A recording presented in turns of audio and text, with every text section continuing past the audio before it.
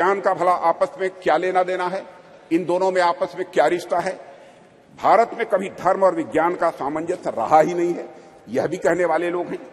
विपक्ष के हमारे कुछ मित्रों का ऐसा भी आरोप रहता है, क्योंकि राज्यसभा में मैंने सुना था कि भारतीय संस्कृति और विज्ञान एक साथ चल ही नहीं सकते हैं, ऐसी उनकी मान्यता है। अध्यक्ष महोदय, इनका ऐसा मानना है कि संस्कृति विज्ञान की विरोधी होती है। मैं इस सदन के माध्यम से उनके इन प्रश्नों का जवाब देने की भी अपनी तरफ से कोशिश करूंगा। भारत में यदि कोई व्यक्ति यह कहता है कि हमारी संस्कृति विज्ञान की विरोधी है, तो मुझे लगता है कि उस व्यक्ति को न तो हमारी संस्कृति का स मालूम है और न ही विज्ञान का व मालूम है। हमारे जो भी साथी विज्ञान का उद्गम पश्चिम के विचारों से मानते हैं, उन्होंने अगर इतिहास पढ़ा होगा तो मालूम होगा निश्चित रूप से उन्हें कि पश्चिम में ऐसे अनेक उदाहरण देखने को मिले हैं जहां चर्च और धर्म की मान्यताओं के खिलाफ जाने पर, वैज्ञानिक बातें कहने पर व्यक्तियों को जहर दे देना या उन्हें जिंदा जला देना यह आम बात सी हो गई थी। अध्यक्ष महोदय, उनको अपने वैज्ञानिक विचार छिपाकर कहने पड़ते थे, पर आज से लगभग 2000 साल पहले आर्यभट्ट ने जब कहा था कि हमारी पृथ्वी अपने एक्सिस पर घूमती है, तो क्या उनका विरोध हुआ था? बाराहमीर ने जब यह सिद्धांत दिया कि पृथ्वी का गुरुत्वाकर्षण बल, ग्रेविटेशनल फोर्स, हर वस्तु को अपनी तरफ खींचता है, तो क्या किसी व्यक्ति ने बाराहमीर के इस सिद्धांत को अधर्म कहा था? जब भी भारत में किसी ने कोई नया वैज्ञानिक सिद्धांत दिया है अध्यक्ष महोदय, तो भारतीय समाज ने उस व्यक्ति को ऋषि के रूप में प्रतिष्ठित किया है अध्यक्ष महोदय। और मेरा मानना है कि संस्कृति के बगैर कल्चर के बगैर, विज्ञान और विज्ञान के बगैर कल्चर या संस्कृति अधूरी है।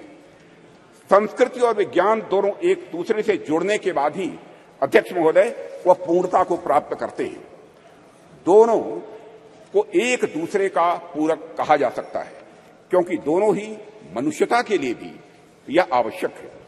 इसका एक छोटा सा लेकिन बहुत ही महत्वपूर्ण उदाहरण मैं आपके सामने रखना चाहूंगा। अध्यक्ष महोदय, लगभग 2 वर्ष पहले उत्तराखंड में भूस्खलन के रूप में एक दुर्भाग्यपूर्ण आपदा आई हुई थी। मैं समझता हूं कि सदन के सभी सम्मानित सदस्यों की इसकी जानकारी होगी, जिसके कारण एक सुरंग में हमारे कुछ मजदूर फंस गए थे। अब इससे निपटने के लिए यहां पर विज्ञान की भूमिका सामने आएगी। हमने सेंसर आदि के माध्यम से यह पता लगाया कि मजदूर सुरंग में कहां फंसे हुए हैं।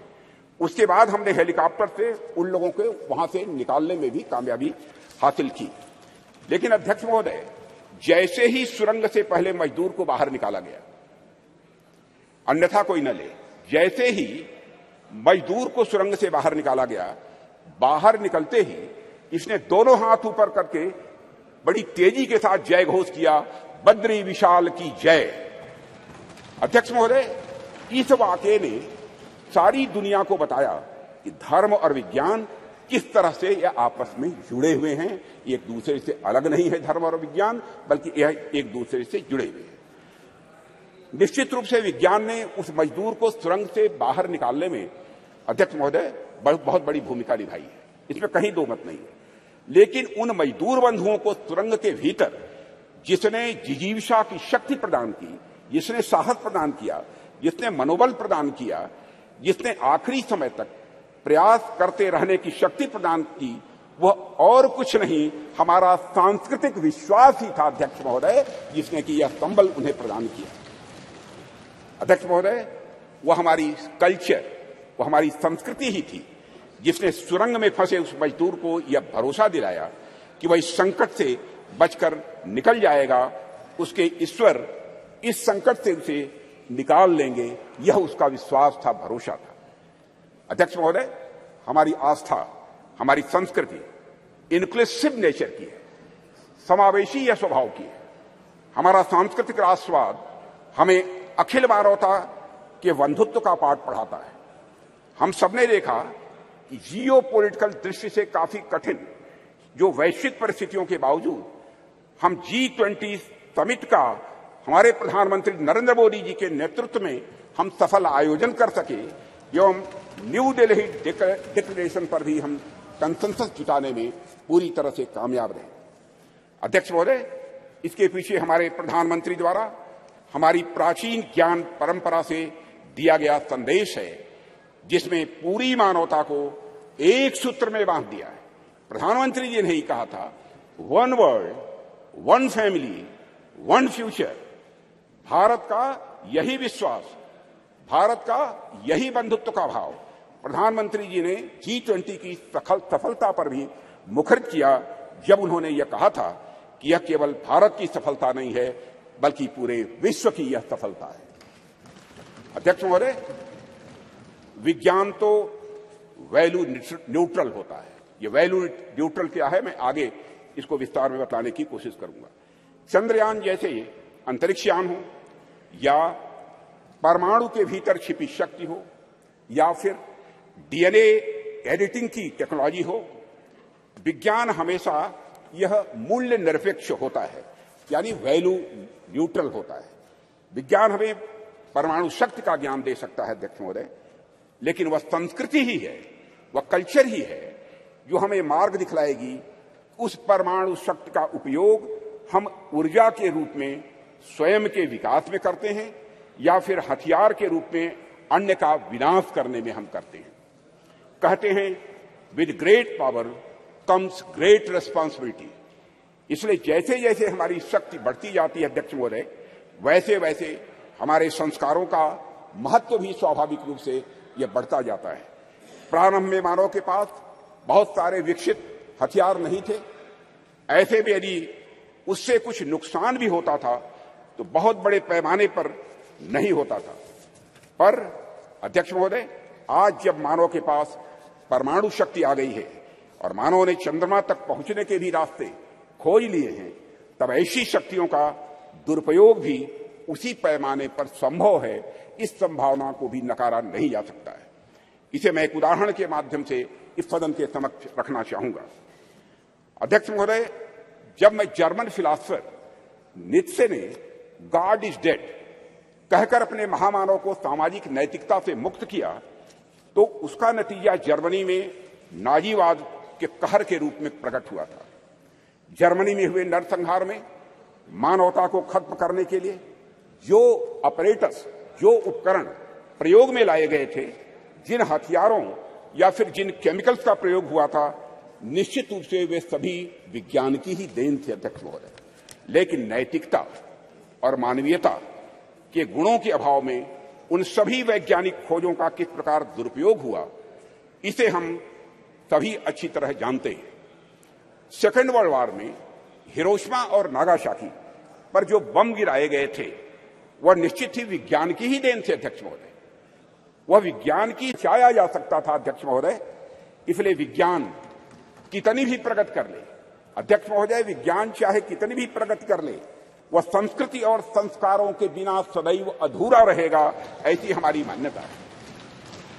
अध्यक्ष महोदय, जैसा कि मार्टिन लूथर किंग ने कहा है कि science gives man knowledge which is power, religion gives man wisdom which is control. अध्यक्ष महोदय, एक बात पर मैं समझता हूं कि ध्यान देने की हम सभी को जरूरत है कि जिस टेक्नोलॉजी का इस्तेमाल वैज्ञानिक किसी यान को चांद या मंगल पर भेजने के लिए करते हैं, कमोबेश उसी टेक्नोलॉजी का इस्तेमाल मिसाइल में भी काफी हद तक किया जाता है। पहला उपयोग मानवता के विकास में होता है अध्यक्ष महोदय, जबकि दूसरा उपयोग मानवता के विनाश में होता है।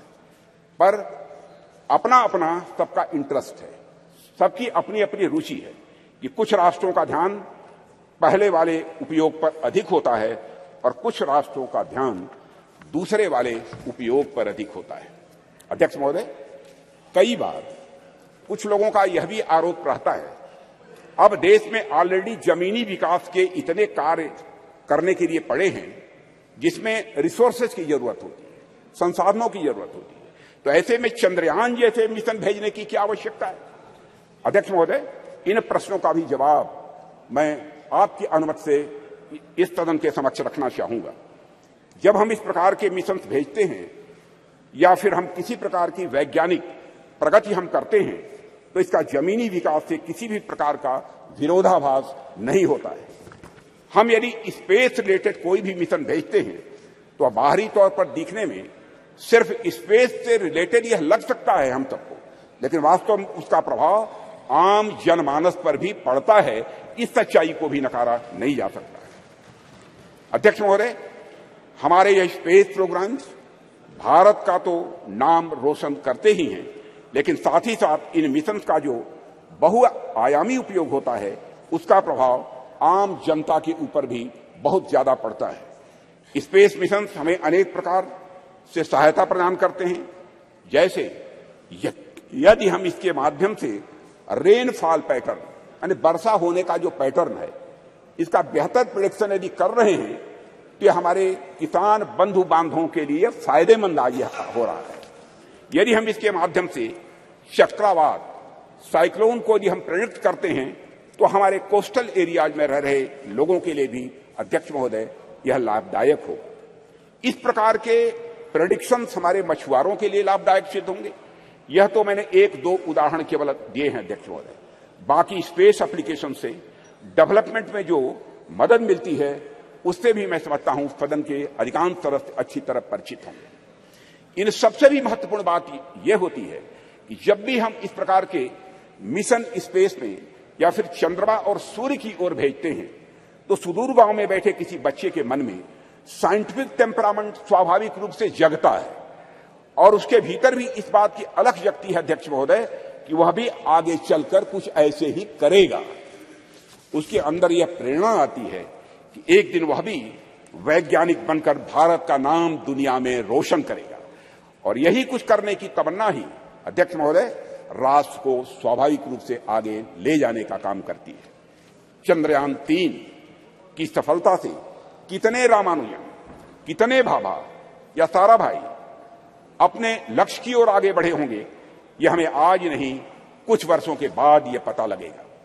समान रूप से महत्व देते हुए आगे बढ़ रहे हैं और ऐसा बिल्कुल भी नहीं है, ऐसा बिल्कुल भी नहीं है कि यदि हम एक को महत्व दे रहे हैं तो दूसरे का महत्व कम हो जाएगा। यह कोई जीरो सम गेम नहीं हुआ करता है अध्यक्ष महोदय। अध्यक्ष महोदय, हमारे ऋषियों मनीषियों ने वर्षों पहले विज्ञान को न केवल धर्म के साथ जोड़ा बल्कि लोगों को इसके व्यवहारिक ज्ञान के बारे में भी बतलाया है। उनका मानना था यदि विज्ञान को सुव्यवस्थित ढंग से संवार कर मनुष्य के वेलफेयर के लिए, उनके कल्याण के लिए लगाया जाए तो स्वाभाविक रूप से वह अपने आप धर्म बन जाता है।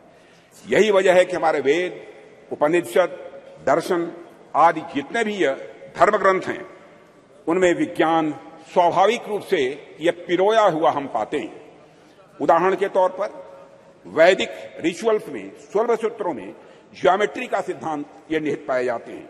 जैसे मैं बतलाना चाहूंगा इस सदन को अध्यक्ष महोदय, जैसे हवन कुंड हम बनाते हैं तो वह भी हमारे प्राचीन ज्योमेट्रिक कंसेप्ट पर ही आधारित होता है। यह बिल्कुल हमारी जनता के मन में, उनकी सोच में यह पूरी तरह से रचा बसा है और यही कारण है कि बड़े बड़े वैज्ञानिक भी सांस्कृतिक विरासत की महत्ता को अच्छी तरह स्वीकार करते हैं। अध्यक्ष महोदय, अभी चंद्रयान 3 की सफलता के नायक डॉक्टर यश सोमनाथ, जिनका पूरे सदन ने अभिनंदन किया, उनके साथ सारे वैज्ञानिकों का अभिनंदन किया, श्री डॉक्टर यश सोमनाथ जी ने भी इस बात की ओर इशारा किया था कि वेदों में कई सारी वैज्ञानिक पृष्ठभूमि वाली बातें कही गई हैं।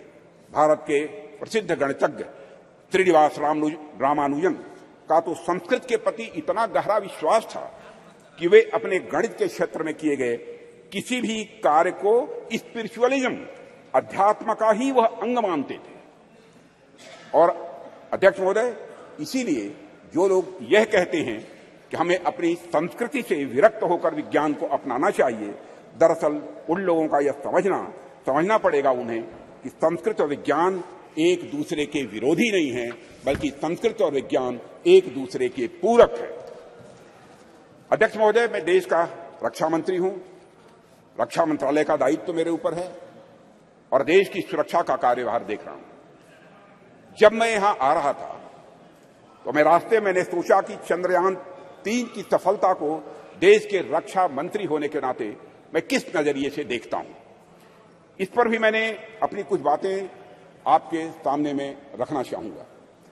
मैं अपनी बात पर आऊं, इसके लिए मैं आपको थोड़ा पीछे भी ले जाना चाहूंगा अध्यक्ष महोदय, और कुछ एक उदाहरण भी इस सदन के समक्ष आपके माध्यम से रखना चाहूंगा।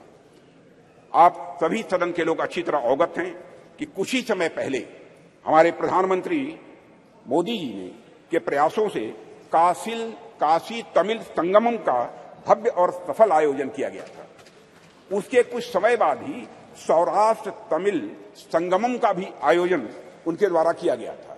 अध्यक्ष महोदय, इसके पहले का एक और उदाहरण देखिए कि सरकार के प्रयासों से कैसे उज्जैन में बाबा महाकाल के क्षेत्र में भव्य कॉरिडोर का निर्माण किया गया। विश्व की प्राचीनतम नगरी ज्ञान नगरी काशी में बाबा विश्वनाथ धाम के परिसर के पुनरुद्धार का काम भी वहां पर किया गया। प्रधानमंत्री मोदी जी ने बाबा विश्वनाथ के चरणों में श्रद्धा के सुमन अर्पित किए अध्यक्ष महोदय। और राम मंदिर का एक और उदाहरण इसके साथ ही अध्यक्ष महोदय मैं देना चाहूंगा। जो रामचंद्र जी देश के जनमानस में निवास करते हैं, उन राजा जी को अयोध्या में निवास करना कितना मुश्किल कार्य हो गया था। जाने कितनी पीढ़ियां इस प्रतीक्षा में ही निकल गई कि रामलला के मंदिर का निर्माण कभी होगा कि नहीं होगा। सैकड़ों वर्षों से राम मंदिर बनने का सपना पाले बैठे उन भक्तों ने इसे बस एक सपना भर ही मान लिया था, कभी न पूरा होने वाला सपना ऐसा मान लिया था। पर माननीय प्रधानमंत्री जी के नेतृत्व में सरकार का प्रयास देखिए अध्यक्ष महोदय कि आज अयोध्या में राम मंदिर के निर्माण का कार्य बड़े जोर शोर के साथ चल रहा है। और अध्यक्ष महोदय, राष्ट्र में सांस्कृतिक उत्कर्ष के एक नए युग का प्रारंभ हुआ है। राष्ट्र के प्रयासों से भगवान राम अपने नए अवतार में जल्द ही जनता के सामने होंगे और यह भारतवासियों की मैं समझता हूं एक बहुत बड़ी, बहुत शानदार यह उपलब्धि होगी अध्यक्ष महोदय। अध्यक्ष महोदय, इस प्रकार के कुछ और उदाहरण देखिए। गंगा जैसी अनेक नदियों का पुनरुद्धार किया गया। हम देशव्यापी अभियान चलाकर हम गंगा, यमुना और नर्मदा जैसी नदियों की सफाई और उनके संरक्षण का कार्य कर रहे हैं। ऐसे ही अनेक उपक्रम सरकार द्वारा किए जा रहे हैं जो हमारी संस्कृति और परंपरा से जुड़ी चीजों को सहेजने और सुरक्षित रखने का वह काम कर रहे हैं। अध्यक्ष महोदय, आप सभी राष्ट्र के उपयुक्त विकास के लिए अनेक प्रकार की सुरक्षा से भी मैं समझता हूं सदन के सम्मानित सदस्य अच्छी तरह अवगत होंगे। आप सभी सीमा सुरक्षा, आर्थिक सुरक्षा, सामाजिक सुरक्षा, खाद्य सुरक्षा, ऊर्जा सुरक्षा और पर्यावरण सुरक्षा के बारे में मैं समझता हूं हम सभी समय समय पर चर्चा भी करते रहते हैं। अब तो पूरी हिम्मत है, पूरी हिम्मत है, पूरी हिम्मत है, पूरी हिम्मत है।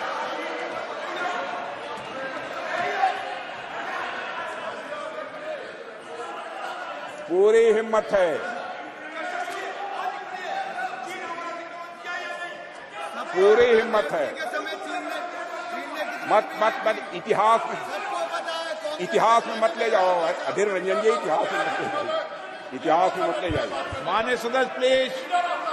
चर्चा चीन पर भी अध्यक्ष महोदय, अरे भाई अब सुन लिया आपकी बात, मेरी बात सुन ली।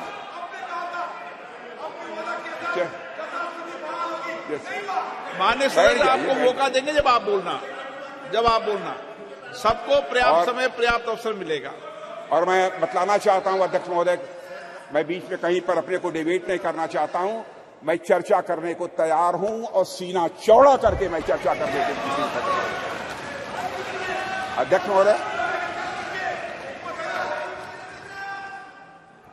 महोदय, आप सभी राष्ट्र के उपयुक्त विकास के लिए अनेक प्रकार की सुरक्षा से हमारे सदन के सम्मानित सदस्य अवगत होंगे।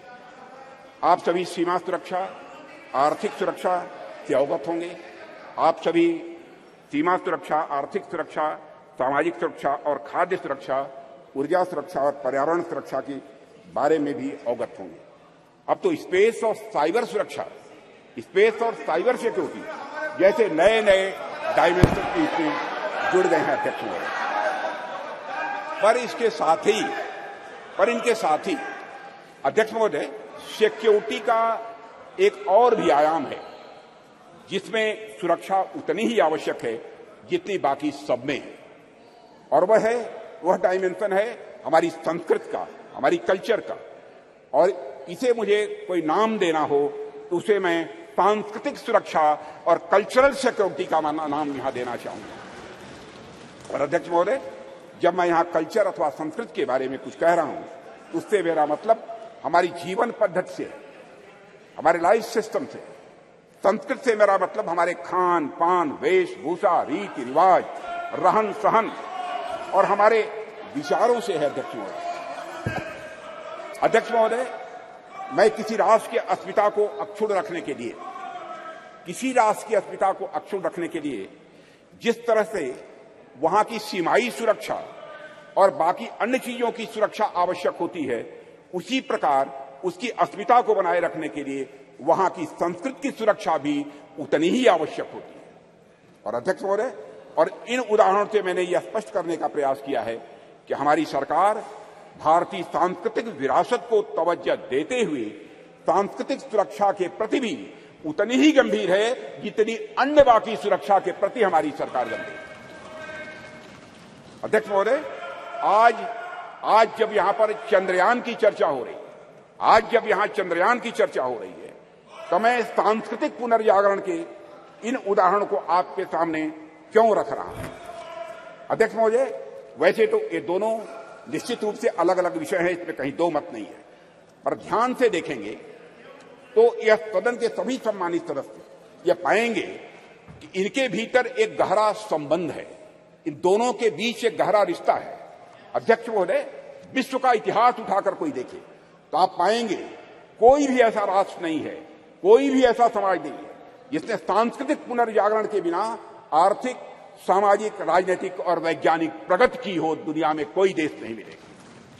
जब तक संस्कृति समाज को जीवंत नहीं करती, उन्नत नहीं करती, उसे एक दिशा नहीं देती, तब तक समाज जड़ बना रहता है।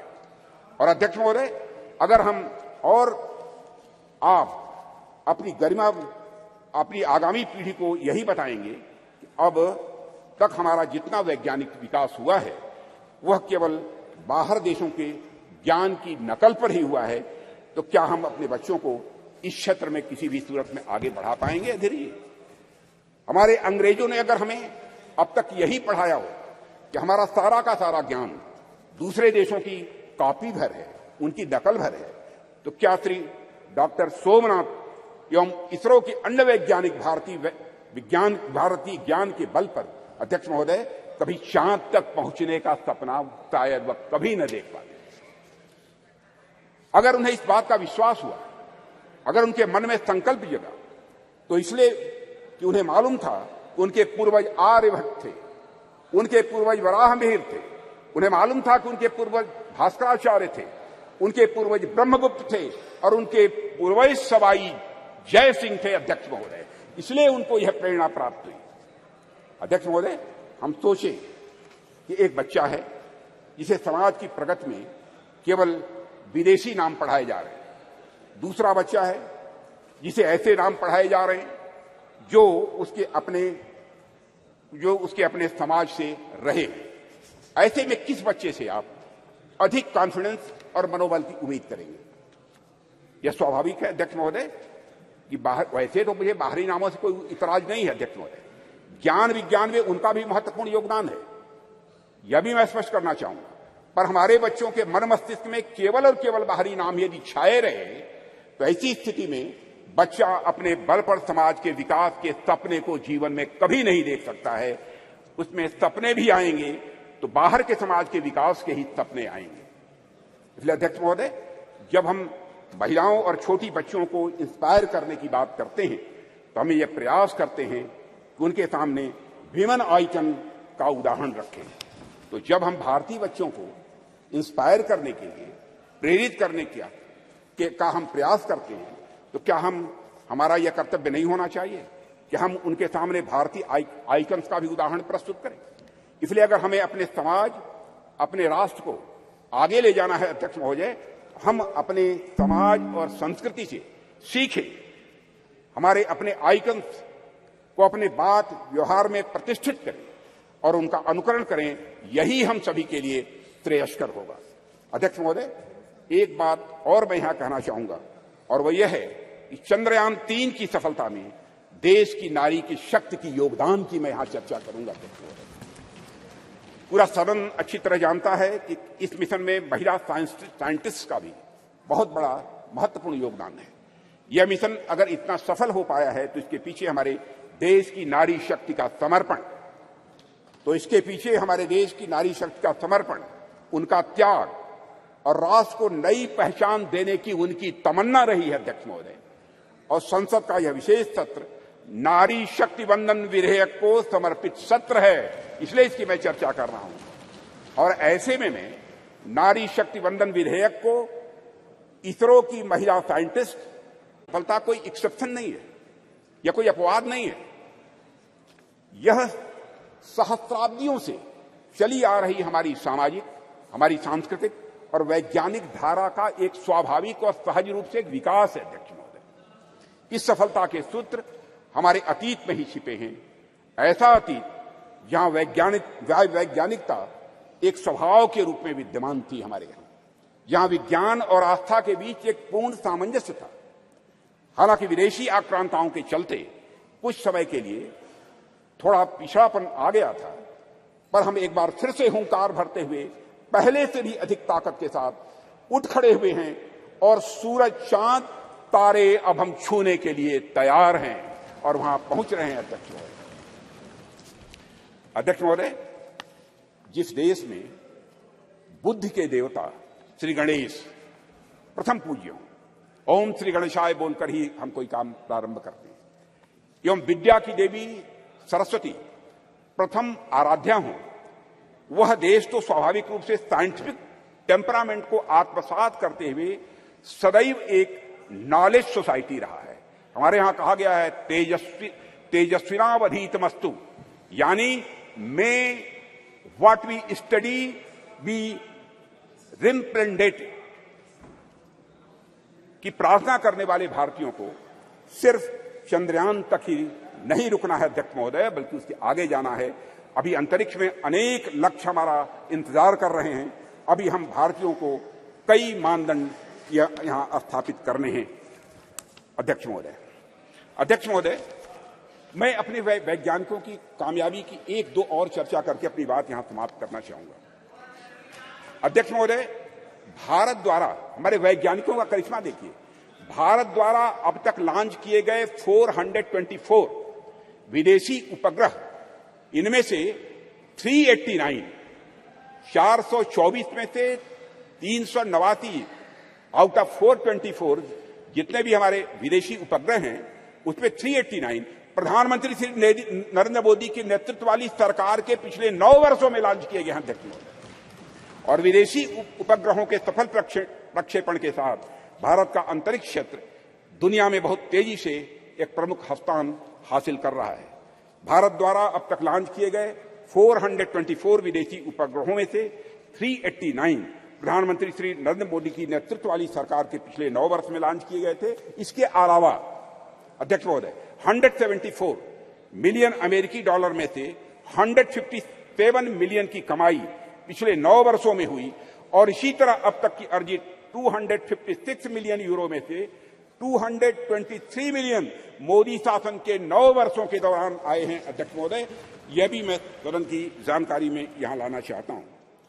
एक बार अध्यक्ष महोदय, मैं फिर अपने वैज्ञानिक समुदाय को बधाई देता हूं और आशा करता हूं कि जल्द ही हम नए मिशनों को भी अंजाम देंगे, आगे नए मिशनों को भी हम अंजाम देंगे, ऐसा मेरा पक्का विश्वास है, समस्त देशवासियों का विश्वास है अध्यक्ष जी।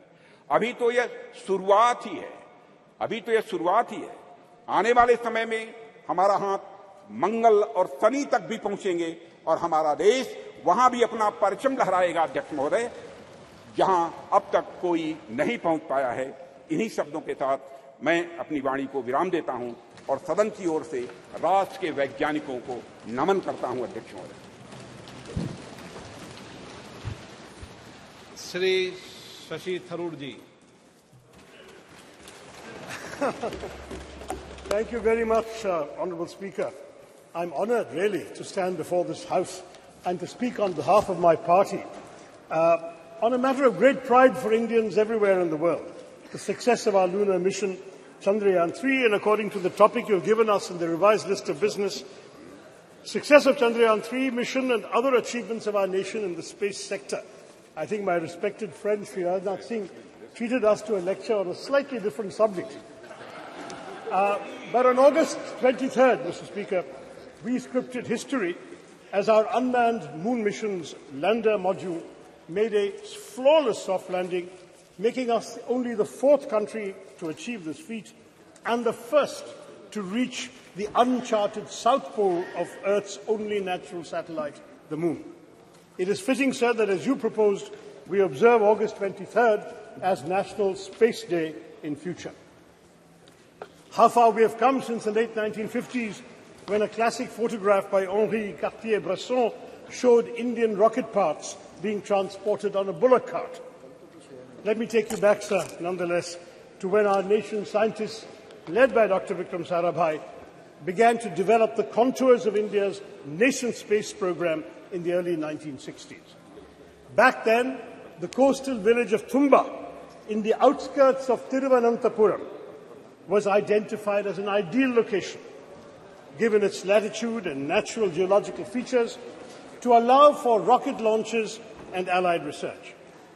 Imagine, friends in this House, a sleepy village with golden beaches and palm-fringed coconut trees, populated largely by an overwhelmingly Catholic community of fisherfolk.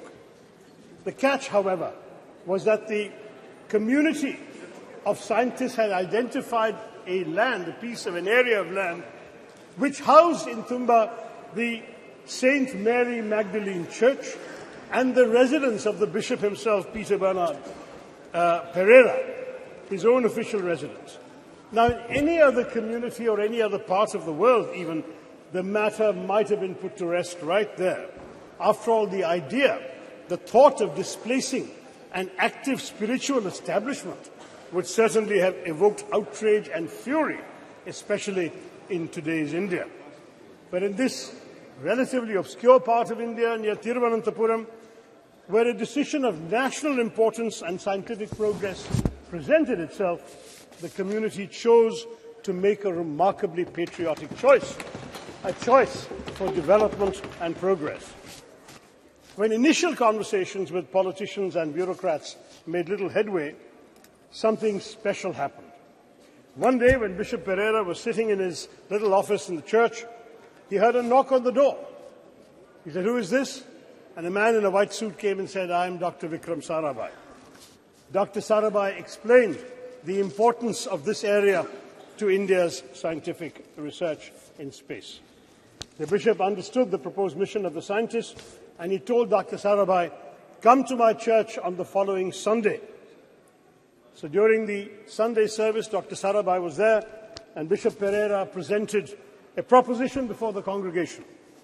"My children," he said, "I have a famous scientist with me who wants our church and the place I live in for the work of space science research. Dear children," he said, "science seeks truth by reasoning. In one way, science and spiritualism seek the same divine blessings for doing good for the people. My children, can we give God's abode for a scientific mission?" The answer from the congregation was quite literally a resounding Amen. The church and the bishop's house, as well as other neighbouring inhabited areas, were handed over without protest to Dr. Sarabhai and his team. Thus was established in 1962 the Thumba Equatorial Rocket Launching Station, or TERLS, which would later be renamed Vikram Sarabhai Space Centre after the death of the legendary Dr. Sarabhai 9 years later. A year after TRLS was established, India launched its first two-stage rocket, our first foray into space, from Thiruvananthapuram. As our late President, Dr. APJ Abdul Kalam, who was part of the original launch team in 1963, and he went on to work from the church building himself. He wrote later, looking back at this remarkable episode, "Today among us, Professor Vikram Sarabhai is not there, Reverend Dr. Bernard Peter Pereira is not there, but those who are responsible for the creation and make the flower and blossom will themselves be a different kind of flower, as described in the Bhagavad Gita," he said. And he quotes the Gita, "See the flower, how generously it distributes perfume and honey. It gives to all, gives freely of its love. When its work is done, it falls away quietly. Try to be like the flower, unassuming despite all its qualities." That is what a lot of ISRO's foundations have been, sir. Unassuming, but with the power to change the world.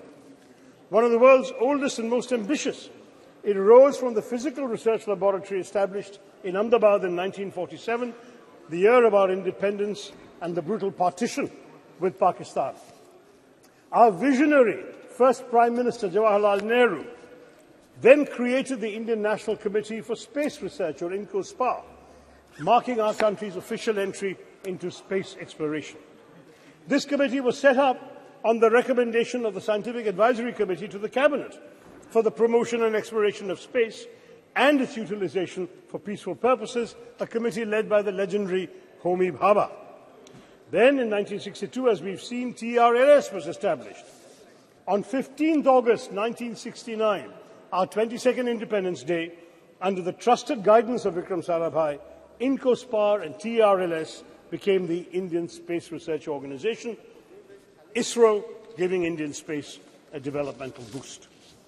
There was a tragic setback, as I mentioned, when Dr. Sarabhai died suddenly of a heart attack at the age of just 52. Dr. Satish Dhawan, the head of the Indian Institute of Science in Bangalore, was invited by then Prime Minister Indira Gandhi to lead the organization because she knew that the vision and legacy of Vikram Sarabhai could only be fulfilled by someone like Dhawan. He accepted the invitation, though on condition that the headquarters be shifted to Bangalore, and guided ISRO as a leader who is still admired by many. In July of 1979, sir, our first satellite launch vehicle failed, and Mr. Dhawan, an exemplary leader, took responsibility for it. He gave a statement saying, "Dear friends, we have failed today. I want to support my technologists, my scientists, my staff, so that next year they succeed." The very next year, they did succeed. This is ISRO's history. Every setback became a stepping stone to greater success. And so we Indians are proud of our space program for good reason.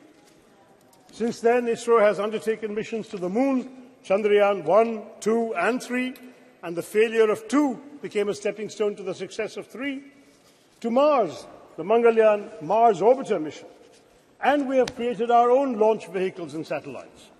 Moreover, of course, as the Speaker has said, India launched the Solar Observatory Aditya L1 this month and aims to put 2 or 3 people into low Earth orbits by the end of this year, to emulate the legendary Rakesh Sharma, who orbited the planet on a Soviet spacecraft in 1984.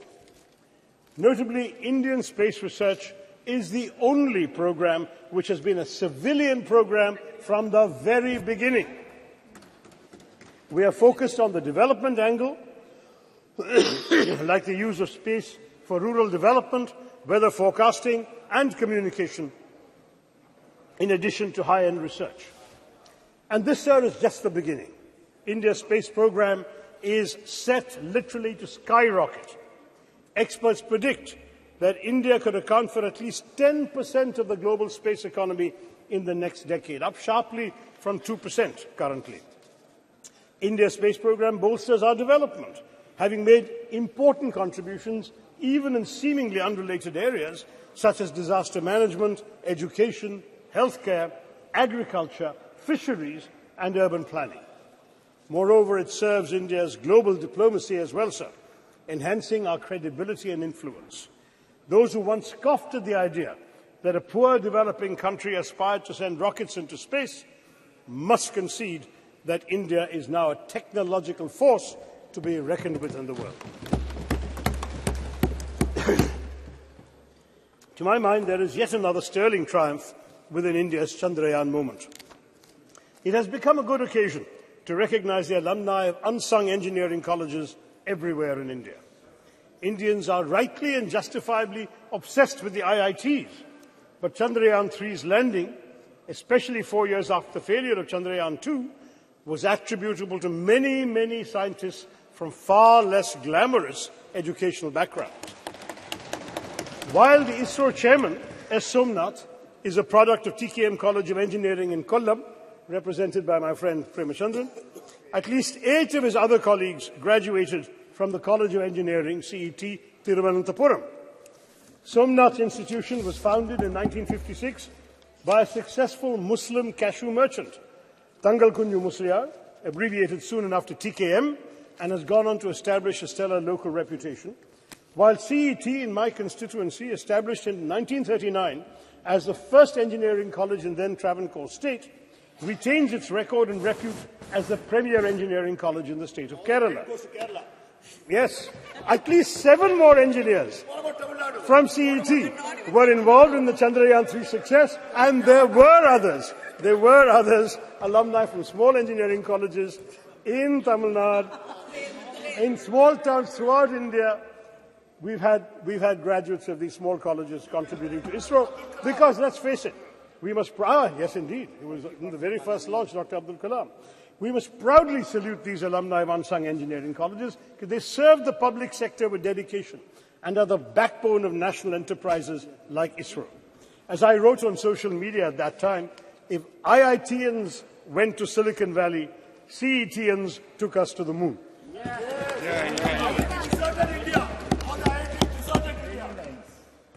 I would also like to point out that many of the stalwarts in our space program have been women scientists and engineers.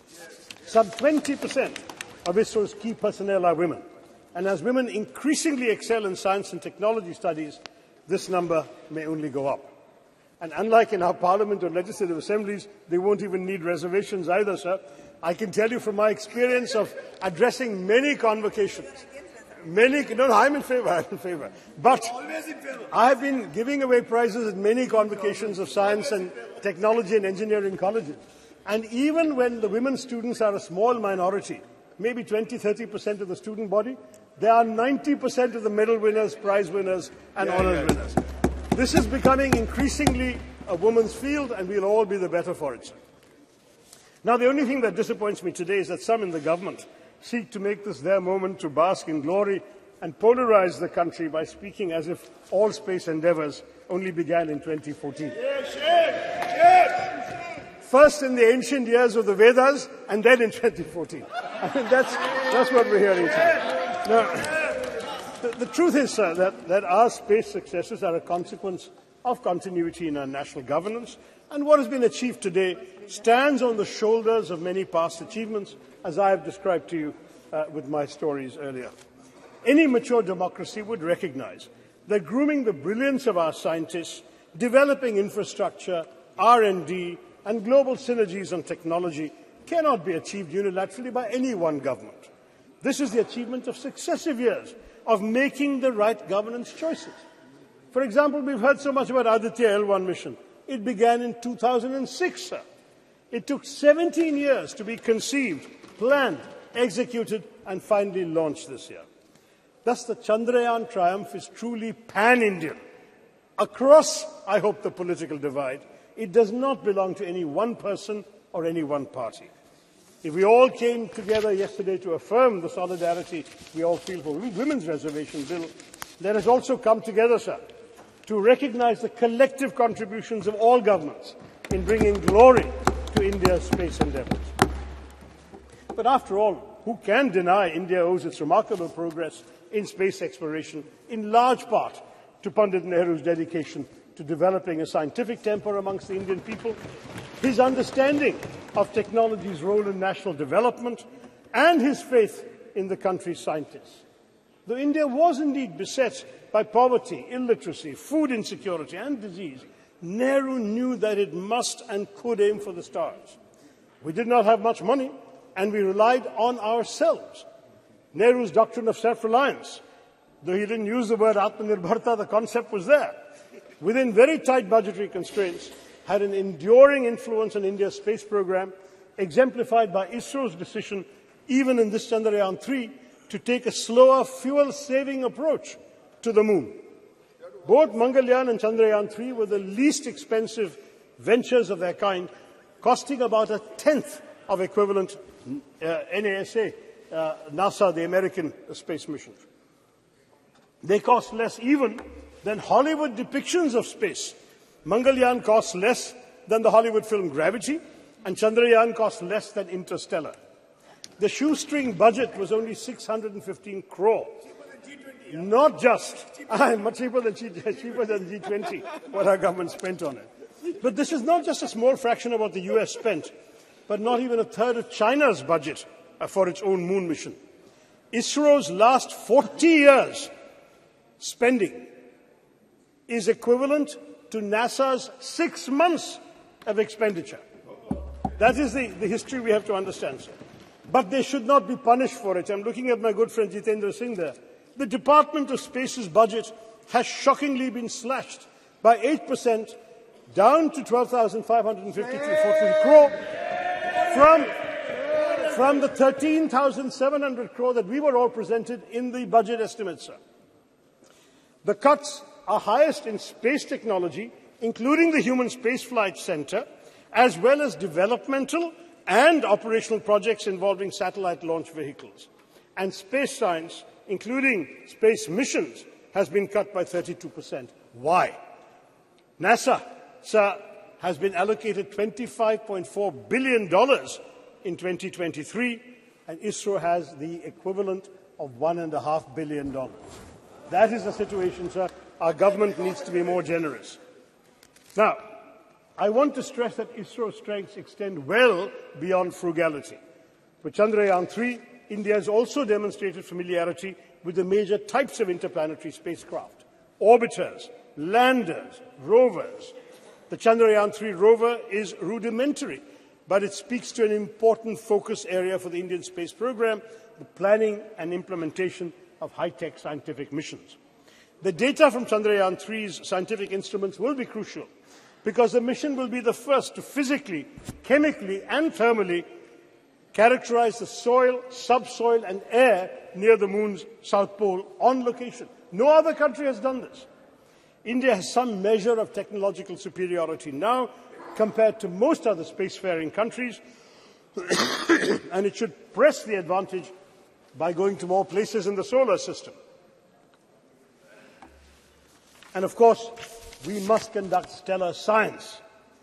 The better space-based scientific instruments currently operated by India are largely concerned with Earth observation and remote sensing.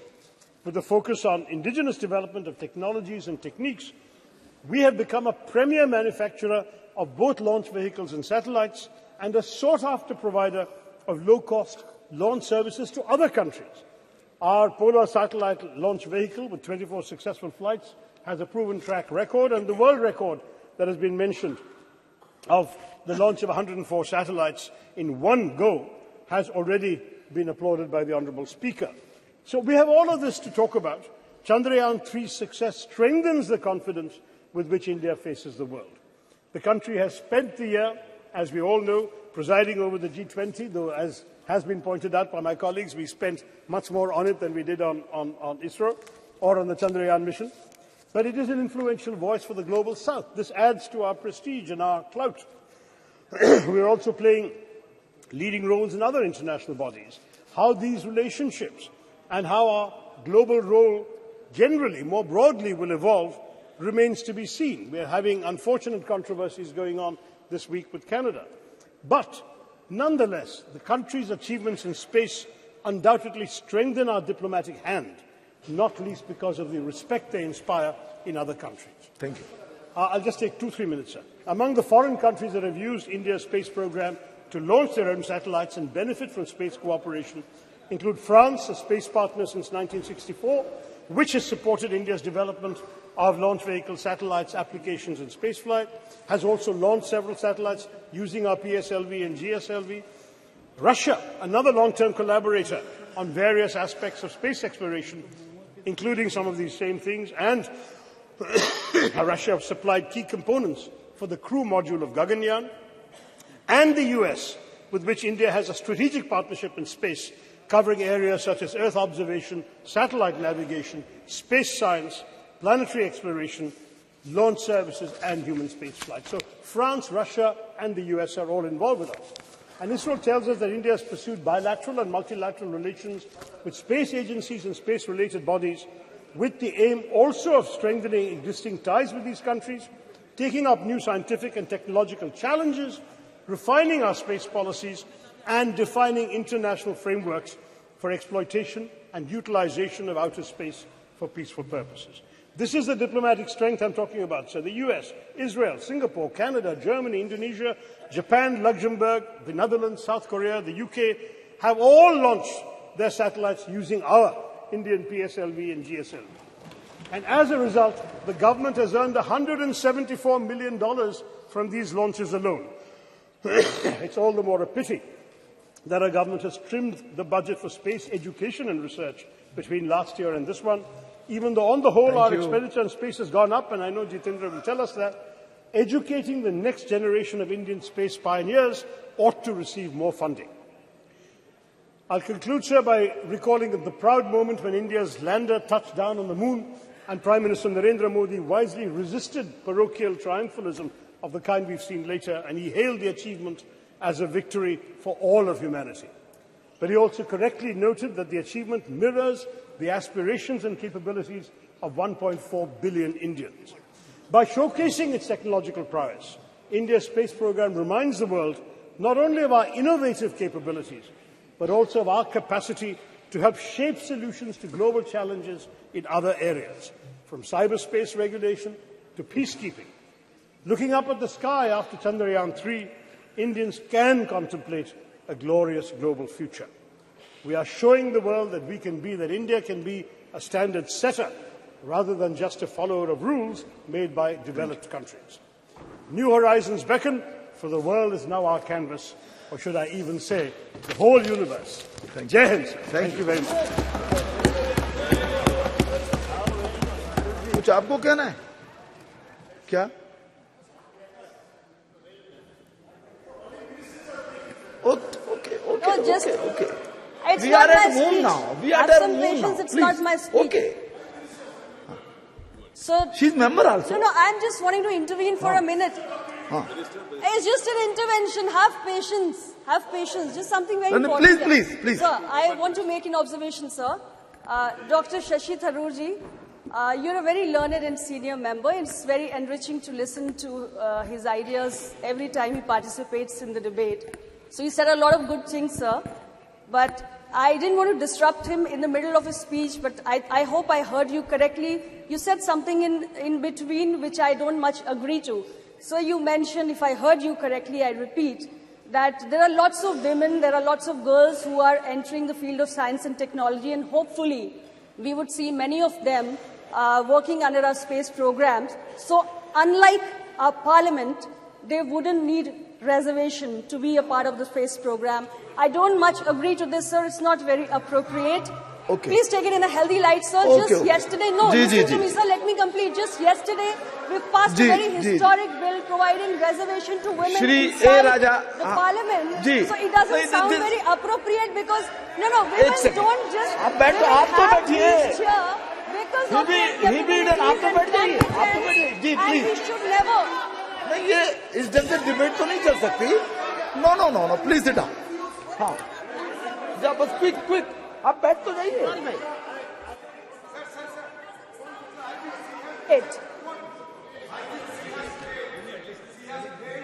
नहीं आप बैठ जाइए. Sir, your party has supported this very historic bill, sir, which means you agree to the idea of providing reservation to women for them बैठ जाइए. इतना जी आप बैठिए please. Only A Raja only no आप भी बैठ जाइए. बाद में बात कर लीजिएगा please mister A Raja. No एक सेकेंड आप मिस्टर थरूर बैठ जाइए. प्लीज बैठ जाइए.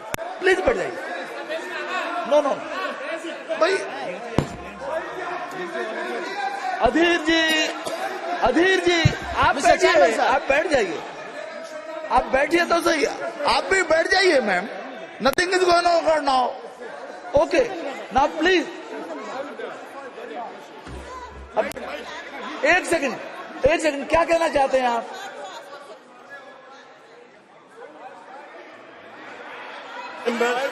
अरे आप बैठिए ना। Sir, I would like to clarify, since the minister, the honourable minister, who is also a good friend, appears to have misunderstood the thrust of my remarks.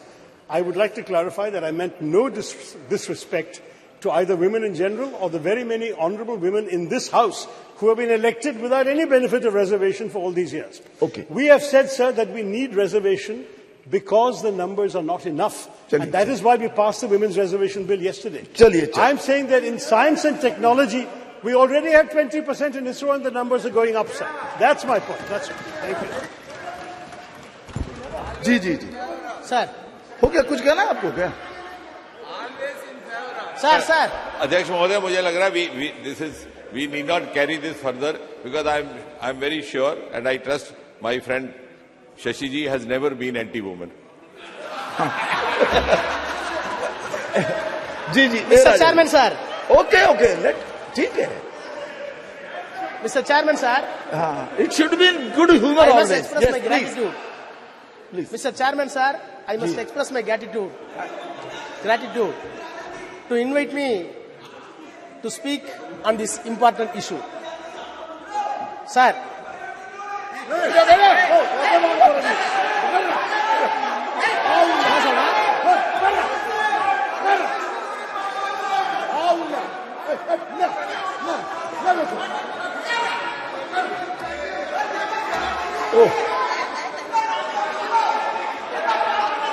चंद्रमा पर इतना हल्ला गुल्ला नहीं होना चाहिए. हाँ जी प्लीज.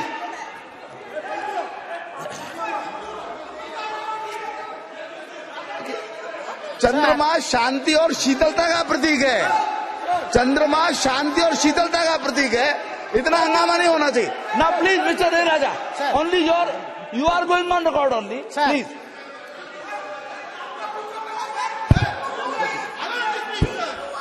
आप बोलिए ना. Sir,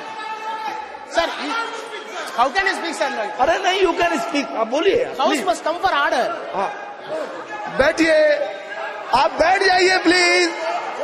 You are not helping the chair. आप बैठ जाइए प्लीज. बैठ जाइए. हाँ प्लीज. सर. अरे भाई. सर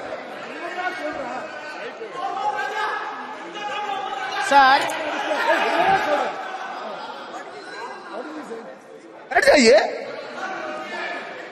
ना प्लीज. मिस्टर ए राजा बैठिए आप. ये अनावश्यक है. नो प्लीज बैठ जाइए. आप बोलिए.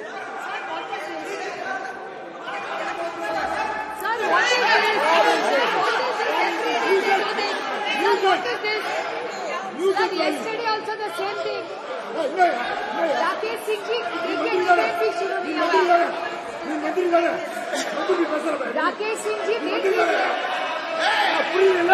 Singh ji, what?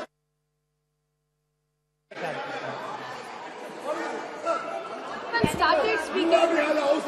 Sir, the chair should give us protection. Sir, what is this? Sir, every time they do this, sir. Please. राजा बोलिए. I must express my gratitude for granting me this opportunity to say a few words on Chandrayaan. Sir, of course, I decided not to speak because of my health. More specifically, the throat is not cooperating with my voice. However, having heard the speech which was delivered by the Honorable Defence Minister Rajnath Singh ji, I am confined to stand before few minutes before this August House. Sir, the Prime Minister was yesterday very magnanimous that no one can claim exclusive credit for Chandrayaan. It is a common efforts, endeavors put by the team of our scientists with political and scientific will. Sir, in spite of that, we must be very magnanimous on behalf of DMK. The role of the Prime Minister or this government bringing this Chandrayaan 3 cannot be undermined. We want to wish and greet the government. Sir, I will come to later part. Once universe and galaxy was treated as a riddle for mankind. Till 1950s.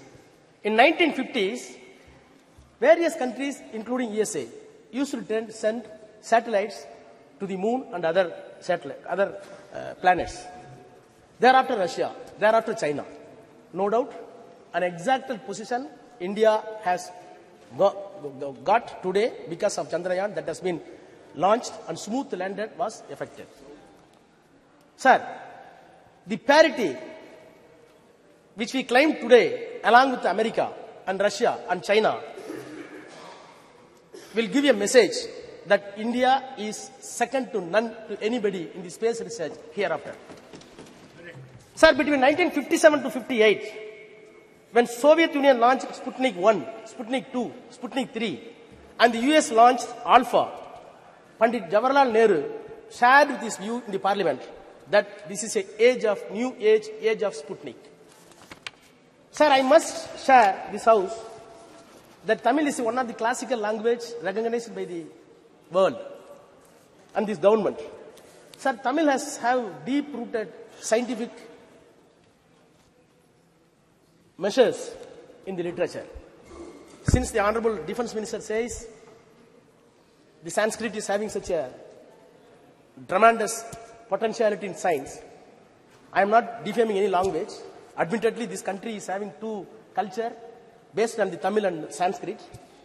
The C.P. Ramasamy is a known educationalist who served as a Vice Chancellor, later the Diwan of Thiruvangur. Maybe Sasi may be well aware about his knowledge and prowess. He admitted that there are two cultures in the country. One is headed by Sanskrit by way of Aryan culture, and one is Tamil in the basis of the Dravidian culture. Sir, I am entitled, having said the Defense Minister, now I am entitled to say what Dravidian and Tamil language says about science. Sir, you cannot imagine. When I read Tolkappiyam, that is 3,500 years back, nobody can believe. It says this country was not created by a single man. This country was produced by evaluation of science. How? Nilam, Neer, Thi, Vali, Visumbodu, Kalanda, Aindin, Mayakam, Ivulaham. What does it mean in English? Sir, there is a metabolical change out of water, land, fire, air and space. What we call Panchabhutas. Panchabhutas. The entire world that has been made because of these Panchabhutas, you cannot create a new thing. New building has come. Does it mean to say Delhi weight has gone? No. For this bench, somewhere else a tree has been cut off. So this is the science which was later, after all 200 years back, it was scientifically put in a proper phrase that the weight of the universe is constant by Newton. 300 years back, English law says by Newton that the weight of the universe is constant. But whereas 3,500 years back, Nilam, Thi, Neer, Vali, Visumbu, Aindodu Kalanda Mayakam, metabolical change of the water, land, space, everything. So, are we not entitled to have pride for 3,000 years back? You should be. Yes. Sir, Tiruvalluvar. Everybody believed that the earth is static. Other planets are revolving around, including sun. It was believed, even in the Christianity, even in the Hinduism, even in the Islam. But 2,500 years back, he said, Sulandrum Yerpinnadu Ulaham, Ulandrum Ulave Talai. He said, the earth is revolving. Earth is revolving 2,000 years back, Tiruvalluvar says. In spite of that, it is at the biggest of agriculture, at the biggest of flowing. This is a science. Sir, Bharati, last century, early century, he said, Vana Yalappo, Kadal Meena Yalappo, Sandira Mandalati Yel Kandu Delivo. Vana Yalappo, what does it mean? We will measure the space. Quiet Bharati, who is a scholar in Sanskrit, he said in Tamil, Vana Yalappo, we will measure the space. Kadal Meena Yalappo, we will measure the sea and fishes. Then ocean. Then the Chandara Mandalati Yel Kandu Delivo. We will study and research the moon, which will be benefit to the mankind. These are all the Tamil literature. You cannot find in Tamil literature as far as science. You cannot say one incident that the language Tamil is traveling as against the science. Sir, Bharati is being a Tamil and Sanskrit scholar. In spite of that, when the science comes, he did not shut down the mythological, he did not stick on the mythological value.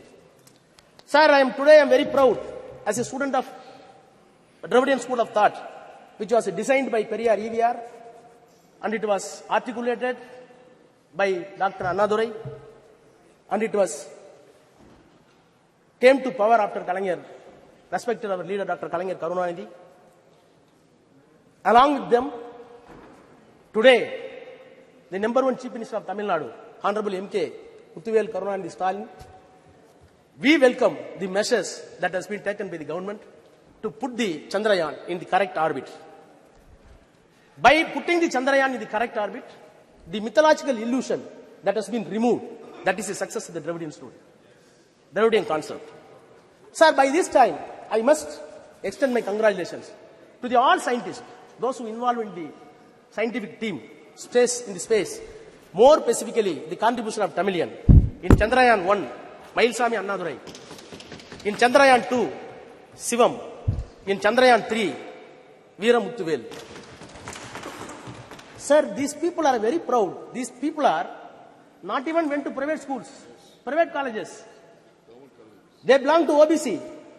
Very ordinary. They came from very ordinary gullible mass and studied in the government school. In spite of that, they contributed that India has reached the moon because of not the students from convent, not from the students of any other exalted institution abroad, by the government colleges and government schools. Sir, they did not know Hindi and Sanskrit. These scientists did not know Sanskrit and Hindi. They know only Tamil and English. In spite of that, they exalted such a position. Sir, I am looking back the history of space research since 1952, as put in my friend Shashi Tharoor. Sir, rightly he said, when Indian National Committee for Space Research, INCSR, was set up by the Pandit Jawaharlal Nehru under the chairmanship of Vikram Sarabhai, and later it was developed to renamed as ISRO. Sir, I am disturbed when such a remarkable phenomenon took place and the nation got pride. We must introspect other mode of thoughts and views. Sir, I heard the defense minister very patiently. I recall my memories and checked it up with the documents in the parliament just 1 hour back. In 2004, in my 30s, I was Minister of State Health in the Council of Ministers headed by Vajpayee, Dr. Vajpayee. He is known for protecting the Raj Dharma in politics. Sir, that time, a debate was brought by the honorable member from Andhra, Jaipal Reddy, a veteran leader in Congress. The motion is, drop the 3 cabinet ministers from the cabinet. One of the person he named is Murali Manohar Joshi, then the HRD minister. Sir, the motion was moved by Jaipal Reddy. The house was rapt attention. Murali Manohar Joshi was there. Atal Bihari Vajpayee was there. Then the Arun Jaitley said, I quote, I have always regarded Dr. Murali Manohar Joshi as a genius scholar, but my philosophical problem with him is that he is confused himself, history with mythology, philosophy with theology, astronomy with astronomy. And he further went, Mr. Joshi, you want to change the syllabus and you want to give a saffron syllabus for the students. I am entitled to call, he said, I am entitled to call you in the house that you are a textbook terrorist. Unquote. Sir, I was part of the government, in BJP government, no doubt. The reason is something different. This is not the place to elucidate. Nothing is different. But sir, the accusation that has been made, the accusation that was made by the Murali Manohar Joshi still continues in the mouth of Defense Minister, Rajnath Singh. Sir, no doubt, government has done a great job. When the satellites were successfully sent by the America and Russia, Prime Minister Nehru wrote to all chief ministers, please note this. We have not sent it. India did not send it. Not able to send. But in spite of that, Prime Minister wrote letter to all the chief ministers, I quote, intrusion of the man into outer space, and unquote. Letter further says, it is very important. Our narrow world, we are entangled with all kinds of rivalries in the name of caste, greed and religion and national conflicts which have no meaning in this new age of science and space, unquote. Sir, when the Chandrayaan was sent to the moon, naturally your mind and heart must enlarge. Whereas I feel with all my sincerity that one side you are sending the Chandrayaan to the space and your heart and brain going down somewhere else, which contradictions. What happened to my elder leader, T.R. Balu is here. Sethu Samudram project, which was a dream for us. It was completely stopped because of mythology, not by science. Sir, among the Chandrayaan celebration, sir, it is very painful. No, sir, nothing. क्या point of order है? Indian Constitution. Sir, I will finish 1 minute. Some point of order is there. Mr. Raja, some point of order is there. It should be listened. आप बैठ जाइए ma'am. आप बैठिए. Article 25. जी जी. भारत का संविधान 25 sir, वो कहता है कि कोई भी आदमी किसी भी धर्म को मानने के लिए स्वतंत्र है और किसी आदमी को यह आजादी नहीं है कि वो उसके धर्म के आस्था के ऊपर जो अटैक करे. ये भारत का संविधान कहता है. ये बार बार जो है हमारे ऊपर अटैक कर रहे हैं. हम सनातन को मानते हैं, हम हिंदू हैं और आपको कोई राइट नहीं है हमारे ऊपर अटैक करने के लिए. बैठिए. ओके. देख लेंगे इसको, देख लेंगे. बैठ जाइए. जी. बैठिए. Mr. Raja, please. Mr. Raja, now please continue. Continue. And be careful. Sometimes mythology and history, they are mixed. They can't be separated altogether. You please take care of those things. Please. Okay. No. Please, बैठ जाइए. आप Mr. Raja, only Mr. Raja. Yes, please. Okay, his point is taken. आप चलिए बोलिए. Please, you continue, please. Sir. Okay.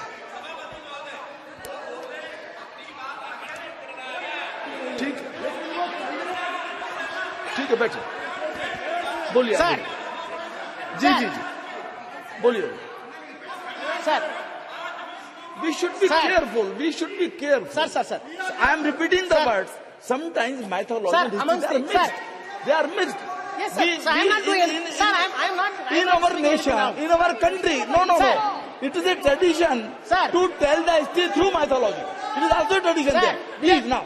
Sir, without any Balu reservation. Sahab, you are very senior, sir. Sir, Please. without any reservation, cutting across the political parties, we are ready to shower encomium upon this government, the Prime Minister, no doubt. But am I not entitled to say the other side also? Sir, Chandrayaan went successfully to the moon. We are celebrating, no doubt. We are entitled. The world should know that where India is going.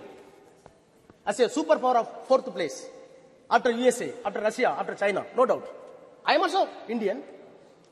I am having my own pride towards the country, towards the Prime Minister, towards the ministers. But, sir, my heart is bleeding. Sir, my heart is bleeding. One side, Prime Minister was jubilant for Chandrayaan 3. Other side, Prime Minister was very proud to launch Vishwakarma scheme. For what purpose? At the age of 18, boys, you want to launch a scheme to enslave a barber as barber ever. To enslave a shoemaker as a shoemaker ever. To enslave a goldsmith as a goldsmith ever. No. To enslave a carpenter as a carpenter ever. No. Please. आप बैठिए. बालू साहब. please come to the Chandrayaan only. Vishwakarma Yojana here is not to be discussed now. Please. You repel it. No. You repel it. There could be different interpretation also. Mr. Raja, there could be different interpretation also. Please don't go into those details. Please. This is a minute problem for our... Sir. No. Sir, when I am seeing... Sir, the advertisement came. The advertisement came in the newspaper. You see the photograph. The man is chewing the shoe. And another man is moving the gold. Is there scientific... No, Mr. Raja, please. Sir. No. It doesn't mean like that. No, please. Sir. It doesn't mean like that. To help some barber. To help some... No. Austin will... Okay. Sir. Ji. Sir. नहीं अब बैठिए देखिए ये एक second ये no मैं मेरा एक आपसे Sir, I will complete after that. You can... जी चलिए Sir, the Nehru's political and scientific temper was assessed by one David Michael. He said, I quote, the arrival of humanity on the moon was interpreted by Nehru as an opportunity to emancipate humanity in India from all cycles. I unquote. So, how we are viewing this Chandrayaan? It is not a mere scientific glory. Other side, it should give equal sociological effect to the common people to maintain equality and give all accessible science to everybody. Sir, I am finally, sir, I plead, government, don't give any unscientific color to Chandrayaan. Yes. America did not do that. USSR did not do that. China did not do that. Please put the name of... Please. No, I am finishing. Sir, please put the name of Vikram Sarabhai name for Chandrayaan 3. Thank you. Yes. Very good. Shri Saugat Rai ji. Sir, I rise to speak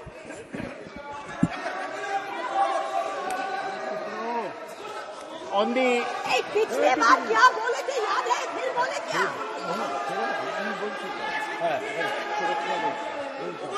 Sir, I rise to speak on the success of the Chandrayaan.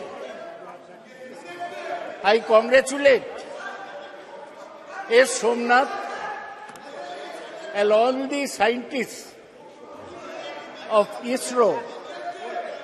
देखिए एक second जब आपका बोलने का सुनिए आपकी कोई चीज रिकॉर्ड में नहीं जा रही है प्लीज लिसन आपकी कोई चीज रिकॉर्ड में नहीं जा रही है आपको अवसर मिलेगा बोलने का माननीय शांत बैठिए बिजोड़ी जी नो बैठ जाइए आपको जब अवसर मिलेगा अपनी बात कहिएगा अपना तर्क रखिएगा अभी जो बात कही जा रही है उसको सुनिए आप please Sir, please. I congratulate Somnath and all the scientists of ISRO. I may mention... अब बोलिए I want to mention that there are many Bengali scientists from Bengal in the Chandrayaan project. Hey, तुम बैठो तो फालतू आदमी बैठो तुम ताला बोल नहीं भाषण दो ना नहीं प्लीज अगर सकते हो तो भाषण दो They are scientists from Bengal, from Tamil Nadu, from Kerala, from other states, but they all are Indian scientists. Please, आप तो दादा you know the delicacy of the things. Now please, आप बैठिए. He doesn't need your support. Please, Sagadda. Every scientist from any region, any part of India, he was Indian scientist. Ji, please. When we have seen Okay. Chandrayaan soft landing on the moon, in front of the TV, we saw Chandrayaan, then suddenly the Prime Minister's photograph came. The whole country wanted to see the soft landing. They saw the Prime Minister photograph. Why should this happen? Chandrayaan is not the result of one particular individual's effort. It is the result of 50 years of scientific work done by hundreds of scientists throughout the country. Sir, I was very pleased to hear Rajnath Singh speak on scientific temperament. The man who spoke of scientific temperament in this country was Jawaharlal Nehru. Scientific temperament means you do not accept anything without experiment, without logic. Science is knowledge which is certain and systematic. I am like Rajnath Singh, former professor of physics. But in my physics, while speaking on Chandrayaan, I don't bring Ram Mandir like Rajnath Singh. There is no connection between the two. Sir,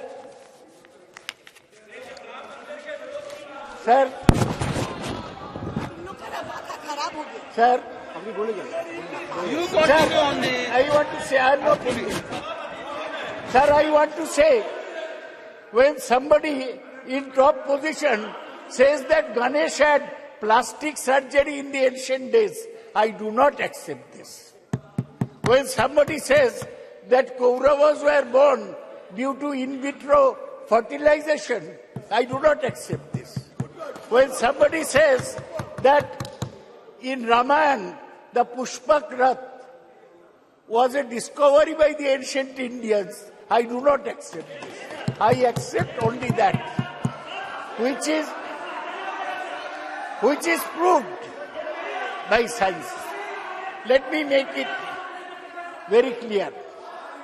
Sir, let me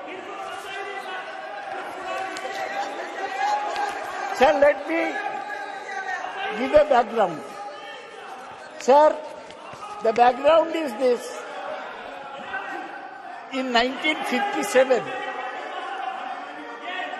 the Soviets sent the Sputnik to the space.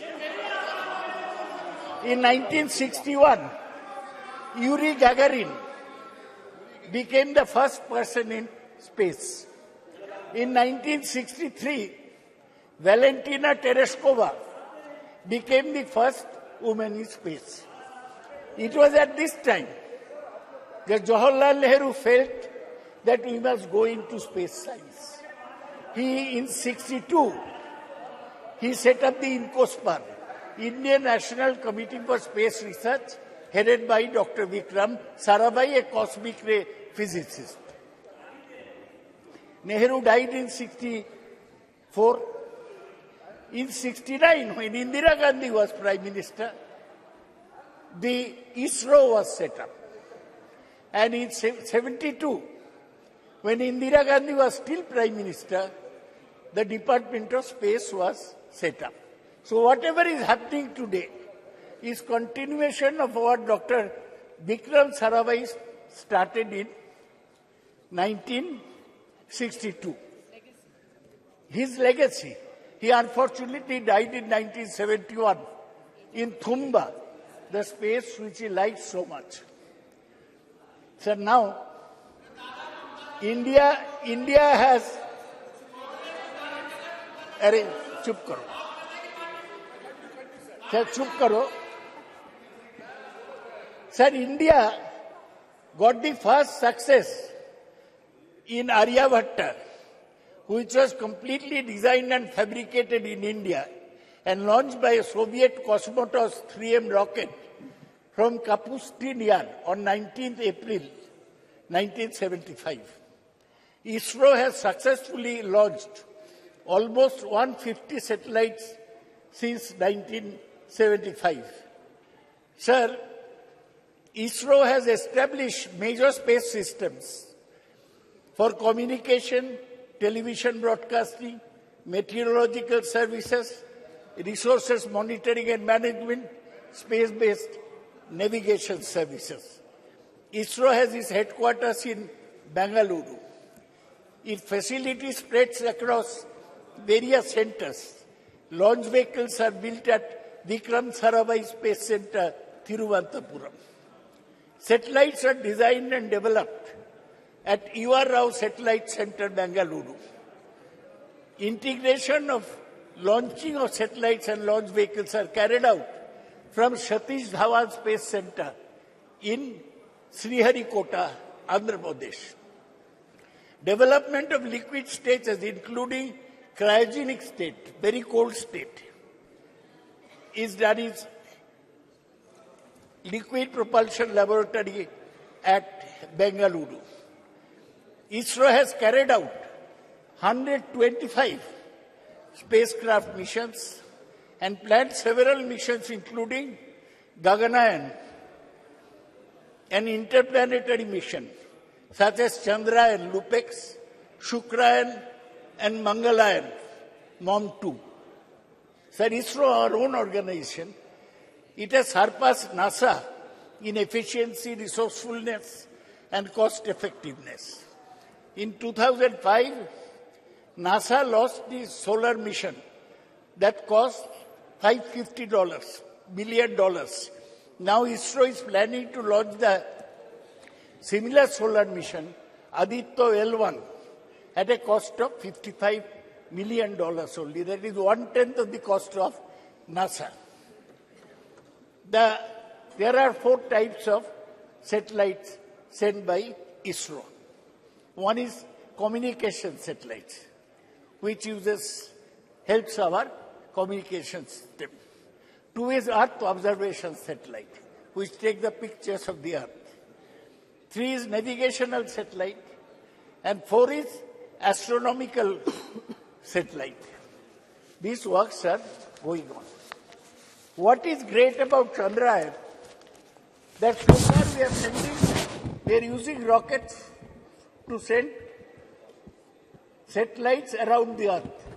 They are called either geosynchronized satellites, that means speeding at the same speed as Earth, or the polar satellite launch vehicles, which are placed fixed in the poles.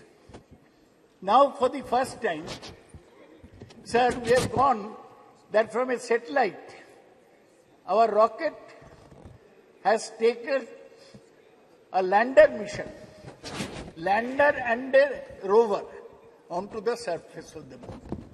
We failed in Chandrayaan-2. Our lander crash landed, but this time there was no crash. The lander landed very softly. For one day, it sent the messages from moon, but then it had to be jettisoned.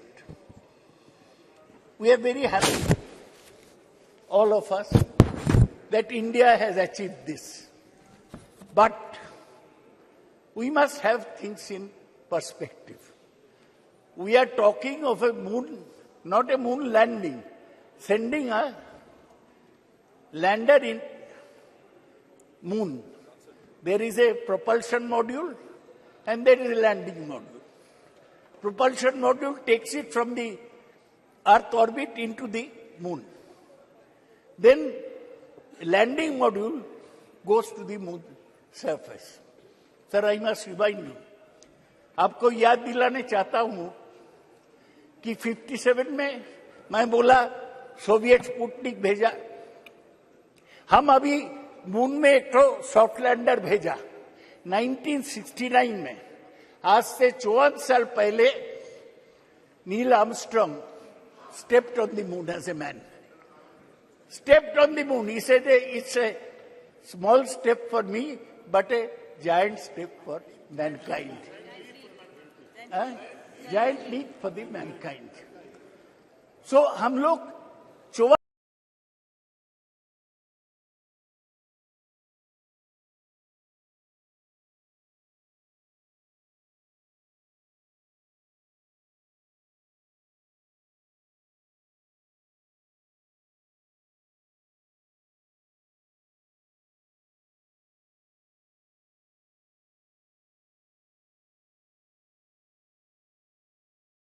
नहीं है, तो हमें balance करके चलना चाहिए। लेकिन हमारा जो सैटेलाइट सिस्टम है ये बहुत सर्विस दिया। दे प्रिडिक्ट वेदर, कब तूफान आ रहा है, they predict crop development, and they, GPS, our taxi walas use GPS now. That is also based on satellite tracking. So I want to say that Chandrayaan-3 has demonstrated safe and soft landing on the lunar surface. It has demonstrated rover roving onto the moon. Thoda hi gaya, and to conduct in situ scientific experiments. What are the technologies there? Altimeters, laser-based altimeters, velocimeters, inertial measurement with laser gyro-based surface, propulsion system, navigational guidance and control, hazard detection and avoidance, and landing leg mechanism. ये सब हम India में develop किया, यही हमारा गर्व की बात है। गर्व से बोलो, ये लैंडर पेलोड, इसमें चंद्रशेखर के नाम पे चंद्रा सरफेस थर्मोफिजिकल एक्सपेरिमेंट है, to measure the thermal conductivity and temperature, instrument for lunar seismic activity, Langmuir probe to estimate the plasma density and its variation. So, itna sir, I am concluding. I am not discussing anything controversial. तो मुझे बोलने दिया जाए। अग्रवाल जी, chairman साहब, sir मुझे यही कहना है कि हम आगे बढ़े हैं, लेकिन बहुत दूर जाने पड़ेगा। See, we have not mentioned, nobody has mentioned Kalpana Chawla. She went by the Columbia Space Shuttle. Her craft exploded in 2003, and she along with 7 others died. Today I pay respect to Kalpana Chawla, who was an Indian-born astronaut. Sir, आज क्या है? 1 साल पूरा हुआ। क्या? किसका? Frank Rubio, एक NASA के एस्ट्रोनॉट है, वो 1 साल स्पेस में है। 1 साल इंसान स्पेस में है। He is set to return to Earth this fall after setting the record for the longest single space flight by astronaut. He arrived at the International Space Station 21st September 2022 and will return home after 371 days in space. Rubio and his fellow crew members conducted dozens of scientific investigation and technology demonstration. Sir, ये NASA 58 में setup हुआ। उस समय Soviet union आगे था। वो पहले Sputnik भेजा, पहले मैन ऑन द मून भेजा, पहले मैन ऑन द मून नहीं, मैन इन स्पेस भेजा, वुमेन इन द स्पेस। लाइका मर गया, लेकिन वेलेंटिना टेरेस्कोवा पहुंच गया। तो हमारा लक्ष्य जो है, आप लक्ष्य सिनेमा देखे होंगे ऋतिक रोशन का, लाइफ में एक लक्ष्य होना चाहिए। लक्ष्य यही है कि हम देश को आगे बढ़ाएंगे। देश में जो कुसंस्कार है इन लोग का बीच, ये दूर करेंगे। देश को विज्ञान में और टेक्नोलॉजी में आगे ले जाएंगे जी, तभी हमारा काम पूरा होगा। सर, अभी भी इंटरनेशनल स्पेस स्टेशन घूम रहा है, वो उधर ही रहता है, खाता है, ऐसा जैसा घर है। फ्रैंक रूबियो ऐसा किया है। अभी भी चाइना एक इंटरनेशनल स्पेस स्टेशन बना दिया। 2 Americans have 1, Chinese have 1. So Chinese भी स्पेस स्टेशन नाउ प्लीज बहुत सारे काम करना है। ये जो इंटरनेशनल स्पेस स्टेशन है उसमें NASA, Russia, Japan, Europe and Canada. अभी एक और वक्ता है आपके, one more speaker is there from party. जी सर, हमको यही कहना है कि हमारा रैंक अभी 6th है। किसका पीछे? NASA, Russia, Japan, Europe, Canada and China. China बहुत आगे बढ़ गया है सर। आज इसलिए इस चर्चा में मैं जवाहरलाल नेहरू को प्रणाम करता हूं, थैंक यू। इंदिरा गांधी को प्रणाम करता हूं, ये हमारा स्पेस प्रोग्राम को आगे बढ़ाए। डॉक्टर विक्रम साराभाई को प्रणाम करता हूं और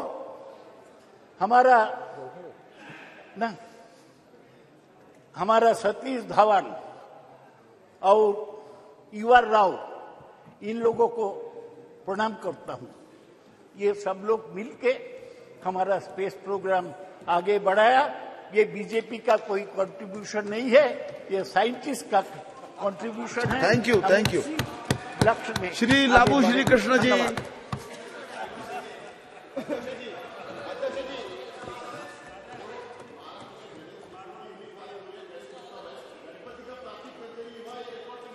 चलिए चलिए अब बैठिए। आप जब आए तो बोलिएगा इस बात को, जब आपका बोलने का नंबर आएगा तब इस बात को बोलिएगा। जी please don't take this out of my time sir. देख लेंगे उसको, देख लेंगे उसको, ठीक है, देख लेंगे उसको। यदि आपत्तिजनक बात होगी उसको देख लिया जाएगा ना। प्लीज लव सर, देख लेते हैं उसको, देख लेंगे ना। Please sir, don't take this out of my time sir. It's good to see you in the new chair in the new parliament, sir. I thank my party floor leader, Mr. Reddy Garu, for allowing me to speak on the second day of the inauguration of this new parliament building, sir.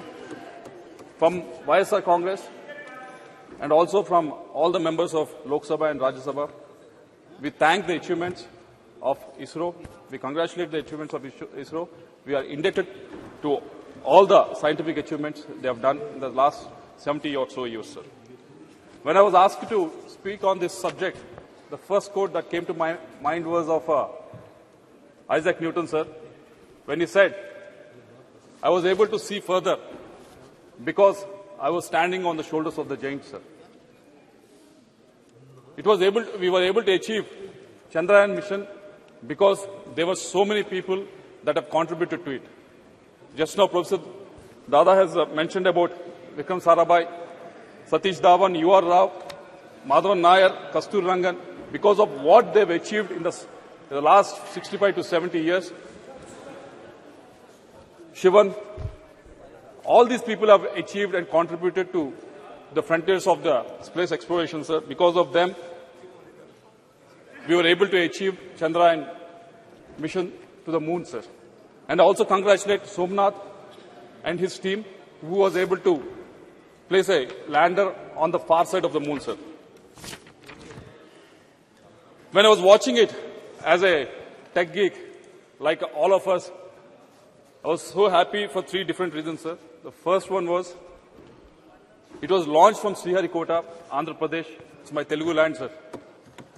And it has been found to be lucky for all the launches, and they have all been successful, sir. And the second reason that I'm really happy was because of when I was going through the profiles of all the contributors for this success, all the scientists who were involved in this, majority of them came from state universities, sir, or engineering colleges run by state governments, sir. It was a great achievement. They didn't come from any IITs or NITs, sir. They just came from the state-run universities, sir. Third thing that we all should be happy is the participation of women in this endeavor, sir. They all dressed in kanchi saris very beautifully, but they were having that vigor to make sure that our Chandrayaan mission was very successful, sir. But there are a lot of questions raised, not in in the Western media, sir, why India is doing this activity when there's so much poverty in the country. For them, sir, there are three reasons. The first one being, we want to cross the frontiers of the science and space exploration, sir. It won't happen just like that, sir. Take, for example, as Dada was mentioning earlier, in 1965, we were human was able to land on the moon, sir. But from the last 50 or 55 years, the space exploration of most of the countries has actually gone back, sir. We think just because we have something like an iPhone in our hand, iPhone 1 to iPhone 15 actually accidentally happens. But it doesn't happen like that, sir. Unless some sort of impetus is given, some sort of iteration is given at some point of time, it doesn't happen just accidentally, sir. That's what has been happening in the space exploration. And as a country that is growing, as a country that is in the top 5 of the economies, this is the time to actually push those boundaries, sir. And second reason being, we have to dream big for the next generation. And we have to prove to the next generation that anything can be possible in India, sir. But I, being the member of Standing Committee on Education, I was able to go through the funding that was available to most of the colleges that people like Somnath has gone through, sir. Like TKM College, which was there in Prem Chandraji's constituency, sir. There's a funding called RUSA, which was given to the state university, sir. Allocation was around 8,120 crores, sir. It was almost the same for the last 4 or 5 years. If you look at the spending, it's not even 60% of the spending is happening, sir. This spending is expected to take these state universities, state-run universities, from where the scientists who are working in ISRO are coming from, sir. But somehow this funding is not able to reach them. The reasons, whenever we ask them, the state is not contributing 30% or 40%. That is the reason that they always come up with, sir. But who is the person that are actually losing, sir? It's the scientific community of this country. So I hope the minister was here, but I hope the point is taken so that this scheme can be altered, so that the maximum amount of funds can be utilized by all the state universities and state governments, sir. And coming to the women participation, Shashi Tharoor has mentioned about it, and there were some comments from the other side also, sir. There's 20 to 25% of the women participation in ISRO, which has a workforce of almost 16,000, sir. And if you look at the STEM graduates from India, women STEM graduates who are pursuing science, technology and engineering in India, 43% of them are women, sir. When you compare to US, it is only 34%. When you compare to the developed countries like Canada, it's only 31%. Even in UK, it is only 38%, sir. We are far, far, far ahead, sir.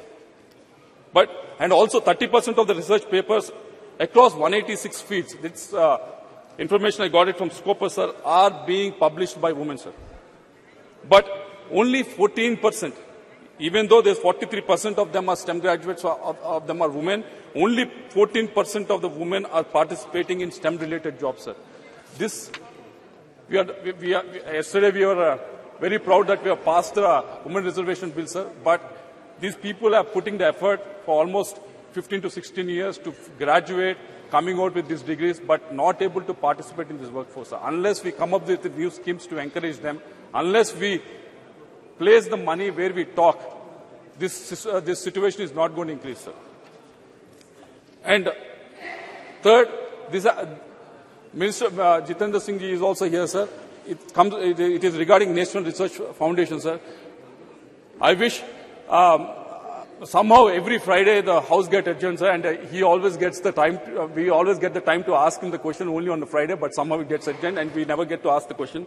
But National Research Foundation is been envisaged almost 4 years back with the outlay of 50,000 crores that has been mentioned. And until now, not a single rupee has not been, correct me if I'm wrong, but not been actually given out to any of these IITs or NITs or any of the state-funded universities, sir.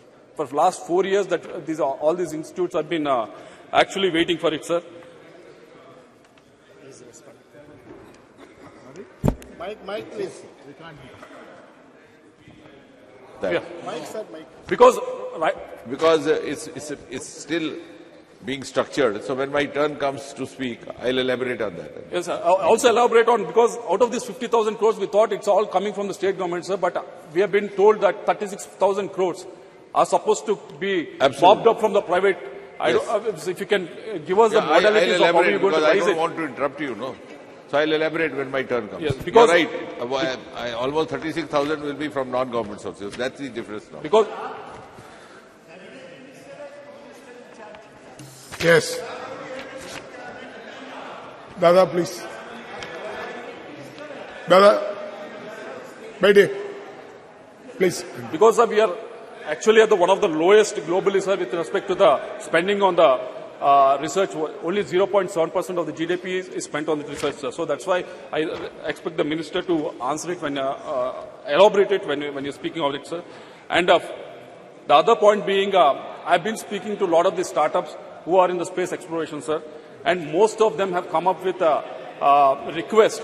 You are doing PLI, Professional Link Incentive Scheme, for all the industries, coming from food sector to steel and every other industry. But somehow this PLI scheme is not being implemented for this space technology, sir. So if the minister can actually take it up. And also the second suggestion that they came up with is regarding GST exemptions for private satellite launch service providers, sir. There's a company called Skyroot, which is based out of Hyderabad. They're trying to, most of the cost that happens is during the launch, sir. And this company, Skyroot, is trying to reduce the cost, like how SpaceX is doing. But indigenously, they're trying to reduce it. So if some sort of encouragement can be given with regards to this, that will be a big favor to them, sir. Because, let me put this on record, sir, because there's no disrespect to our scientific community or anything like that, sir, but if you look at GSLV Mark IV, correct me if I'm wrong, it can only put 4 tons into the geostationary orbit, sir, whereas Long March 5, which is the Chinese one, can put almost 14 tons satellite in the same orbit, sir. And also in the lower orbit, GSLV Mark IV can only place 7 tons of the satellites, sir, whereas Long March 5, which is of the Chinese one, can put almost 25 tons in the lower orbit, sir. Because there's a huge difference in our payload capacity and their payload capacity, sir. This can be closed down only if the participation of the private players in this whole thing, sir. So I wish the government, yes, our scientific community is doing exceedingly well with a frugal funding that is available for them, sir. But they will do much, much better if the funding can be increased, sir, and also if the private participation is increased, sir. I'll end up by saying what our Prime Minister has, I keep on quoting, Abhi samay hai aur sahi samay hai. I think this is the right time for all of us to do, because India being a country with young population, with a lot of aspirations, so this is the right time for the treasury benches to actually put the money where they are talking, sir. Thank you very much. Thank you. Honorable Member Pratap Rao Jadhav.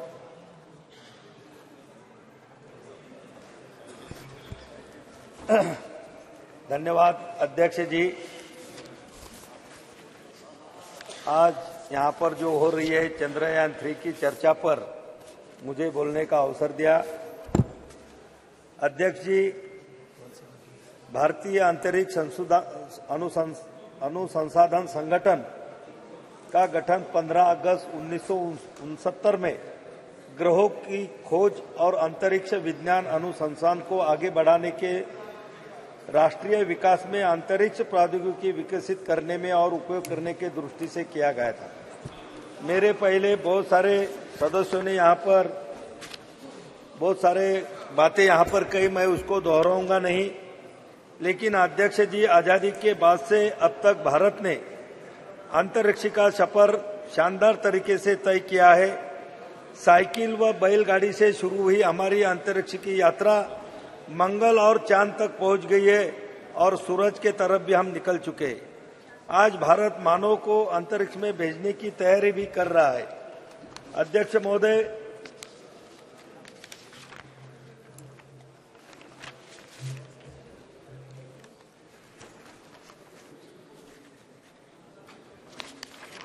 अध्यक्ष जी, 19 अप्रैल 1975 को भारत ने अपना पहला उपग्रह आर्यभट्ट रूस के प्रक्षेपण केंद्र से सफलतापूर्वक प्रक्षेपित कर अंतरिक्ष के दुनिया में अपना भारत के सुनहरे भविष्य के लिए नींव तैयार की थी। आर्यभट्ट उपग्रह का निर्माण इसरो के लिए बड़ी चुनौती थी, क्योंकि उस समय न तो भारतीय वैज्ञानिकों के पास आधारभूत सुविधाएं थी और न ही पर्याप्त संसाधन थे। लेकिन भारतीय वैज्ञानिकों ने जज्बे के आगे समस्याएं छोटी हो गई और इसरो के तत्कालीन अध्यक्ष प्रोफेसर सतीश धवन के मार्गदर्शन के युवा टीम ने आर्यभट्ट का निर्माण किया था। अध्यक्ष जी, हमारे वैज्ञानिकों ने 22 अक्टूबर 2008 को 1380 किलोग्राम का चंद्रयान 1 भेजा, जो 14 नवंबर 2008 को चंद्रमा की सतह पर पहुंचा। चांद पर तिरंगा लहराते ही भारत चंद्रमा पर अपना झंडा लगाने वाला चौथा देश बन गया। अध्यक्ष जी,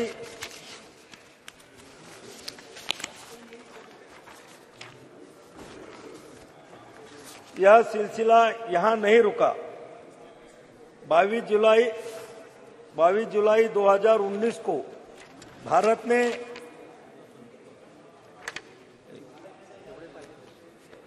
अध्यक्ष जी, माननीय प्रधानमंत्री श्री मोदी जी की नेतृत्व में नेविगेशन के कार्यक्रम में भी बहुत तेजी आई।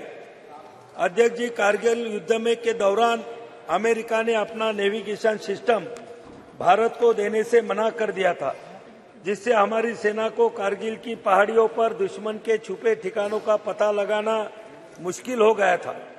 लेकिन हमारे सैनिकों के अदम्य साहस का परिचय दिया और कारगिल युद्ध में विजय प्राप्त की। तत्कालीन प्रधानमंत्री श्रद्धेय अटल बिहारी वाजपेयी जी ने ठान लिया था कि भारत अपना नेविगेशन सिस्टम तैयार करेगा। अध्यक्ष जी, माननीय प्रधानमंत्री मोदी जी के नेतृत्व में 11 अप्रैल 2018 को इसरो ने नेविगेशन उपग्रह IRNSS लॉन्च किया। यह स्वदेशी तकनीक से निर्मित था और इसके साथ ही भारत के पास अब अमेरिका के GPS सिस्टम की तरह अपना नेविगेशन सिस्टम है। अध्यक्ष जी, 27 मार्च 19 को इसरो ने एक और बड़ी उपलब्धि हासिल की थी। इन दिनों सैटेलाइट से एक लाइव भारतीय सैटेलाइट को नष्ट करने में सफलता मिली। अंतरिक्ष में सैटेलाइट को मार गिराने वाला भारत चौथा देश बना। इतना ही नहीं, 1 अप्रैल 2019 को इसरो ने इलेक्ट्रॉनिक इंटेलिजेंस उपग्रह समेत 29 उपग्रहों को एक साथ प्रक्षेपित किया।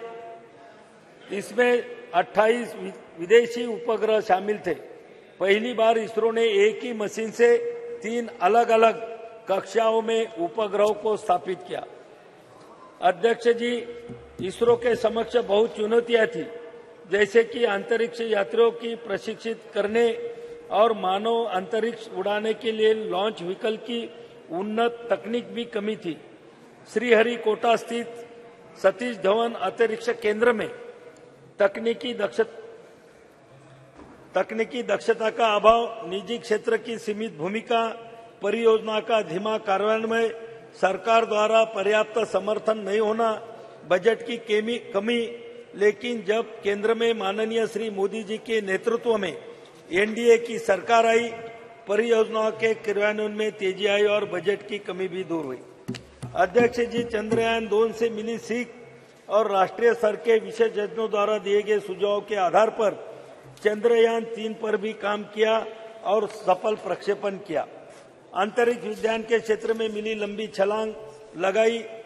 इसरो ने वैज्ञानिकों की इस बड़ी कामयाबी से देश भर में खुशी की लहर आई और दुनिया ने भारत की बड़ी उपलब्धि को खुले दिल से सैल्यूट किया।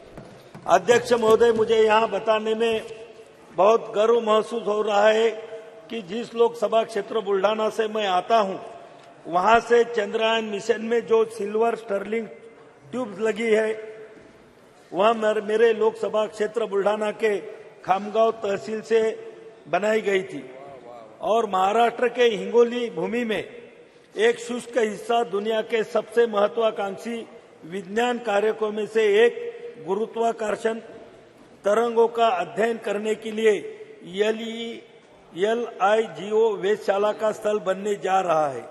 यह साधारण प्रयास वैज्ञानिक अनुसंधान और नवाचार के लिए सरकार के दृढ़ समर्थन का एक चमकता उदाहरण है। प्रधानमंत्री नरेंद्र मोदी जी के नेतृत्व में भारत ने अभूतपूर्व वैज्ञानिक अन्वेषण का एक युग देखा है, जिसने हमारे देश को वैश्विक वैज्ञानिक उपलब्धि में सबसे आगे खड़ा कर दिया है। अध्यक्ष महोदय, हिंगोली के परिदृश्य को शुभशोभित करने के लिए तैयार LIGO इंडिया प्रोजेक्ट अंतर्राष्ट्रीय वैज्ञानिक सहयोग के शिखर का प्रतिनिधित्व करता है। यह प्रधानमंत्री मोदी जी के दृढ़ नेतृत्व द्वारा समर्थित ब्रह्मांड के रहस्यों का पता लगाने के हमारे देश के संकल्प का प्रतीक है। अध्यक्ष महोदय, यहाँ पर बहुत सारी बातें यहाँ पर कही गई, ब्रह्मांड के बारे में भी यहाँ पर बोला गया, लेकिन अध्यक्ष महोदय, हमारे जो सनातन हिंदू धर्म के जो ग्रंथ है, वो ग्रंथ में भी ब्रह्मांड में जो ब्रह्मा विष्णु महेश को हम मानते हैं, और कुछ लोग ब्रह्मा विष्णु महेश का जो कार्य है उसको अंग्रेजी में गॉड कहते हैं। अध्यक्ष महोदय, मैं 2 मिनट में खत्म करूंगा। 1 मिनट। जो ब्रह्मा विष्णु महेश को जो कार्य है उसको गॉड मानते हैं, उसको गॉड बोलते हैं। गॉड जी बोले तो जनरेट करना, ओ बोले तो ऑपरेट करना, और डी बोले तो डिस्ट्रिक्ट करना, बोले तो ब्रह्मांड का निर्माण, ब्रह्मांड की रक्षा और ब्रह्मांड की समाप्ति, ये तीनों हमारे ब्रह्मा विष्णु महेश में समाई गई है। अध्यक्ष महोदय, मैं ये वैज्ञानिक को इसका श्रेय देते हुए हमारे ग्रंथ लिखने वाले ऋषि मुनियों को भी मैं इसका श्रेय दूंगा कि जिन्होंने अपने ग्रंथों में पुराने जो 5000 नहीं कई हजार साल पहले हिंदू धर्म के जो हमारे ग्रंथ है, वो ग्रंथ में ये सभी चीजों का उल्लेख वहां पर क्या है। आज चंद्रयान का जो उल्लेख यहाँ पर हो रहा है, अध्यक्ष जी, हम बचपन में जब हमको समझ भी नहीं थी तो तब हमारी माँ, हमारी नानी, हमारी दादी हमको चंद्रमा की लोरियां सुना कर वहां पर हमको सुलाती थी, खाना खिलाती थी, और आज वो चंद्रभान की जो उत्सुकता थी हमारे दिल में पहले से ही मौजूद थी, और आज हमें यह भी महसूस हो रहा है कि हमारा देश और हमारा देश का तिरंगा वो चंद्रमा पे जाके लहरा रहा है। मैं हमारे वैज्ञानिकों को और उनको पूरा सपोर्ट करने वाले हमारे एनडीए सरकार को, आदरणीय नरेंद्र मोदी जी को बहुत बहुत धन्यवाद देता हूं, और मैं मेरी भाषण समाप्त करता हूं। धन्यवाद। ऑनरेबल मेंबर दिनेश कामित जी। माननीय सभापति महोदय, आपने मुझे चंद्रयान 3 की सफलता पर बोलने का मौका दिया, इसके लिए बहुत बहुत धन्यवाद। महोदय, मैं सबसे पहले भारतीय वैज्ञानिकों का आभार प्रकट करता हूं कि उन लोगों के प्रयास से हमारा देश का नाम गौरवान्वित हुआ है। सभी भारतवासियों के लिए एक बड़े हर्ष गर्व की बात है कि भारतीय वैज्ञानिकों ने चांद पर अपना यान भेजा है। अब हम सभी देशवासियों को यह उम्मीद रखनी चाहिए कि हमारे वैज्ञानिकों की मेहनत सफल हो। जैसा कि हम जानते हैं, भारत में सबसे पहली बार 2008 में चांद पर अपना यान भेजा था। उसके बाद 10 से 15 साल की मेहनत के बाद दोबारा यह समय आया है कि हमारा यान फिर से चांद पर अपना कदम रखा है। महोदय, चंद्रयान 3 का लॉन्च सतीश धवन अंतरिक्ष केंद्र श्री हरिकोटा से 14 जुलाई 2023 शुक्रवार को भारतीय समय अनुसार दोपहर 2:35 बजे हुआ था। यह यान चंद्रमा के दक्षिण ध्रुव के पास की सतह पर 23 अगस्त 2023 को भारतीय समय अनुसार सायं 6:04 के आसपास सफलतापूर्वक उतर चुका है। इसी के साथ भारत चंद्रमा के दक्षिण ध्रुव पर सफलतापूर्वक अंतरिक्ष यान उतारने वाला पहला और चंद्रमा पर उतरने वाला चौथा देश बन गया है। इसके अलावे भारत एवं भारतीय वैज्ञानिकों के अंतरिक्ष के क्षेत्र में एक नई पहचान प्राप्त हुई है। अब हम सभी देशवासियों को अपने वैज्ञानिकों का समर्थन करना चाहिए। हम सभी को उनके द्वारा किए गए इस कार्य के लिए उनको प्रोत्साहित करना चाहिए। महोदय, चंद्रयान 3 के मिशन का उद्देश्य चंद्रमा की सतह पर सुरक्षित लैंडिंग का प्रदर्शन करना, चंद्रमा पर रोवर के चलने का प्रदर्शन करना और इन सीटू यानी चांद की सतह पर ही वैज्ञानिक प्रयोगों का संचालन करना है। मिशन के उद्देश्यों को प्राप्त करने के लिए लैंडर में कई उन्नत मौजूद हैं, जैसे कि लेजर और RF आधारित अल्टीमीटर, वेलोसीमीटर, प्रोपेंशन सिस्टम आदि। ऐसी उन्नत तकनीकों को पृथ्वी की स्थितियों में सफलता प्रदर्शित करने के लिए कई लैंडर विशेष परीक्षण जैसे integrate core test, integrate hot test और लैंडर लैंग मैगजीन प्रदर्शन भारत परीक्षण की योजना बनाई गई है और इसे सफलतापूर्वक किया गया है। महोदय, चंद्रयान 3 के माध्यम से भारत का लक्ष्य अपनी तकनीकी कौशल, वैज्ञानिक क्षमताओं और अंतरिक्ष अन्वेषण के प्रति अपनी प्रतिबद्धता को प्रदर्शित करना है। यह सफलता अंतर्राष्ट्रीय अंतरिक्ष समुदाय में भारत की स्थिति को और मजबूत करेगा। यह मिशन युवा पीढ़ी को विज्ञान, प्रौद्योगिकी, इंजीनियरिंग और गणित में कैरियर बनाने के लिए प्रेरित करेगा तथा विश्व में भारत की प्रतिष्ठा को बढ़ाने का काम करेगा। महोदय, इस अवसर पर मैं कहना चाहता हूं कि भारत ने सबसे पहली बार 2008 में चांद पर अपना चंद्रयान भेजा था और 2008 में ही हमारे संसदीय क्षेत्र सुपौल तथा कोसी में भयानक विनाशकारी बाढ़ आई हुई थी, जिसकी वजह बहुत ही बड़े स्तर पर जान एवं माल की क्षति हुई थी। साथ ही कई रेल मार्ग ध्वस्त हो गए थे, जिन पर आज कुछ खंड भी परिचालन का शुभारंभ नहीं हो पाया है। महोदय, सदन के माध्यम से मैं माननीय प्रधानमंत्री, माननीय रेल मंत्री जी से आग्रह करता हूं कि पूर्वी मध्य रेलवे के समस्तीपुर मंडल अंतर्गत ललित ग्राम से फारबिसगंज तक CRS का इंस्पेक्शन 11 जनवरी को हो चुका है, किंतु अभी तक उस खंड पर रेल परिचालन का शुभारंभ नहीं हो रहा है। बस मालिकों द्वारा जनता का शोषण हो रहा है, जबकि कई बार माननीय रेल मंत्री से संपर्क करके उनका ध्यान आकर्षित किया, उस पर अतिशीघ्र रेल परिचालन का शुभारंभ किया जाए। जोगबनी दानापुर तथा जोगबनी सहरसा एक्सप्रेस ट्रेन का शुभारंभ किया जाए, जिसे रेलवे बोर्ड के द्वारा जोगबनी से चलने वाली ट्रेन जिनका नया समय सारणी निर्गत हो चुका है उसे भी हरी झंडी दिखाकर परिचालन शुभारंभ किया जाए। साथ ही राजधानी एक्सप्रेस गाड़ी 12,527 और 12,528 सरायगढ़ या सुपौल तक विस्तार किया जाए, जिससे सुपौल जिला सहित कोसी तथा सीमावर्ती क्षेत्र के सभी जनता को इसका लाभ मिले।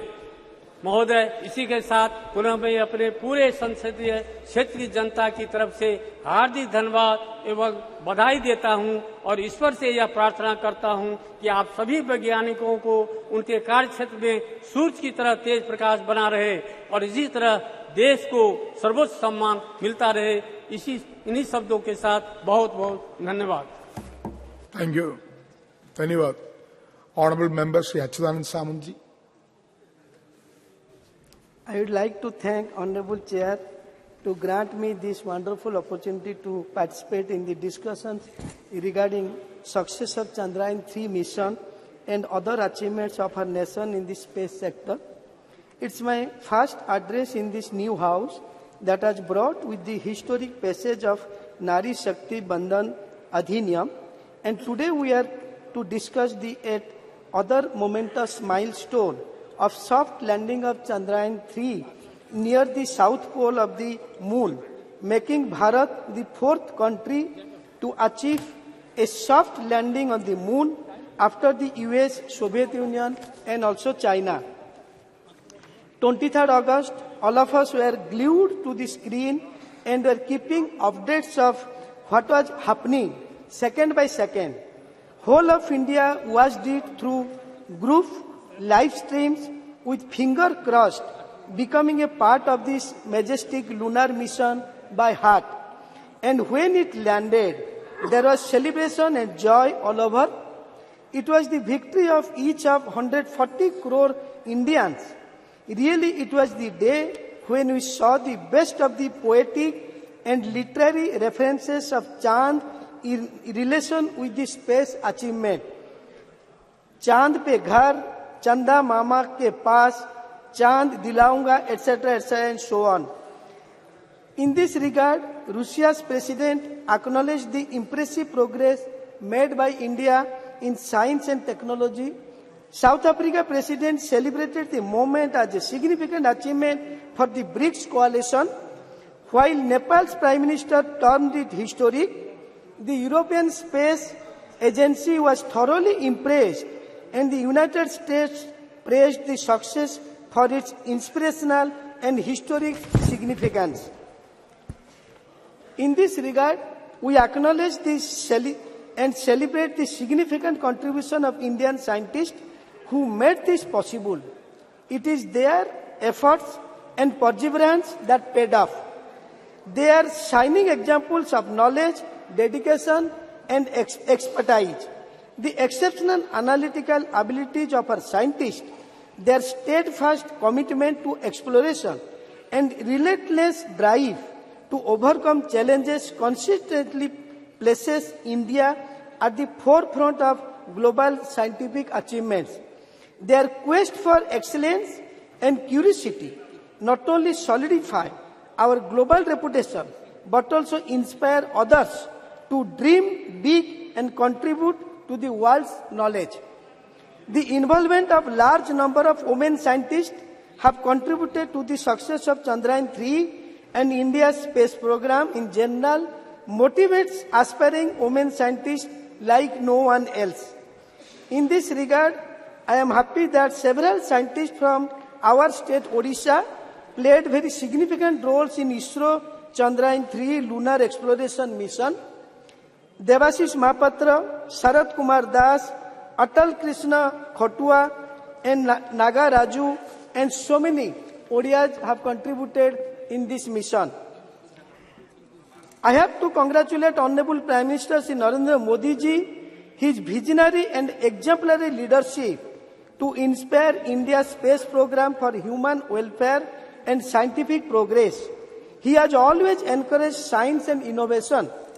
Under his leadership, a series of reforms have been ushered which have made research and innovation easier.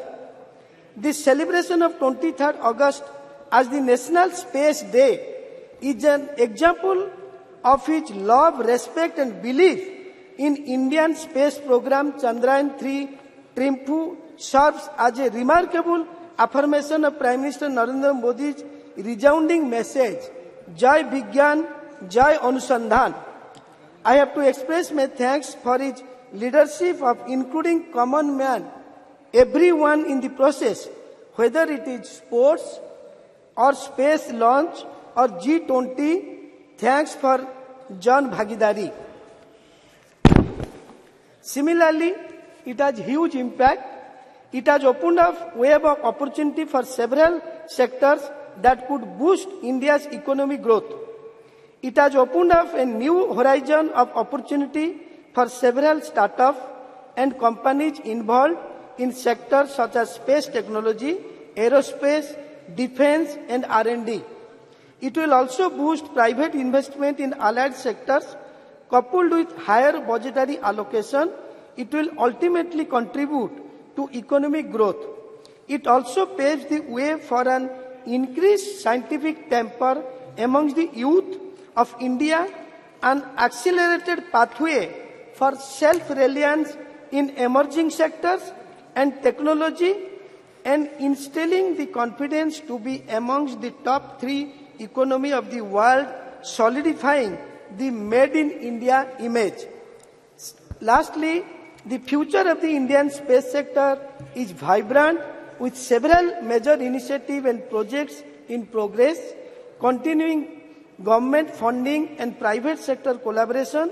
India is poised to make an indelible imprint in the field of space exploration and technology. India is and will continue to be in the forefront of the space technology race. Thank you, sir. Thank you. Honorable Member Shri Ram Shiromani Verma ji.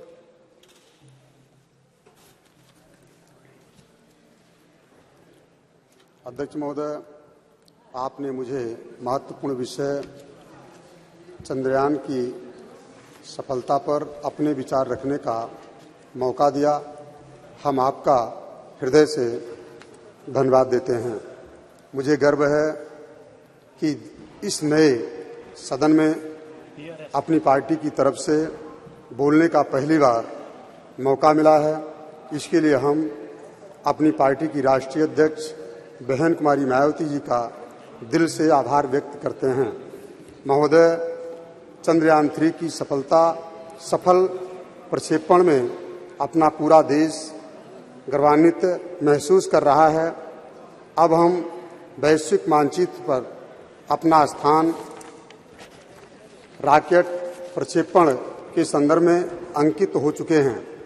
इस सफल प्रक्षेपण हेतु मैं इसरो के वैज्ञानिकों, इंजीनियरों सहित उक्त चंद्रयान के लिए काम करने वाले समस्त कर्मचारियों को भी, जो दिन रात मेहनत करके चंद्रयान 3 को सफल बनाया है और आज विश्व में भारत पहले स्थान पर अंतरिक्ष प्रक्षेपण के मामले में पहुंच चुका है।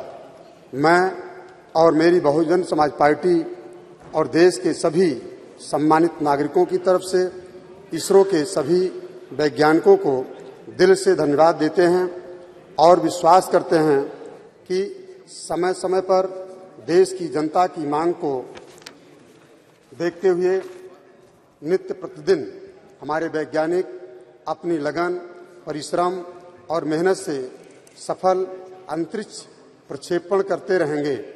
इसी के साथ अपने लोकसभा क्षेत्र श्रावस्ती की सम्मानित जनता जनार्दन की तरफ से भी समस्त वैज्ञानिकों को बधाई देता हूं। बहुत बहुत धन्यवाद।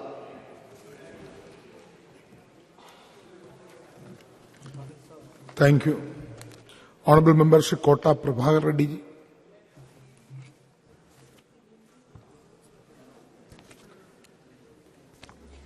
नया सदन में पहली बार बात करने का मौका मिला, बहुत बहुत धन्यवाद speaker ji.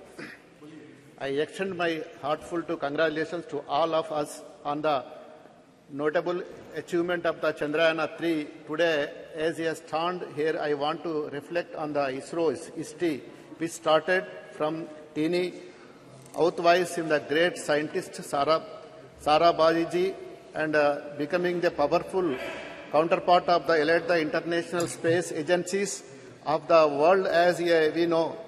Pandit Jawaharlal Nehru and scientist Sarabhai are considered among the founding further Indian space program ISRO, which today I know for its unique and cost-effective technologies. In this regards, we express our heartful gratitude to all the Honorable Prime Minister standing with the Nehru ji to our current Prime Minister and the Narendra Modi ji for the further invaluable contribution of the transforming ISRO's trajectory into the historic one, and I pay my respects to all of the scientists from the Aryabhatta to Somanath ji for the having contributed so much to the nation of the mission to the space. ISRO, through its hard work and the achievements, becomes a great role model, not just for the other countries, but also amongst the private companies invested in the space exploration, which ISRO was set up in the 1960s. Moon and Mars missions were not too in the agenda. Even in the for future, the aim was the initiate the space exploration, the expeditions to learn more about the world's space for the benefit of our people. With such clear objective, even in time when in the country was still struggling with issues of poverty and the limited resources, ISRO leaders developed in the style and the products exam maximum benefits within the minimum of efforts. We are very grateful to contributions of our brilliant scientists and leaders of ISRO. Since its inspection, the journey of ISRO from the 1960s to the today has simply been remarkable. Sir, Chandrayana's successful landing in our south pole of the moon was a joyous and a historic moment of the country. The country joined in the elite club of the countries to soft land and on the moon. The successful landing on the south pole of the moon, which no country has ever achieved so far, also shown the technologies programs that India has made so far and the scientific capabilities and the commitment to work to our Indian scientists and the engineers. The success Chandrayaan-3 is not only an achievement for the country to fulfill global aspirations, but also open the avenue for the economic growth across various sectors. In the believed the bolster of Make in India initiative to contribute to the growth. Sir, of domestic companies which are engaged in the developing satellite systems and the telecommunications. The success of the great missions has also paved the way of the fostering heightened scientific mindset among the Indian youth, accelerating the journey towards the self-reliance of the emerging sectors and the technologies, and installing confidence position ourselves among top of 3 economics globally. While taking about the many achievements of the ISRO, it is the quality important also take about the extensive role played by the Telangana for our same the Telangana state emerging as the commercial hub of the space related products and the services in the well known that over 30% of the components used in the ISRO highly acclamated Mars orbits missions in the supplied by SME based in Hyderabad. Sir, 1 minute, sir.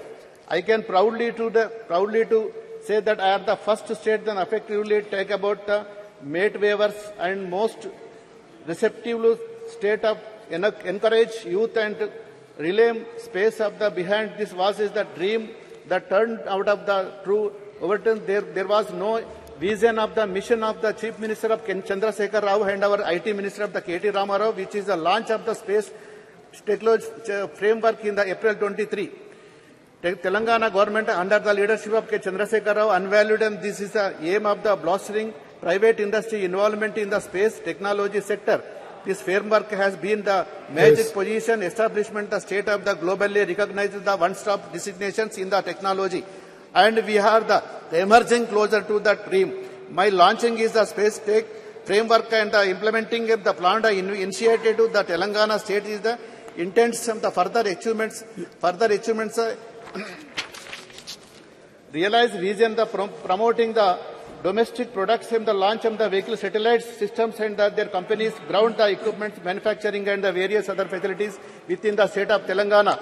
The state's government of India can be matched, guided by the vision of the Chandrasekhar Rao Chief Minister, dedicated effort the Rama Rao young individuals of the T-Hub established by the Telangana government are the achieving the remarks factors on the across the various domestic expansional talents in the Telangana, pushing the boundaries, achieving the significant milestones in the nations of the setup and the provide the satellite launch of the history. Hyderabad startup companies spended the door of the new opportunities in the Indian space sectors.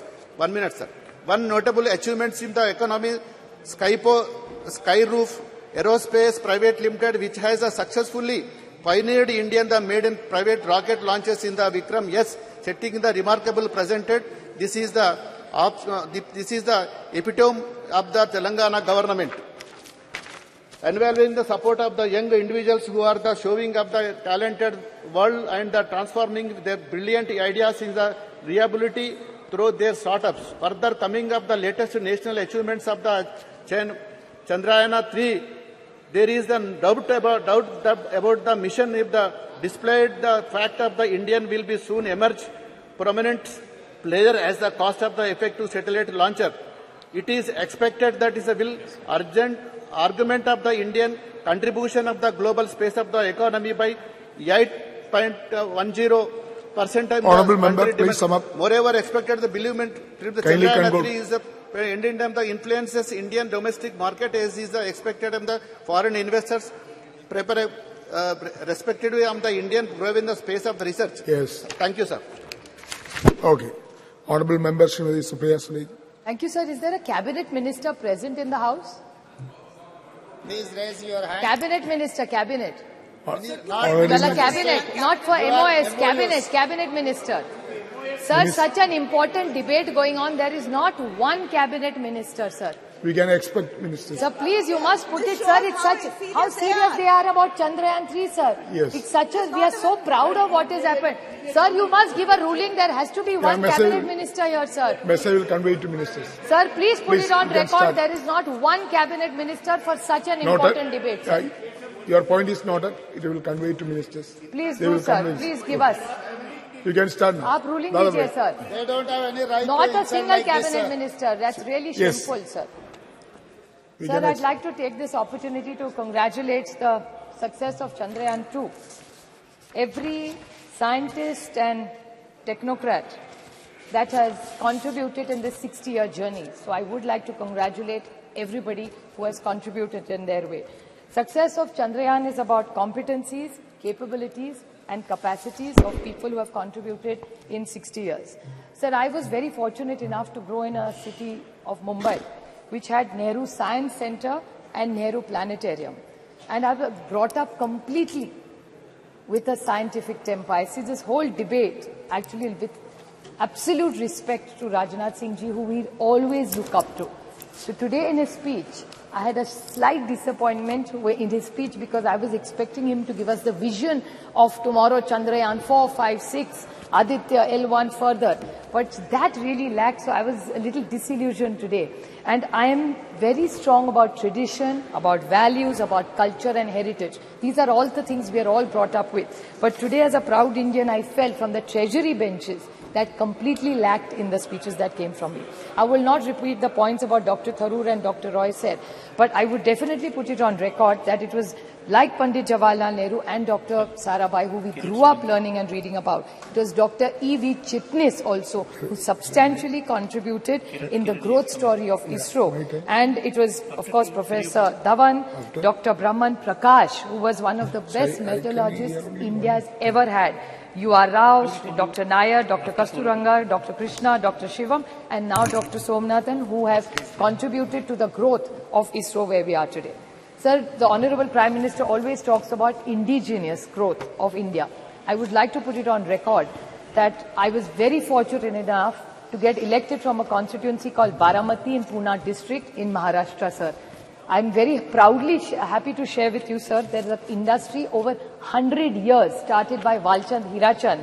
It's called the Walchand Nagar Industries, which 100 years ago started innovation under that leadership, and the entire Doshi family and the Walchand family today have contributed to the growth of that area, which is Indapur, which is in my constituency, Walchand Nagar, sir. And they have made immense parts to this entire Chandrayaan जो बना है sir, उसमें वालचंद नगर की और इंदापुर की बहुत बड़ी then है, और ये सब वालचंद हीराचंद ग्रुप ने बनाया है. तो 100 साल से ये फैक्ट्री इसमें काम कर रही है, और मैं I would like to put it on record कि इन्होंने 100 साल में जो काम किया, इंडिजिनियस जो कहते हैं आत्मनिर्भर भारत, तो ये वालचंद ग्रुप का बहुत बड़ा योगदान. इसरो के जो पार्ट्स बनते हैं वो मेरे निर्वाचन क्षेत्र है कि मेरा भाग्य कि ऐसे निर्वाचन क्षेत्र से मैं चुन के आती हूँ सर. वैसे इनोवेशन की जब बात होती है तो और दो है कि खेड़ शिवापुर जो एरिया मेरे निर्वाचन क्षेत्र में है सर, वहाँ VCB इलेक्ट्रॉनिक्स की एक कंपनी है, VCB इलेक्ट्रॉनिक्स, जहाँ भानुदास भोसले, सुजाता भोसले, संदीप चौहान और सोन सुंदर ये वेलू एरिया में है, जिन्होंने चिप्स बनाई है सर जो इस चंद्रयान में गई है. तो मेरे निर्वाचन क्षेत्र से दो बड़े कॉन्ट्रीब्यूशंस है, एक वालचंद ग्रुप का और दूसरा VCB इलेक्ट्रॉनिक्स का. So I feel very very proud when I stand here where we are praising about Chandrayaan, and these are all indigenous. और ये सारी कंपनियां सर 2001 तो 100 साल पुरानी है और दूसरी 15-20 साल पुरानी है. So I just would like to put on this record straight.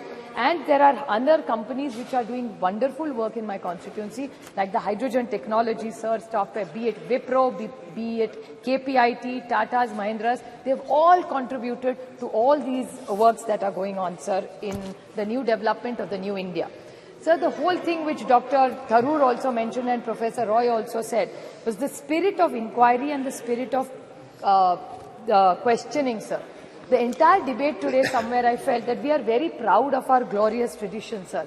Be it in mathematics, be it in metallurgy, and be it in astronomy. India is very proud. 2000 years ago, mathematics, something that everything goes with around. Unless तुम्हारा गणित अच्छा हो, life में कुछ नहीं हो सकता. So we have such rich tradition. So instead of getting trapped into stories, which people were talking about earlier in the debate. I'm not condescending. It's wonderful. Whatever your mother has taught you can never be wrong.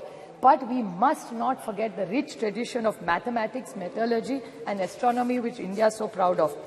Because श्रद्धा तो होनी ही चाहिए sir, लेकिन अंधा श्रद्धा नहीं होनी चाहिए. So श्रद्धा जो आपको सिखाया वो जो आप चाहते हैं उस पे आप विश्वास रखिए, वो आप, it is in a democracy, it's your right.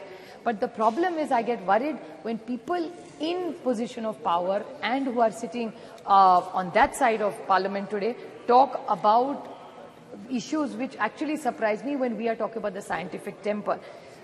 मेरे महाराष्ट्र में सर पिछले हफ्ते एक डॉक्टर आया था जो ब्लैंकेट्स डालता है लोगों पे, और ब्लैंकेट डालने के बाद वो बोलता है कि आपकी तबीयत ठीक हो जाएगी.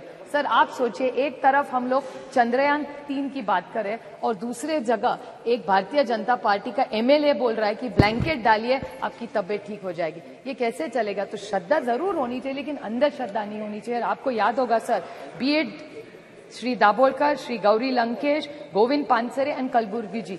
What were they? How did they die, sir? Because this was whole conflict which we are, and I think this was a debate where we only should discuss about scientific temper.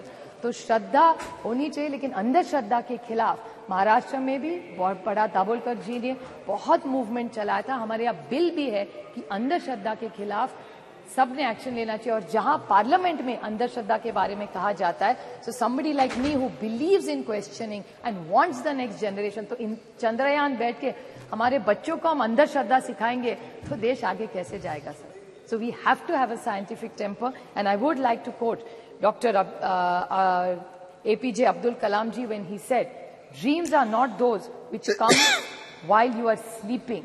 Sir, dreams are not those which you come into reality while you're sleeping, but dreams are those when you don't sleep before fulfilling them. So I pay a rich tribute to every scientist and technocrat in this country who have contributed in the last 6 decades to make Chandrayaan 3 a reality. Thank you very much.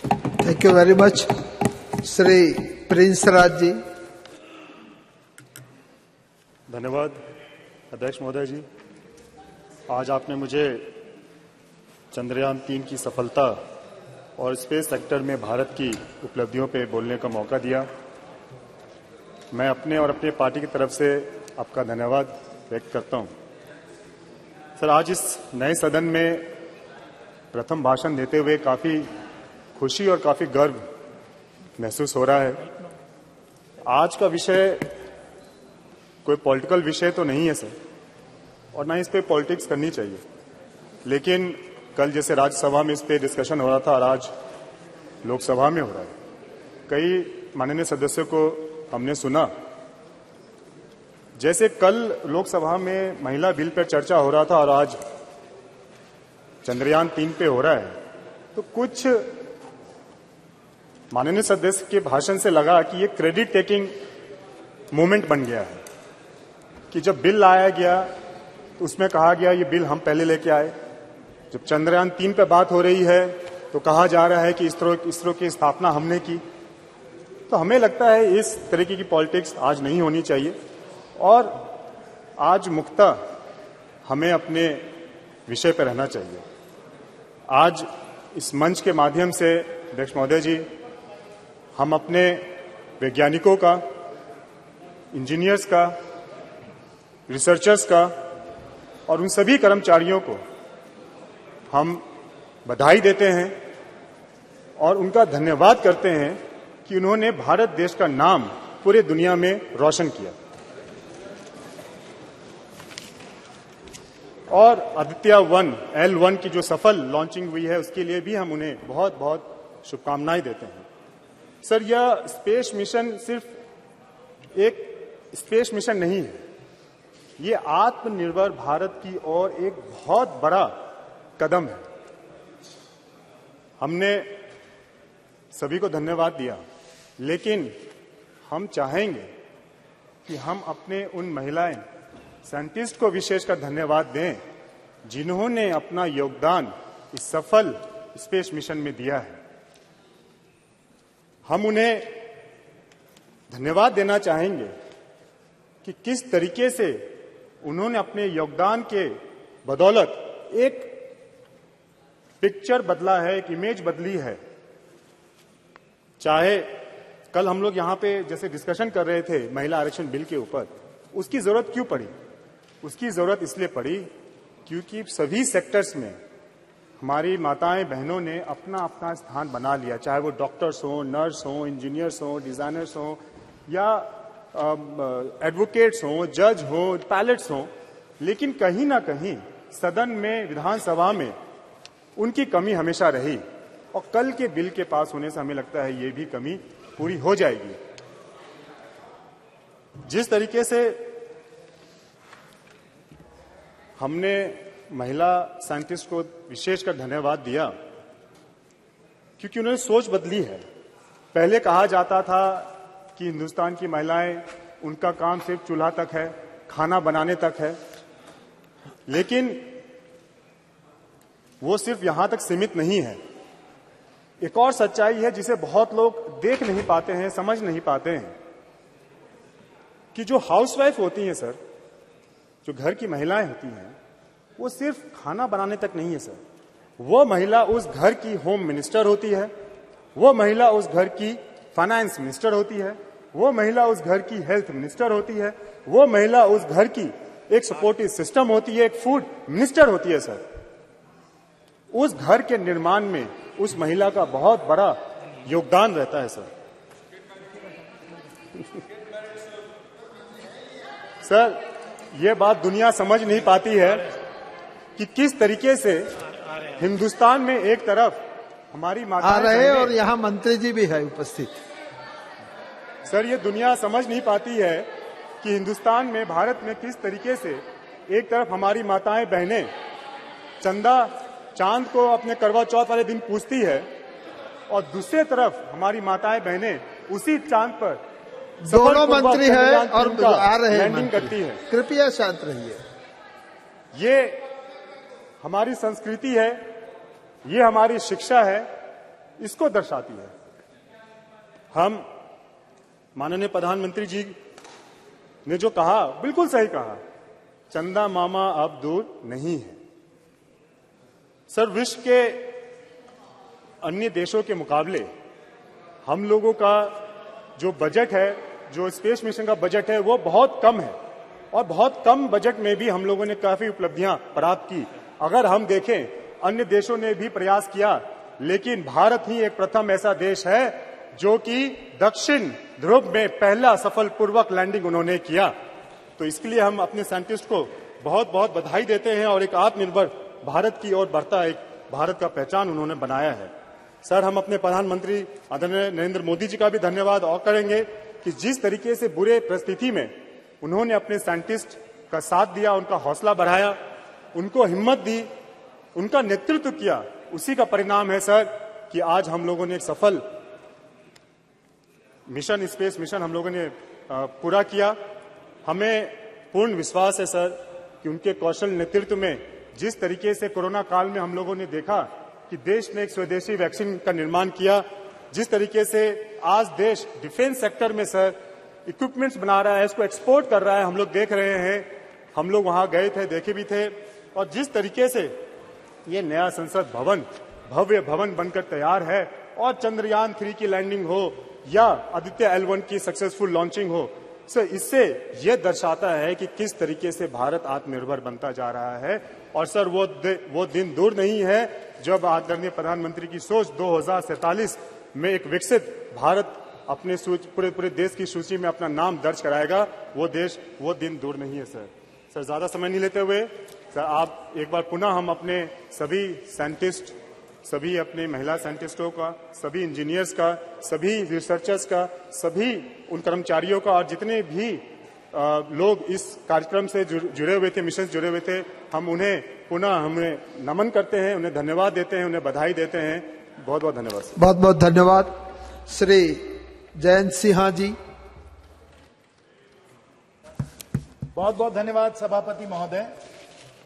मैं आपका, हमारे परम आदरणीय प्रधानमंत्री जी का, अपने party का और विशेष रूप से हजारीबाग की जनता का मैं आभार व्यक्त करना चाहता हूं, क्योंकि उनके सहयोग और आशीर्वाद से मुझे अवसर मिला है कि जो हमारा पुराना सदन था, ऐतिहासिक और सुंदर सदन, वहां बोलने के अवसर मिले और आज इस भव्य और आधुनिक भवन में भी बोलने का मुझे अवसर मिल रहा है, उससे आप लोगों के लिए सबको कोटि कोटि धन्यवाद, हृदय की गहराइयों से धन्यवाद। सभापति महोदय, ये सही है, जैसे माननीय प्रधानमंत्री जी ने कहा, यही समय है, सही समय है, अमृत काल का समय है, अमृत काल का समय है। और बड़ी तेजी से देश बदल रहा है, देश में परिवर्तन आ रहे हैं। और हम सबको महोदय, सब मान्य सदस्यों को, यहां देश की जनता को लग रहा है कि हम लोग रोज रोज इतिहास को रच रहे हैं, रोज इतिहास को रच रहे हैं। कल ही हम लोगों ने महिला आरक्षण के लिए संवैधानिक संशोधन किया, जो स्वर्णीय अक्षरों में इतिहास में लिखा जाएगा। उसी के पहले 19 सितंबर को हम लोग पुराने सदन से इस भव्य सदन में हम लोग आए, इतिहास हम लोगों ने रचा। 9 सितंबर को, 10 सितंबर को जब G20 की लीडर्स समिट हुई, तब भी हम लोगों ने नई दिल्ली में इतिहास हम लोगों ने रचा। और क्योंकि आज चंद्रयान के बारे में हम लोग चर्चा कर रहे हैं, चंद्रयान भी जब 23 अगस्त पे जब चंद्रयान ने चंद्रमा के साउथ पोल पे सॉफ्ट लैंडिंग की साथियों, तब भी हम लोगों ने दुनिया का इतिहास रचा, भारत का इतिहास रचा। और इस कारण, क्योंकि इतना हम लोग यहां अपना योगदान दे रहे हैं, इतिहास रच रहे हैं, इतिहास रचा जा रहा है, आज भारत विश्व में विश्व मित्र और विश्व गुरु के रूप में उभरता चला जा रहा है। भारत उभरता चला जा रहा है। और इसलिए उभर रहा है क्योंकि अगर हम में समृद्धि है तो हम में सादगी भी है, अगर हमारी शक्ति है तो हमारे में एक शांति है, और अगर हमारा साइंस है तो हमारे संस्कार भी हैं, अगर हमारा साइंस भी है तो हमारा संस्कार भी है। और अगर कोई समझता है कि हम अगर संस्कार की बात करें तो हम साइंस की बात नहीं कर रहे हैं, विज्ञान की बात नहीं कर रहे हैं, तो ये बिल्कुल गलत बात है। कई मेरे विपक्ष के साथियों ने कहा कि हम लोग संस्कार की थोड़ी ज्यादा बात करते हैं और साइंटिफिक टेम्पर की बात थोड़ा कम करते हैं, ये उनका मानना था। लेकिन हम लोगों के इतिहास में प्राचीन समय से एक संतुलन रहा है, संस्कार में भी और साइंस में भी। और अगर हम अथर्ववेद में जाएं, मंडपा उपनिषद में जाएं, तो वहां से जो मूल मंत्र निकल के आया, वो आज हमारे राज्य का मूल मंत्र है, सत्यमेव जयते। अगर हम किसी चीज से भी प्रेरित हैं तो हम सत्यमेव जयते से प्रेरित हैं, ट्रूथ अलोन ट्रायम्फ्स। और अगर विज्ञान कुछ भी है तो वो सत्य है, वो ट्रूथ है। और जो भी कोई, और मैं खुद विज्ञान का स्टूडेंट हूं, इंजीनियर हूं, तो मुझे तो कहना पड़ेगा कि अगर हम लोग साइंस में कोई भी तलाश करते हैं, प्रोफेसर साहब बैठे हुए हैं, वो भी साइंटिस्ट हैं, उनको मालूम है कि जो साइंटिफिक मेथड है, जो साइंटिफिक टेम्पर है, that is a process of discovery of the truth. और वो हम लोगों के संस्कार में लिखा हुआ है। और इसलिए आज अगर हमारी साइंस जो है वो चंद्रमा में पहुंची है, क्योंकि हमारे संस्कार हम लोगों को ये प्रेरणा देते हैं, सत्यमेव जयते। और हमें, जैसे अभी बहुत वक्ताओं ने कहा है और मैं भी अपनी बात उसमें जोड़ना चाहूंगा, कि अगर हम इस साइंस की बात करें तो साइंस में हमारे बहुत सारे लोगों ने योगदान दिया है। और अगर ये योगदान है तो उसे हम 1962 या 1960 से हम लोग नहीं उसे आरंभ करें, हम अपने संस्कार के बारे में, अपने इतिहास के बारे में भी सोचें, जहां विश्व को, प्राचीन समय विश्व को आर्यभट्ट जैसे, भास्कर जैसे, ब्रह्मगुप्त जैसे, वरमहीर जैसे वैज्ञानिक थे, जिन्होंने विश्व को गिनती सिखाई, विश्व को ट्रिग्नोमेट्री सिखाई, विश्व को एस्ट्रोनॉमी सिखाई। और प्रोफेसर साहब और सब जो मेरे यहाँ साइंटिफिक जो हमारे सब यहाँ साथी हैं, उनको अच्छी तरीके से मालूम है ये हमारे संस्कार हैं, ये हमारे साइंटिफिक संस्कार हैं। और उससे जुड़े हुए उसके बाद पीढ़ी दी पीढ़ी, कड़ी दे कड़ी जो चलती आई, उसमें ये सही है कि पंडित नेहरू जी का भी योगदान है। पंडित नेहरू जी का भी योगदान है। 1960 में, फिर 1962 में उन लोगों ने इसरो को आरंभ किया। उसके बाद सब माननीय प्रधानमंत्रियों जी का सहयोग है। इंदिरा गांधी जी का सहयोग है। उन्होंने सतीश धवन जी को वापस बुलाया, कैलटेक में वो पढ़ रहे थे, उनको उन्होंने वापस बुलाया, इंडियन इंस्टीट्यूट ऑफ साइंस से जाकर वो इसरो गए, उनका बहुत बड़ा योगदान था। और उसी प्रकार हमारे भारत के बहुत सारे ऐसे वैज्ञानिक रहे हैं जो मुझे प्रेरणा जिन्होंने दिया है, जैसे सीवी रमन साहब, मेघनाथ साहा साहब, विक्रम साराभाई, होमी भाभा, एचजीएस मूर्ति, वमन पटवर्धन, हमारे परम आदरणीय एपीजे अब्दुल कलाम जी, सतीश धवन जी, इसरो के सब जो चेयरमैन रहे हैं, सतीश धवन जी, राधाकृष्णन जी, शैलेश नायक जी, किरण कुमार जी, शिवन जी, और अब सोमनाथ जी, यूआर राव जी, कस्तूरी रंगन जी, माधवी नायर जी, इन सबको हमें धन्यवाद देना है। और विशेष रूप से इन सबको तो धन्यवाद देना ही है, लेकिन हम लोगों को सब जो हम लोगों की साइंटिफिक कम्युनिटी है, ना सिर्फ आईआईटी दिल्ली में या और सब आईआईटीज में जहां से मैं हूं, लेकिन जो हमारे सैकड़ों इंजीनियरिंग कॉलेजेस हैं, हजारीबाग में विनोबा भावे में भी इंजीनियरिंग कॉलेज है, वहां से हमारे इंजीनियर आए जिन्होंने इसरो में और साइंस में उन्होंने योगदान दिया है। अभी हमको बता रहे थे विद्युत जी कि जमशेदपुर से भी बहुत सारे लोग हैं जो इसरो में जुड़े रहे हैं, त्रिवेंद्रम से लोग जुड़े हुए हैं, चेन्नई से लोग जुड़े हुए हैं। पूरे हमारे महान इस भारत से हमारे इतने सारे साइंटिस्ट और इंजीनियर हैं जिनके योगदान, जिनके सहयोग समर्थन के कारण ये हमारा जो पूरा अब आते हैं। लेकिन इन सबको धन्यवाद, हम सबका नमन करते हैं, हम सबका प्रणाम करते हैं। लेकिन अगर एक व्यक्ति का योगदान इसमें स्मरणीय रहा है, अकल्पनीय रहा है, अतुल्य रहा है, तो हमारे परम आदरणीय प्रधानमंत्री जी का योगदान रहा है। सबको हम धन्यवाद देते हैं, लेकिन नेतृत्व और जो अतुल्य योगदान हमारे माननीय प्रधानमंत्री जी का रहा है, वो इतिहास कभी नहीं भूल जाए। हमारे विपक्ष के साथी भले भूल जाएं या चाहे उसको भूलने के लिए, लेकिन इतिहास उनको नहीं भूल सकता।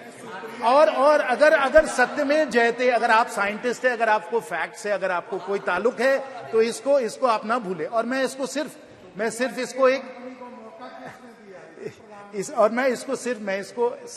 ऐसे ही राजनीतिक तौर से मैं नहीं कह रहा हूं, मैं तर्क और तत्वों के आधार पर कह रहा हूं कि अगर योगदान विशेष और अकल्पनीय रहा है प्रधानमंत्री जी का, क्यों रहा है, मैं आपको बताता हूं। आप जान लीजिए कि 2013-14 में जो इसरो का बजट था वो 5,600 करोड़ का बजट था। आज के समय इसरो का बजट 2 गुना से ज्यादा हो गया है, 12-13 हजार करोड़ हो गया है। ये हम लोगों ने 9 वर्षों में किया है। ये माननीय प्रधानमंत्री जी का योगदान है। और यहां सब जानते हैं, सब अनुभवी हमारे माननीय सदस्य हैं, उनको मालूम है कि ऐसे बहुत कम विभाग हैं भारत सरकार में, सभापति महोदय जी, ऐसे बहुत कम विभाग हैं जो सीधा प्रधानमंत्री जी से जुड़े हुए हैं, जो प्रधानमंत्री जी के ही अधिकार क्षेत्र में आते हैं, और वो डिपार्टमेंट ऑफ स्पेस यही उनका है। और अगर इसमें बजट को 2 गुना से ज्यादा कर दिया है तो माननीय प्रधानमंत्री जी ने किया, इसको आपको स्वीकार करना पड़ेगा।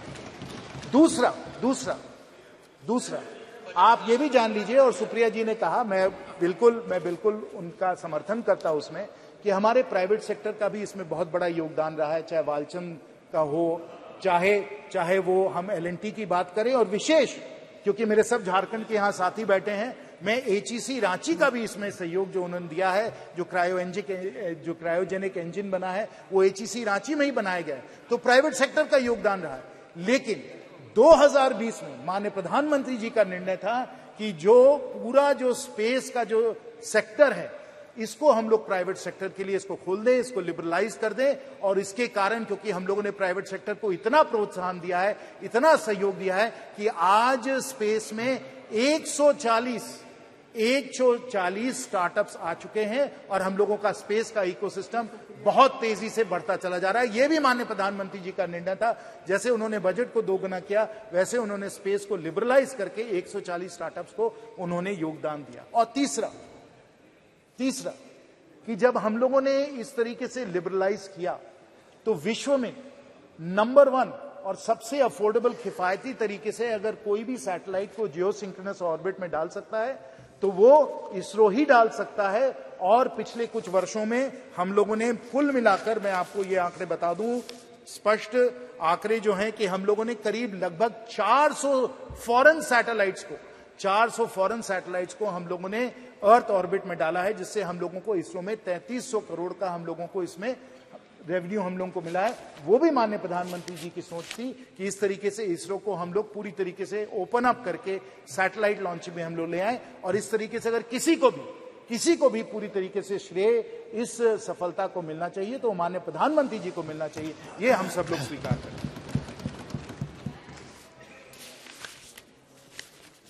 इसरो का इतिहास बहुत दिनों से चलता है, बहुत दिनों से चलता है। मैं चंद्रयान पे आता हूं, लेकिन अगर हमें चंद्रयान को समझना है तो हम उसको पहले आर्यभट्ट सैटेलाइट को समझना होगा, जो सोवियट्स ने 1975 में जिन्होंने अर्थ ऑर्बिट में डाला। उसके बाद हम लोगों का खुद का लॉन्च व्हीकल सैटेलाइट 1980 में गया, फिर रोहिणी सैटेलाइट्स गए, इनसैट सैटेलाइट्स गए, IRS सैटेलाइट्स गए, ये सब सैटेलाइट्स गए। एक लंबी हम लोगों ने एक कड़ी बनाई इसकी। हम लोगों ने नए नए लॉन्च व्हीकल्स हम लोगों ने तैयार किए, polar synchronous launch vehicle, GSLV, और फिर छात्रों के लिए भी स्मॉल सैटेलाइट्स को भी हम लोगों ने लॉन्च करने की क्षमता की।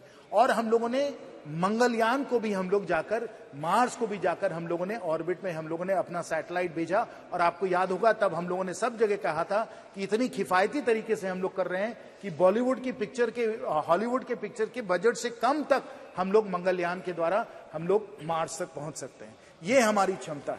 और अगर ये क्षमता है, अगर माननीय प्रधानमंत्री जी ये काम में लगे हुए हैं, अगर पूरा भारत इस काम में लगा हुआ है, तो हमें समझना चाहिए कि स्पेस जो है और चांद पहुंचना कितना प्रेरणा का स्रोत है और इसको कितने दिनों से इसको एक लक्ष्य बनाया गया। और उसमें मैं अमेरिका की भी बात करना चाहता हूं, क्योंकि अगर जो अमेरिकन जो स्पेस कैपेबिलिटीज है उससे हम लोग सब लोग प्रेरित हैं। और खासकर जॉन एफ कैनेडी का एक बहुत ही जाना माना एक भाषण है जो मैं अभी कोट करना चाहूंगा।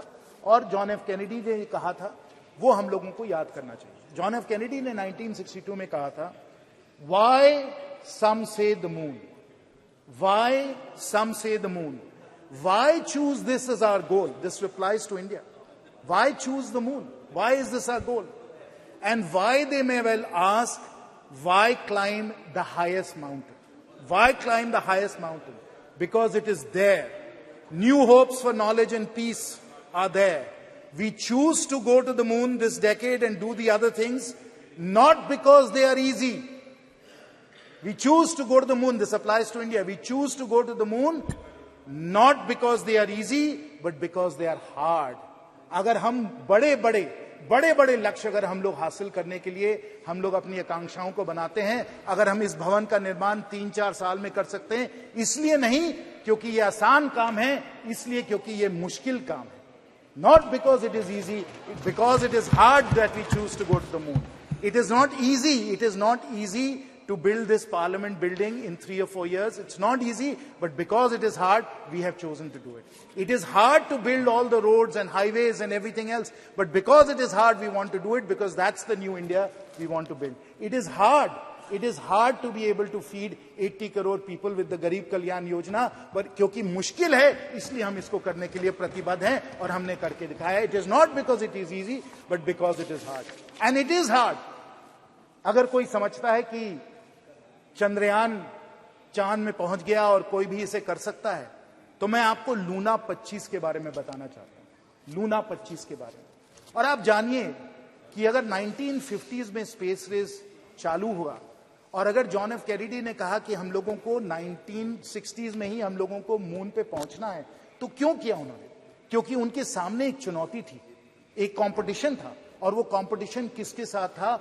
वो सोवियत यूनियन के साथ था, क्योंकि सोवियत यूनियन ने स्पेस फ्लाइट और स्पेस का पायनियरिंग जो उन्होंने किया था, यूरी गगारिन वगैरह आप सबको याद होगा। उस स्पेस रेस के कारण जॉन एफ कैनेडी ने कहा कि we must get to the moon.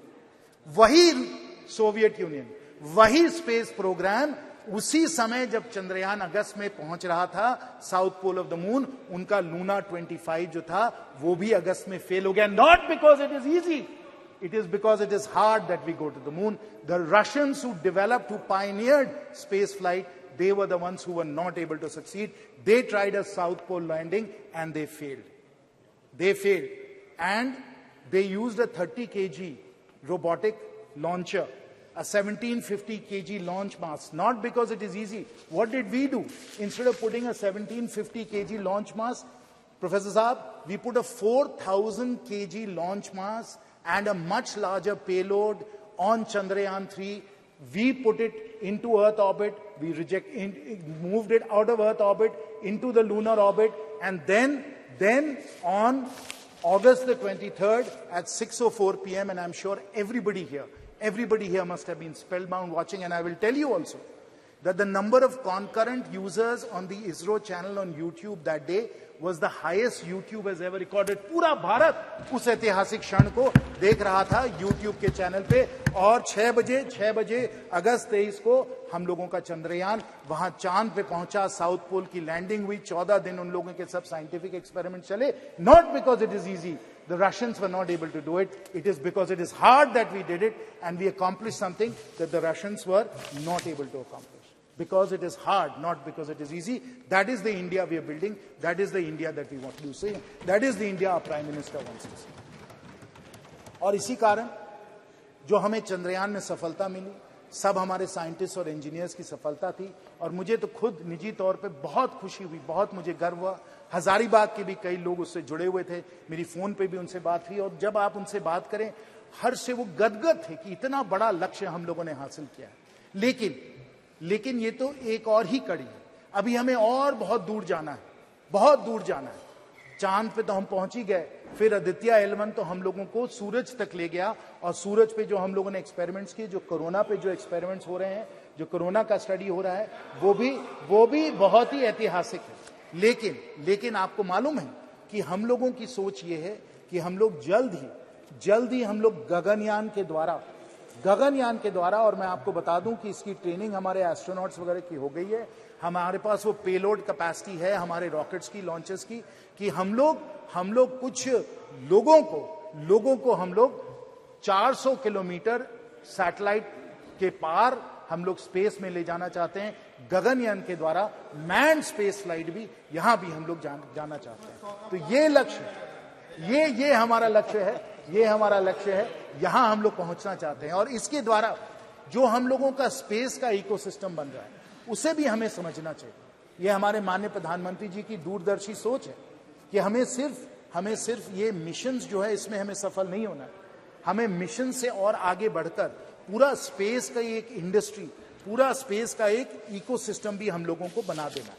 और क्यों हमें इस तरीके से बनाना है? क्योंकि जब स्पेस का इकोसिस्टम बनता है तो बहुत सारे एडवांस टेक्नोलॉजीज भी हम लोग उसके द्वारा उसमें बहुत आगे बढ़ जाते हैं. और ये एडवांस टेक्नोलॉजीज, क्योंकि हम लोग डेवलपमेंट के तौर पे इन एडवांस टेक्नोलॉजीज पे हम लोग अपना कंट्रोल हासिल करना चाहते हैं, ये बहुत ही जरूरी है. और इसमें मैं हमारे भारत रत्न पूर्व राष्ट्रपति श्री अब्दुल कलाम जी का मैं एक कोट आपको बताना चाहता हूं. ISRO's vision was clear. If Indians were to play a meaningful role in the community of nations, they must be second to none in the application of advanced technologies to real-life problems. That is our Honorable Prime Minister's vision. We use the space ecosystem to develop the knowledge and the ability and the capabilities to deal with these advanced technologies, whether they pertain to material science, whether they pertain to telecommunications, whether they pertain to remote sensing, weather forecasting. All of these different advanced technologies in computing, in semiconductors, all of them will come within our capability set if we are able to push the space ecosystem. And I will conclude, Sabhapati Mahoday ji, with the vision that we take our 140 startups, they become thousands of startups, we generate tens of unicorns, and they become among the world's leading space companies, pushing these advanced technologies, taking India not just to the moon, not just to the sun, but to the stars. That is the new India that we are building, not because it is easy, because it is hard, and we want, as Thank you very much. Said, progress. Thank you very much. Sri Karti Chidambaram ji.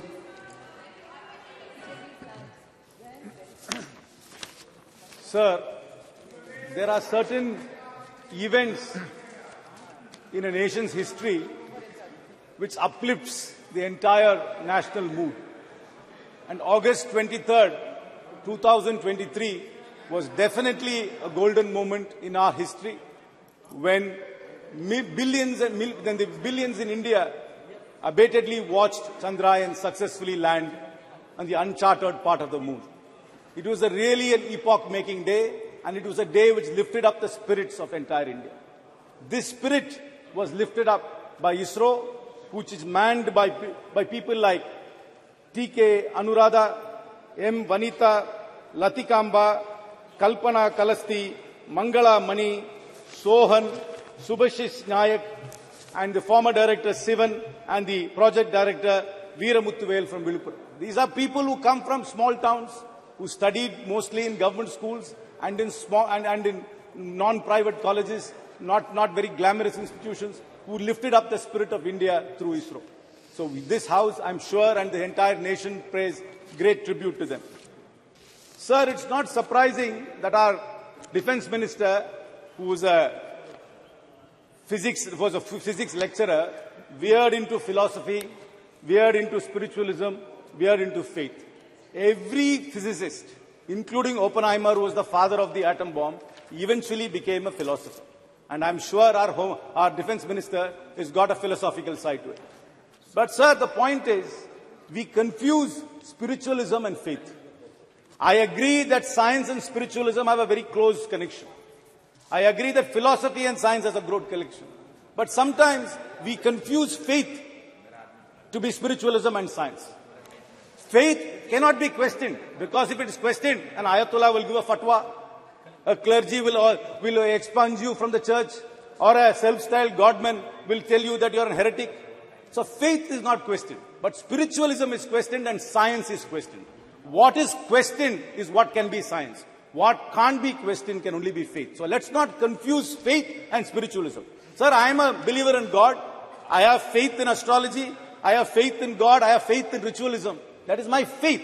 But that should not be confused with spiritualism or with science. What is science is it must be experimentally proved. It must be tested.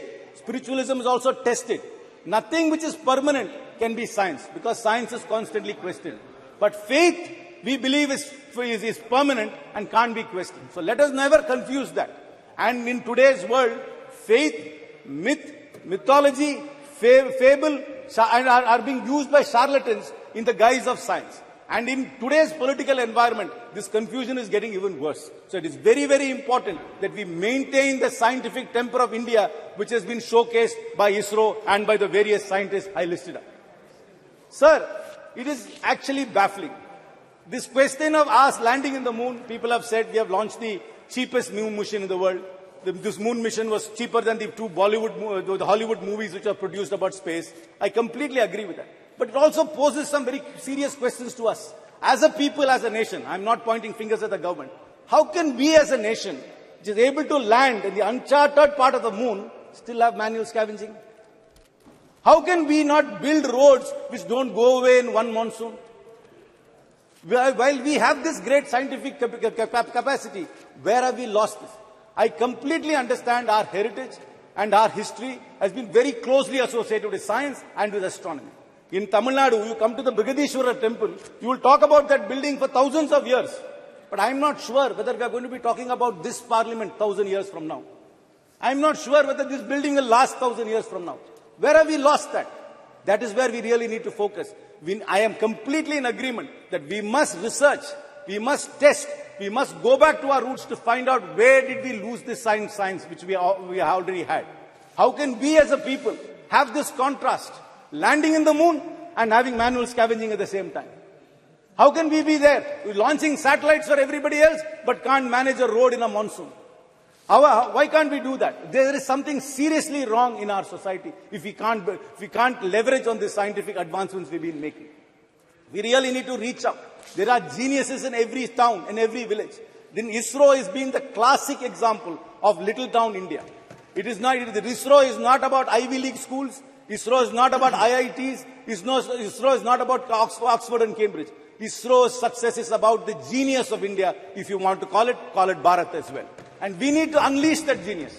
And how do we do that? I have a proposal to the government. Please institute fellowships, scholarships, and internships for ISRO in government schools, particularly aimed at government schools. You are very, very good in running national campaigns, I must confess. Please run a national campaign. Identify the next Kalpana Chawla. Identify the next Vikram Sarabhai from the government schools of India. Run a nationwide program. Encourage people to believe that they can also be part of it. Because people, until this landing happened, many people don't even know that ISRO was there. Many people do not know that they can become scientists. And here we have living examples of people from small towns who went to government schools becoming great scientists. Run a national campaign. Run fellowships. Run scholarships and run internships. Open the doors of ISRO to the average Indian who's so curious, who's fired by ambition, who's fired by aspiration to be part of it. Sir, this is a great day and a great time in our lives. It is important for us to merge our historic scientific knowledge with modern science.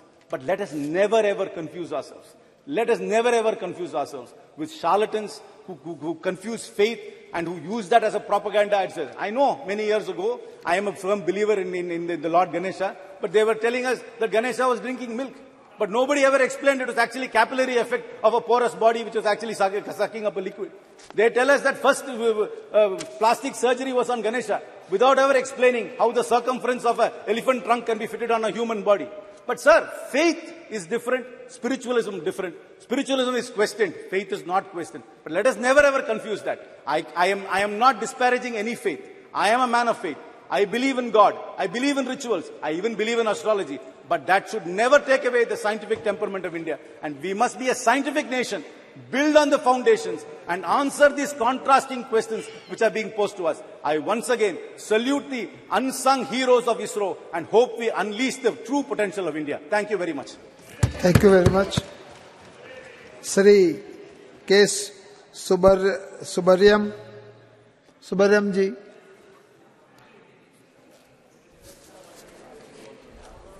Speaker sir, மனிதர்களை மூட நம்பிக்கையிலிருந்து விடுவிப்பது விஞ்ஞானம். மனிதர்களுக்கு இடையில் நிலவக்கூடிய மூட பழக்க வழக்கங்களும் நம்பிக்கைகளும் விஷமத்தனமான விஷம் நிறைந்த கருத்துக்கள் புதர்போல் மண்டி வளர வாய்ப்பளிக்கிறது. எனவே மனிதர்களை மூட நம்பிக்கைகளிலிருந்து விடுவிக்க வேண்டிய அவசியம் இன்றைக்கு நம்முடைய இந்திய நாட்டில் ஏற்பட்டிருக்கிறது. அதற்கு இந்த விஞ்ஞானம் மிகப்பெரிய அளவிற்கு துணை நிற்கிறது. முதலில் இதற்கு நாம் நன்றி சொல்ல வேண்டியது ஜவஹர்லால் நேரு அவர்களைத்தான். எதிர்கால இந்தியா எந்த திசை வழியில் வளர வேண்டும் என்று ஊடுருவி கண்டு உணர்ந்து முன்கூட்டியே தடம் போட்டுவிட்டு சென்றவர் மறக்க முடியாத மகத்தான மனிதர் ஜவஹர்லால் நேரு. நேரு அவர்கள்தான் விதை போட்டார். நேரு போட்ட விதைதான் இன்றைக்கு சந்திராயனாக சந்திராயன் 1, 2, 3 என்று வளர்ந்திருக்கிறது. புதிய புதிய விவரங்களை மனிதர்களுக்கு தந்து கொண்டிருக்கிறது. அதற்கு துணை புரிந்த நேரு அவர்களுக்கு என்னுடைய நன்றியை முதலிலே தெரிவித்துக் கொள்கிறேன். ஒரு 50 ஆண்டு கால தொடர் முயற்சியின் விளைவாகத்தான் இந்த சந்திராயன் வெற்றி அடைந்திருக்கிறது. இந்த சந்திராயன் வெற்றியின் மூலம் நிலவை பற்றி மூன் பற்றி கற்பிக்கப்பட்டிருந்த கற்பிதங்கள் பொய் என்பதை நிரூபித்திருக்கிறது. இதுவரையிலும் சொல்லப்பட்டு வந்த நிலவு குறித்து சொல்லப்பட்டு வந்த விஷயங்கள் முற்றிலும் சந்திராயன் 3 தகர்த்தெறிந்திருக்கிறது. இந்த மூட கருத்துக்கு முற்றிலும் தவறு என்று உணர்த்தப்பட்டிருக்கிறது. அதற்காகவும் விஞ்ஞானிகள் முதல் சாமானிய வேலைகளை செய்து உதவிய அனைவருக்கும் நெஞ்சம் நிறைந்த நன்றிகளை வாழ்த்துக்களை தெரிவித்துக் கொள்ள விரும்புகிறோம். சயின்டிபிக் டெம்பர் என்பதுதான் அரசியல் சட்டம் முன்வைத்திருக்கிற ஒன்று. ஆனால் சயின்டிபிக் டெம்பர் வலியுறுத்தப்பட்டுள்ள அரசியல் சட்டத்தினால் உறுதிமொழி எடுத்து பதவியேற்றுக் கொண்டவர்கள் தவறான கருத்துக்களின் அடிப்படையில் தவறான கருத்துக்களை மக்களுக்கு ஊட்டி தவறான திசை வழிக்கு அழைத்து சென்று கொண்டிருக்கிற விபரீதமான போக்கு இங்கே வளர்ந்து வருகிறது இந்தியாவில். இவையெல்லாம் கவலையோடு கவனிக்கப்பட வேண்டிய விஷயங்களாகும். இதற்கு விஞ்ஞானத்தின் துணை கொண்டுதான் நாம் தீர்வளிக்க வேண்டும். அதற்குரிய நடவடிக்கைகளை மேற்கொள்ள வேண்டியிருக்கிறது. உலக அளவில் விஞ்ஞான வளர்ச்சியில் குறிப்பிடத்தக்க வெற்றியை இன்றைக்கு இந்தியா பெற்றிருக்கிறது. இந்தியர்கள் என்று சொல்லுவதில் நாம் பெருமை கொள்ளுகிறோம். இந்த மகத்தான வெற்றியை நமக்கு ஈட்டி தந்தது ஜவஹர்லால் நேரு அவர்கள் போட்ட விதை என்பதை நாம் மீண்டும் நன்றியோடு நினைத்து பார்க்க வேண்டும். அதனுடைய விளைவாகத்தான் இன்றைக்கு ஒரு நல்ல நிலை ஏற்பட்டிருக்கிறது. அரசியல் சட்டம் குறித்தும் கவலையோடு நாம் பார்க்க வேண்டும். அரசியல் சட்டத்தில் வலியுறுத்தப்பட்டுள்ள அறிவியல் பூர்வமான கருத்தோட்டம் இந்தியர்களுக்கு கொண்டு செல்லப்படவில்லை.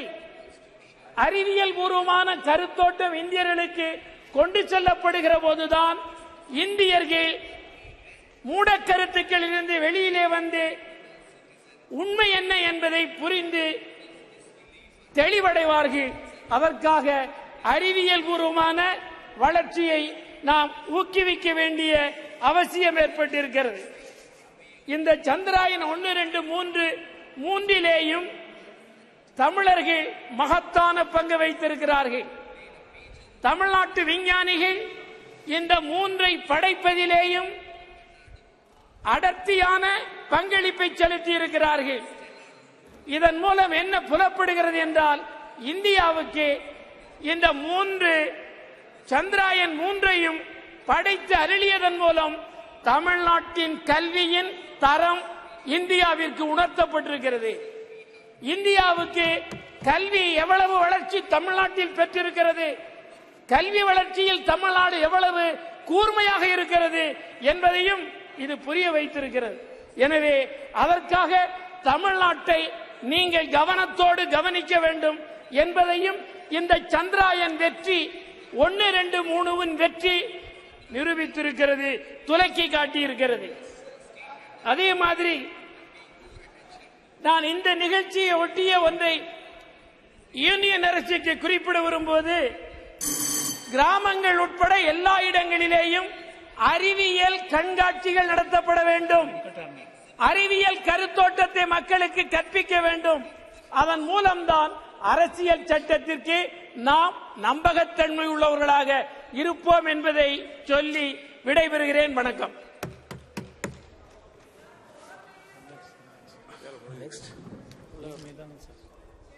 Honorable Member Sumidanand Saraswati.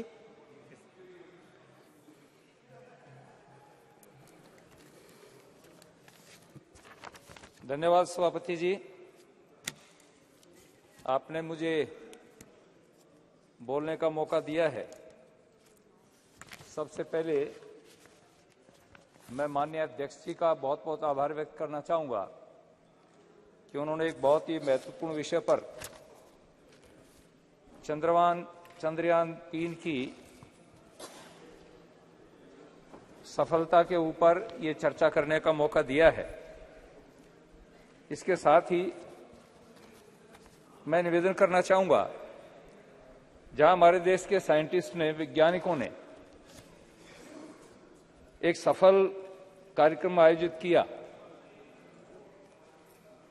14 जुलाई को चंद्रयान ने पृथ्वी से उड़ान भरी और 23 अगस्त को सफलतापूर्वक जब चंद्रमा के दक्षिण ध्रुव के ऊपर यह चंद्रयान उतरा, जहां का वातावरण अलग ही रहता है, 200 डिग्री माइनस तक का टेम्परेचर जाता है, अंधकार छाया रहता है, ऐसे स्थान के ऊपर यान को उतारने वाला भारत दुनिया का प्रथम देश बना। इसलिए मैं देशवासियों को भी, माननीय प्रधानमंत्री जी को भी और हमारे सभी साइंटिस्ट को बहुत बहुत बधाई, साधुवाद और आभार व्यक्त करना चाहूंगा। मैं निवेदन करना चाहता हूं, हमारा देश ऐसा देश है जो ऋषियों का, मुनियों का देश है। अभी चिदम्बरम जी बोल रहे थे, उससे पहले हमारे कई वक्ताओं ने इस विषय पर रखा। हम कई बार भटक जाते हैं, जब कोई अध्यात्म की बात आती है, धर्म की बात आती है, तो विचलित होने का प्रयास करते हैं। हम अपने प्राचीन साहित्य को देखते हैं, इतिहास को उठा करके देखते हैं, वेदों को देखते हैं, तो हमारे यहाँ प्राचीन साहित्य में इस प्रकार का स्पष्ट उल्लेख मिलता है। हम अपने प्राचीन ऋषियों को देखते हैं, ऋषि का अर्थ क्या है? ऋषियों मंत्र दृष्टारः, जो मंत्र पर विचार करता है, चिंतन करता है, मनन करता है। और मैं तो निवेदन करूंगा कि जो आधुनिक साइंटिस्ट हैं, वैज्ञानिक हैं, ये हमारे आधुनिक ऋषि हैं। इन्होंने देश को जिस प्रकार से आगे बढ़ाया है, देश का नाम समुज्वल किया है। हम यदि रामायण काल को देखेंगे, उसमें भी हमारे यहाँ बहुत सारे इस प्रकार के वैज्ञानिक थे। पुष्पक विमान का उल्लेख रामायण में मिलता है, जो साउंडलेस था, ध्वनि रहित था। हमारे यहाँ भास्कर आचार्य का जो ग्रंथ है बृहद विमान शास्त्र, मैंने उस ग्रंथ को अच्छी तरह से पढ़ा है एक संस्कृत का विद्यार्थी होने के नाते। उसमें जिस प्रकार के विमानों का उल्लेख मिलता है, आज भी साउंडलेस विमान हम तैयार नहीं कर पाए हैं। और रात्रि को जो विमान उड़ते थे तो अंधेरे के अंदर भी दिखाई देता था। तो उस स्थान तक पहुंचते पहुंचते हमारे दुनिया के वैज्ञानिकों को भी अभी अध्ययन करना पड़ेगा, रिसर्च करना पड़ेगा। हमारे के जो दर्शन के विद्वान थे, गौतम थे, कणाद थे, कपिल थे, उन्होंने परमाणु के ऊपर और अणु पर जो विचार किया, हमने उन दर्शनों को कई बार नास्तिक दर्शन कह दिया। जिस ग्रंथ के अंदर यदि धर्म की चर्चा ने उसको नास्तिक कह देते हैं, और यदि धर्म की चर्चा होती उसको अंधविश्वास कह देते हैं। ये दोनों का समन्वय जब तक नहीं होगा, मैं हमेशा एक बात कहा करता हूं, एक पक्षी जैसे उड़ान भरता है, पक्षी के एक पंख को बांध दीजिए, एक पंख को बांधने के बाद पक्षी उड़ान नहीं भर सकता। यदि मनुष्य अपने जीवन में पूर्ण विकास करना चाहता है, कोई भी देश पूर्ण विकास करना चाहता है, वो बिना अध्यात्म के आगे नहीं बढ़ सकता। अध्यात्म से विल पावर मिलता है। विल पावर क्या करता है? जैसे आपने देखा, हमारा 1 साल पहले एक यान हमारा असफल हुआ। माननीय प्रधानमंत्री जी हमारे साइंटिस्ट के बीच में गए और उनकी पीठ थपथपाई, उनको धीरज बंधाया। यदि हम उसमें निराश हो जाते, हताश हो जाते और हमारे अंदर विल पावर नहीं होती, तो हम आगे नहीं बढ़ सकते थे। और उसका परिणाम यह निकला कि विल पावर के कारण, आत्मबल के ऊपर हम आगे बढ़े। और आगे बढ़ते बढ़ते 1 साल के बाद में हमारे साइंटिस्ट ने, हमारे वैज्ञानिकों ने वो काम करके दिखा दिया जिसको पूरी दुनिया ने लोहा माना है। एक निवेदन मैं करना चाहूंगा, जहां हमारे साइंटिस्ट माने सोमनाथ जी की टीम ने काम किया, उसके साथ साथ में जो और भी लोग थे, जैसे प्राय मैं कई बार एक निवेदन किया करता हूं, गाड़ी है, कई करोड़ की गाड़ी है, लेकिन उसमें से अगर वाल का निकाल दिया जाए तो उसमें टायर में हवा नहीं ठहरेगी। तो उसमें लाखों करोड़ों रुपए का इंजन हो और साधन हो, यदि वाल की कीमत को हम नहीं समझेंगे तो वो गाड़ी चल नहीं सकती। इस काम के अंदर एक छोटे से छोटा साइंटिस्ट, आज हम इस भव्य भवन के बीच में है, नई पार्लियामेंट में है, इसमें एक सामान्य कर्मचारी भी जिसने छोटा सा काम किया है, जो पानी पकड़ाने का काम करता था, सीमेंट और गारा बनाने का काम करता था, पत्थर पकड़ाने का काम करता था, गाड़ी में पत्थर लादने का काम करता था, उसका भी इतना योगदान है जितना किसी आर्किटेक्ट ने इस भवन को बनाया और इंजीनियर ने इसमें सहयोग दिया। ठीक इसी प्रकार इससे हमारा जो ये यान चंद्रमा पर पहुंचा, उस चंद्रमा पर पहुंचने तक यान में जितने लोगों का सहयोग रहा है, एक सामान्य कर्मचारी जो उनकी टीम के अंदर काम करता था, वो उसमें भागीदारी था। तो मैं आपसे निवेदन करना चाहता हूं, हमारा देश तो इतना समृद्ध था, हमारी संस्कृति में स्पष्ट आता है, एत देश प्रसूतस्य सकाशाद अग्रजन्मन है स्वयं स्वयं चरित्रम शिक्षेरन पृथ्वी सर्वमानवाः। हमारे देश के ऋषियों के चरणों में तो नालंदा जैसी यूनिवर्सिटी, अभी G20 हुआ, माने प्रधानमंत्री जी जहां खड़े थे उसके बैकग्राउंड के अंदर नालंदा विश्वविद्यालय का एक बैकग्राउंड दिया। इसलिए दिया कि दुनिया के विद्वान आए थे, दुनिया के नेता आए थे, राष्ट्राध्यक्ष आए थे और आए थे। उन्होंने आकर के जब उसको देखा और उनको बता भी रहे थे, समझा भी रहे थे कि हमारा देश कभी भी ऐसी स्थिति नहीं रही है। बीच में गुलामी की जंजीरों में हम जकड़े गए और गुलामी होने के कारण हम विकास नहीं कर पाए, लेकिन हमारी जो प्राचीन धरोहर थी, उस धरोहर का स्मरण करेंगे, उसका स्मरण करके उसके ऊपर अनुसंधान करेंगे, रिसर्च करेंगे, तो हम और आगे बढ़ सकते हैं। अभी तो हमारे देश ने उड़ान भरी है और अभी चंद्रमा के साथ साथ में सूर्य की तरफ बढ़े हैं। सूर्य का अध्ययन करने के लिए हमारे साइंटिस्ट जो काम कर रहे हैं, और बहुत सारे ग्रह उपग्रह हैं। मैं जब प्राचीन साहित्य को पढ़ता हूं तो प्राचीन साहित्य में उल्लेख मिलता है कि अन्य ग्रहों के ऊपर भी मनुष्य हो सकता है। इस पर हमारे साइंटिस्ट रिसर्च कर रहे हैं और वैज्ञानिकों को मैं सबसे बड़ा आभार इसलिए करना चाहूंगा कोई भी वैज्ञानिक किसी काम को करता है फुल स्टॉप नहीं लगाता है, वो आगे के लिए रिसर्च का काम छोड़ देता है, अनुसंधान का काम छोड़ देता है। इसलिए मैं निवेदन करना चाहता हूं कि हमारे सारे जितने भी वैज्ञानिक हैं, उन्होंने जिस काम को किया है चंद्रयान 3 के ऊपर और दूसरे इसके ऊपर, प्रारंभ से लेकर के देश की आजादी के बाद में जब से इस काम इसरो का काम प्रारंभ हुआ या हमारी जितने अन्य रिसर्च सेंटर हैं उनमें काम हुआ, उन सब का आभार व्यक्त करता हूं। और खास तौर से आज ये महिला बिल आया है, मैं उन बहनों को भी, महिलाओं को भी बहुत बहुत आभार व्यक्त करूंगा जो इसमें शामिल थी। हमारी नंदिनी हरिनाथ, डॉक्टर रितु कारीधाल, श्रीवास्तव जी, मिनल जी, रोहित, अनुराधा टीके सहित अनेक महिलाएं जो इसमें थी। मेरे क्षेत्र की भी एक बेटी इस टीम के अंदर सम्मिलित थी। मैं उन सबको बहुत बहुत बधाई देना चाहूंगा और मैं आशा करूंगा कि हम अपनी प्राचीन अध्यात्म की धरोहर को लेकर के, प्राचीन दर्शन शास्त्र वेदों की धरोहर को लेकर के और आधुनिक विज्ञान का समन्वय करके इस देश को आगे बढ़ाने का प्रयास करेंगे। मैं पुनः माननीय प्रधानमंत्री जी का आभार व्यक्त करूंगा। कई बार हमें ये कहते साहब आप इनका धन्यवाद क्यों कर रहे हो? किसी के किए हुए उपकार को न मानना कृतज्ञता होती है और हमारा शास्त्र कहता है कि इस दुनिया में सभी पापों का प्रायश्चित हो सकता है, लेकिन कृतज्ञता का प्रायश्चित नहीं हो सकता। इसलिए हमें उन सभी लोगों के प्रति कृतज्ञ होना चाहिए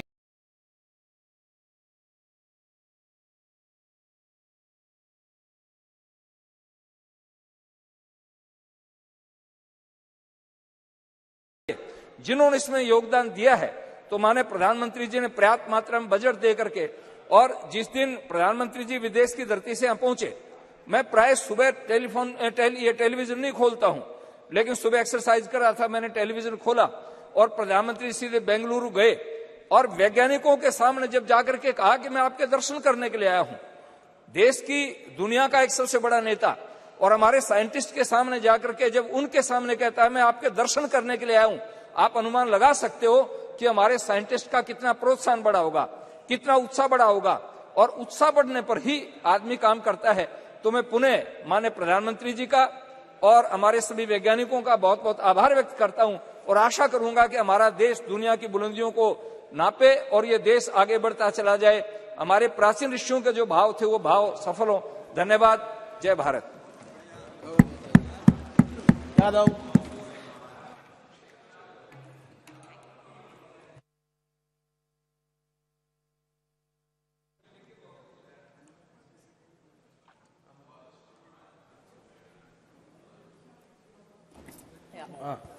Thank you, Speaker, sir, for giving me an opportunity to speak today.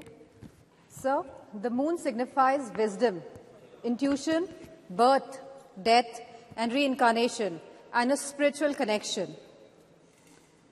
Science and spirituality both are the safeguards of humanity and mankind. Spirituality, science, and philosophy are all interlaced and interconnected. Sanatana Dharma is all about spirituality, sir. Moon also signifies powerful feminine energy. And sir, yesterday we passed the Women's Reservation Bill. And sir, I would like to congratulate all the women of the country.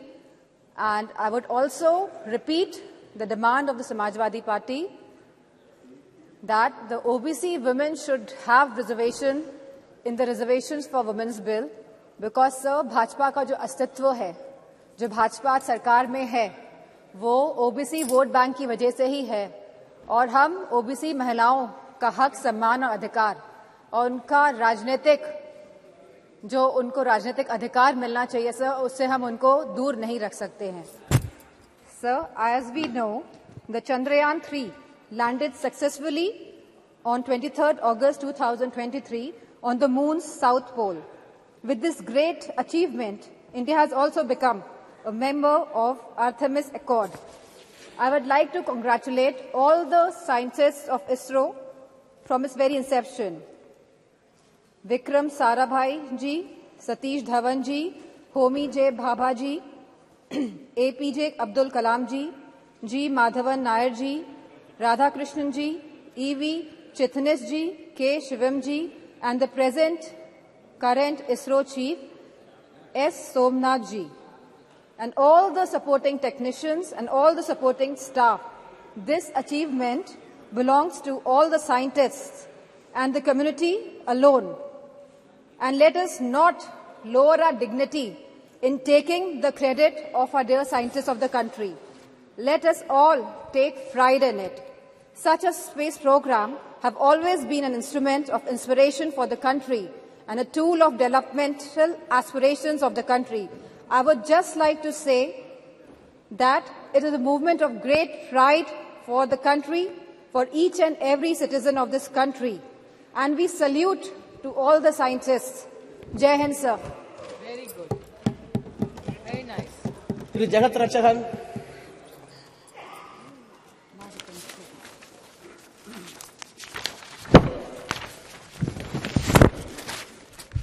Thank you, Mr. Renowned astronomer Galileo from West had discovered moon in 1678. But our Tamil poet and scholars have spoken about the moon mission way back in 2nd century itself, which can be seen in our Sangam literature. Tamil literature is a testament to the fact that Tamils know the scientific method of measuring the planets and their orbits in the sky, their movement and time scales. Tamil Sangam poet sung about various planets and galaxies in the sky, including the moon. In 1930s, our Tamil poet Mahakavi Bharatiya sung about the moon in his new Aathichudi that we will explore more. Also, our great Tamil poet Kavingir Kannadasan, who predicted the day in the early 1966, stated in his song, Sandranai Thedi Sendu Kudiyirupoma, Tamilukku Seidi Solli Azhaithu Kolvoma, which means we will go in search of the moon and live there, and we will inform our Tamil language to come there and be with us. This is about our love for our language, which is equal to our life. Our great leader and the Prime Minister, Madam Indira Gandhi, pioneered this mission and sent Sri Rakesh Sharma to the space in 1984. He was the first Indian to go to the space. We all remember the memories of the Sri Rakesh Sharma briefing Madam Indira Gandhi about his feeling of seeing the beauty of Mother India from this space. We have a long history of our initiative to explore the moon. Whether it is a history of the politics, South is always special. India's third lunar mission, Chandrayaan-3, made India the first country to successfully land near the moon's south pole. Besides the study, Chandrayaan-3 is going to make about moon's history and the search of water, ice in the moon and other materials. It is making me feel very proud about our nation. India may be the fourth nation to launch this mission and the third successful accomplish this. But it is the first developed nation to achieve this as the other all developed countries. We are not only strong technologically, but also the technique such as soft landing, which ensure achieving this mission at the lowest possible cost. No country has ever attempted the soft landing on moon's south pole. The US, China and Russia have attempted the soft landing on moon's equatorial region, but attempting the same of moon's south pole region is considering difficulty due to the rough terrain. As we have achieved this, it will open new chapter for India. Chandrayaan mission entire cost is roughly 650 crores, whereas Hollywood film Avatar budget was around 1,970 crores. This is the proof of testament our self-reliance and the strength of our own technology and invents, which was possible on account of Make in India initiatives strategic alone, which India emerging as the world's fifth largest economy, we are able to show countries. Pros in security and technology. The new satellite center in Thoothukudi, Kulasegarapatnam, which you are planning to inaugurate. It will go in a long way in promoting the launch of lighting space craft and also bring the much needed foreign exchange.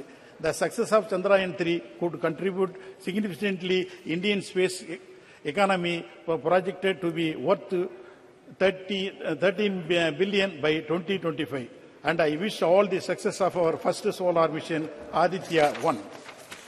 A pride our beloved Tamil Nadu Chief Minister, Thiru M.K. Stalin, whose government is also contributed lot of Dravidian models.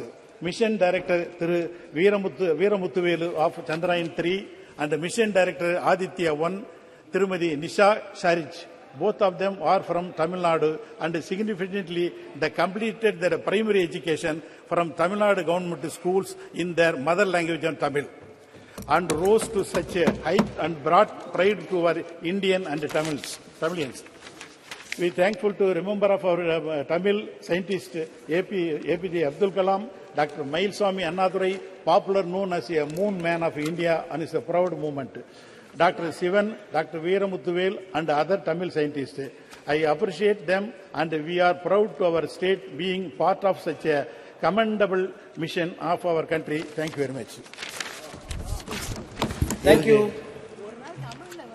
Hasnain Masoodi ji. बहुत शुक्रिया chairman साहब मुझे इस मौके पर बोलने की इजाज़त देने के लिए। जनाब, चंद्रयान 3 की जो कामयाबी से कुतबी जनूबी जो चांद का है उस पर जो लैंड किया सर, उस पर बजा तौर पर सारे मुल्क को फख्र होना चाहिए। जनाब, हमें उन साइंसदानों पर फख्र है जो इस मिशन के साथ एसोसिएट रहे, छोटे से छोटा जो भी एक साइंटिस्ट या जो टेक्नोक्रेट था उससे बढ़कर जो चेयरमैन है इसरो के, सब मुबारकबादी के मुस्तहिक हैं। जनाब, जब हम इस पर इत्मीनान का इजहार करते हैं तो हमें डिनाई नहीं करना चाहिए जो सरकार का हक बनता है कि हम उसकी सराहना करें और उसको मुबारक दें। प्राइम मिनिस्टर साहब या डॉक्टर जितेंद्र सिंह जी जो इसके साथ वाबस्ता रहे, इनका भी वही हक बनता है। लेकिन जब हम ये बात करते हैं तो हमें सबको ये ज़हननशीन करना चाहिए कि ये कंटिन्यूटी का मामला है। जनाब, जो भी ये सफ़र हमारा रहा खला में, तो ये सफ़र की शुरुआत हो गई आज से 50-60 साल पहले। जनाब, जब इसरो का क़याम बामल लाया गया तो पहले एक मुल्क में एक साइंटिफिक टेम्परामेंट बनाने के लिए जनाब पंडित जवाहरलाल नेहरू और उनके बाद उनके जो साथी थे उनका योगदान रहा। और हमारे जम्मू कश्मीर में बाबा कौम जनाब शेर कश्मीर शेख मुहम्मद ने एक साइंटिफिक टेम्परामेंट बिल्ड करने के लिए पहले दिन से, जो खुद एक साइंस में एक पोस्ट ग्रेजुएट थे 1930 से पहले, जिन्होंने एक मास्टर्स हासिल किया था, उनका बड़ा एम्फेसिस रहा, उनका बड़ा जोर रहा कि एक साइंटिफिक टेम्परामेंट बिल्डअप हो जाए। तो वो सारा सब मिला के तो जो जम्मू कश्मीर के जो वहाँ के जो अभी फारिग हो गई वहाँ की यूनिवर्सिटी से या बाकी यूनिवर्सिटी, वो सारी दुनिया में आज बहुत ही सराहना उनका रोल है और मुल्क में सराहना रोल है। तो जनाब, इसरो की जो शुरुआत हो गई वो 1962 की दहाई में हुई। तो उस वक्त तो आप खत अफलास से नीचे बड़ी कसीर तादाद रहती थी। जब PL 480 की बात होती थी, जब अभी ग्रीन रेवोल्यूशन नहीं आया था, व्हाइट रेवोल्यूशन नहीं आया था, तब उस वक्त इस पर केंद्रित रहा, तवज्जो रही। तो उस वक्त से जनाब इस पर जो फोकस रहा, तो उसी की एक पड़ाव ये है जो चंद्रयान 3 है, ये उसका पड़ाव है। लेकिन यही अंत नहीं, इसके बाद अभी जो नए प्रयास हो रहे हैं, नए तजुर्बे हो रहे हैं और नए मिशन तश्कील दिए जा रहे हैं, वो भी इस समत में आगे हमें ले जाएंगे। हमारा जो अखला के हवाले से जो हमारी तरक्की की मंजिलें हैं और होंगी, उसके आगे बढ़ेंगी। तो जनाब, इसी पर हमें बस नहीं करना है, लेकिन जहाँ तक हमें उनको क्रेडिट देना चाहिए जो पहले दिन से इसके साथ वाबस्ता रहे, जो उन्होंने पहले दिन से साइंटिफिक जो टेम्परामेंट है उसकी बिल्डअप करने में जो उन्होंने अपना रोल किया, वहाँ हमें जनाब आगे ले जाना है। और उसके लिए हमें 2-3 चीज़ें अहम हैं। एक ये है कि जो आज की तारीख में बड़ा स्टार किया जा रहा है इसरो को, या जो बाकी स्पेस के हवाले से जो रिसर्च प्रोग्राम है, वो होना नहीं चाहिए। दूसरी बात यह है कि जनाब हम सिर्फ शाबाशी पर अपना we should not rest on the laurels, हम शाबाशी पर का लिहाफ ओढ़कर न रहे। जनाब जो अभी इस वक्त हमारे मुल्क में जो मामले दरपेश हैं, जो कि अभी इस प्लेनेट के हिस्से में रह रहे हैं कोई 150 करोड़ लोग, जो उनके मसाइल हैं, उन मसाइल से हम नजरें ओझल नहीं कर सकते, उनको हम कभी अपनी उन पर अटेंशन कम नहीं कर सकते हैं। जैसे हेल्थ केयर का मामला है, मैं जम्मू कश्मीर की बात करूंगा, बड़े गैप से हेल्थ केयर में बड़े गैप से जनाब जो सेफ ड्रिंकिंग वाटर है, इस शाबाशी में हम कहीं वो ना भूल जाएं जो वहां पर हैं अभी, जो वहां पर हमारे मसाइल हैं, जो हमारी कसीर आबादी है उसके जो मसाइल हैं उससे ओझल न करें, उसको अपनी नजरों से ओझल न करें, उस पर फोकस कम न करें। तो जो हमारे इस वक्त के मसाइल हैं तो उन मसाइल की तरफ तवज्जो देने की जरूरत नहीं, ज़रूरत है सिर्फ हम शाबाशी पर हम नहीं रहेंगे। जब जम्मू कश्मीर का एक बहुत बड़ा मसला है, आज जनाब कनाडा के प्राइम मिनिस्टर ने कहा, एक एडवाइजरी जारी की है कि यहाँ जो वहाँ के नागरिक हैं यहाँ न जाएं, और उसका समर्थन और लोगों ने किया। और देखिए ये एक बड़ी परेशानी का मामला है। तो कैसे हम अपने जो जमहूरियत की बात करेंगे जब जम्मू कश्मीर के कोई 1.5 करोड़ लोग हैं, उनको जमहूरी हुकूक का हासिल ही नहीं है, और वहाँ पर 10 साल से एक चुनी हुई हुकूमत नहीं है। अब ये सही बात है, यह इस विषय के बाहर होगा थोड़ा, लेकिन बात यह है कि मेरा कहने का मकसद है कि हम सिर्फ शाबाशी की लिहाफ ओढ़कर बस गाफिल न हो जाए जो हमारे मसले हैं, जो हमारे चैलेंजेस हैं, इन चैलेंजेस से। तो जहां और एक और इत्मीनान की बात है इस हवाले से, जो इसरो का जो हमारा प्रोग्राम है चंद्रयान का, एक ये है कि हमारे सारे विषयों में हमारी ये खुसूसियत रही, हमारे ये गौरव है कि हम कुतुबी जनूबी पर ये लैंड किया सॉफ्ट की।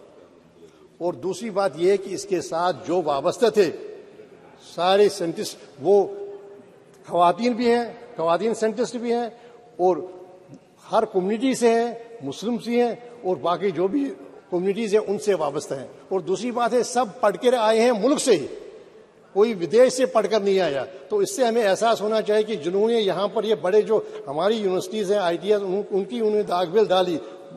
हमारे पहले प्राइम मिनिस्टर के बाद जो कहते थे कि बिलाई, बोकारो और ये सारे इंस्टीट्यूशंस जो हैं ये नए हिंदुस्तान के टेम्पल्स हैं, टेम्पल्स ऑफ न्यू इंडिया, उसके करके वो बुलाते थे ताकि वो पनपे, वो साइंटिफिक टेम्परामेंट मुल्क का वो पनपे। तो ये बड़ी फख्र की बात है कि सारे जो भी इसके साथ वाबस्ता रहा, छोटे से छोटा लेकर बड़े से बड़ा जो साइंसदान रहा, वो सारे उन्होंने यहाँ ही तालीम हासिल की, और हर सेगमेंट ऑफ सोसाइटी जो है उससे वाबस्ता है, उससे आए हुए हैं, और हर कम्युनिटी से आए हुए हैं। तो जनाब मैं जहाँ बधाई देता हूँ इस सरकार को जो मौजूदा है, उन साइंसदानों को जिसके साथ वाबस्ता है, साथ ही मैं ये तलकीन भी करता हूँ हमें भूलना नहीं चाहिए उनको जिन्होंने इसकी दागबेल डाली। अब हम अगर किसी इमारत की 5वीं मंजिल तामीर करें तो उसका मतलब नहीं है कि हम उनको भूल जाएं जिन्होंने इस इमारत की बुनियाद डाली और 4 मंजिलें बनाई। और बाकी जो हमारा लक्ष्य है, जो हमारे आगे का जो मिशन है, वो आगे कहा है कि सितारों से आगे जहाँ और भी है, अभी इश्क के इम्तिहान और भी है, अभी हमें और आगे जाना होगा और हमें कामयाबी हासिल करनी होगी। और जब सबका सहयोग होगा और सबकी हम मान्यता देंगे और सबको रिकग्नाइज करें और हम यूसर्व न करें, सिर्फ अपने लिए सारा जो गौरव होगा, जो सारी शाबाशी होगी। बहुत शुक्रिया। श्री जी सत्यपाल सिंह जी। आदरणीय अध्यक्ष महोदया, आपका मैं बहुत बहुत धन्यवाद करता हूं। और ये मेरा सौभाग्य है कि कल ही हम सब लोगों ने, इस पूरे सदन ने मिलकर के जिस नारी शक्ति वंदन अधिनियम को पारित किया है, उसकी प्रत्येक रूप में इस शासन पर आज विराजमान है। जब मैं बोल रहा हूं अध्यक्ष महोदया, ये आपके आसन के ऊपर धर्म चक्र लगा है और इस आसन का काम है कि देश में, इस पूरे समाज के अंदर धर्म का चक्र चलता रहे। इसलिए हम लोग आज हम जिस चंद्रयान की और इसरो की सफलता की बात कर रहे हैं, लाखों करोड़ों वर्षों से जब हम अपने कल्याण की कामना करते हैं, हम लोग, हमारे ऋषि मुनि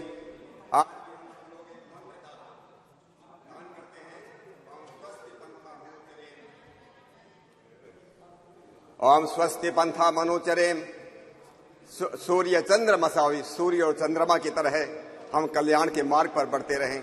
स्वस्ति पंथा मनुचिरेम सूर्य चंद्रमसाविव पुनर्दत्ता घंता जानता संगे मही। आदरणीय अध्यक्ष महोदय, ये जो दुनिया है, ये जो पूरा का पूरा विश्व है, ये बहुत ही वैज्ञानिक है। हम लोग भी मानते हैं, आज के वैज्ञानिक भी मानते हैं, ये सारी की सारी दुनिया, इस विश्व के अंदर प्रत्येक वस्तु, चर और अचर जगत में प्रत्येक वस्तु बड़ी वैज्ञानिक है, बहुत व्यवस्थित है और बहुत ही सुंदर है और बहुत ही उद्देश्यपूर्ण है। It is very organised, very scientific, very beautiful and very purposeful.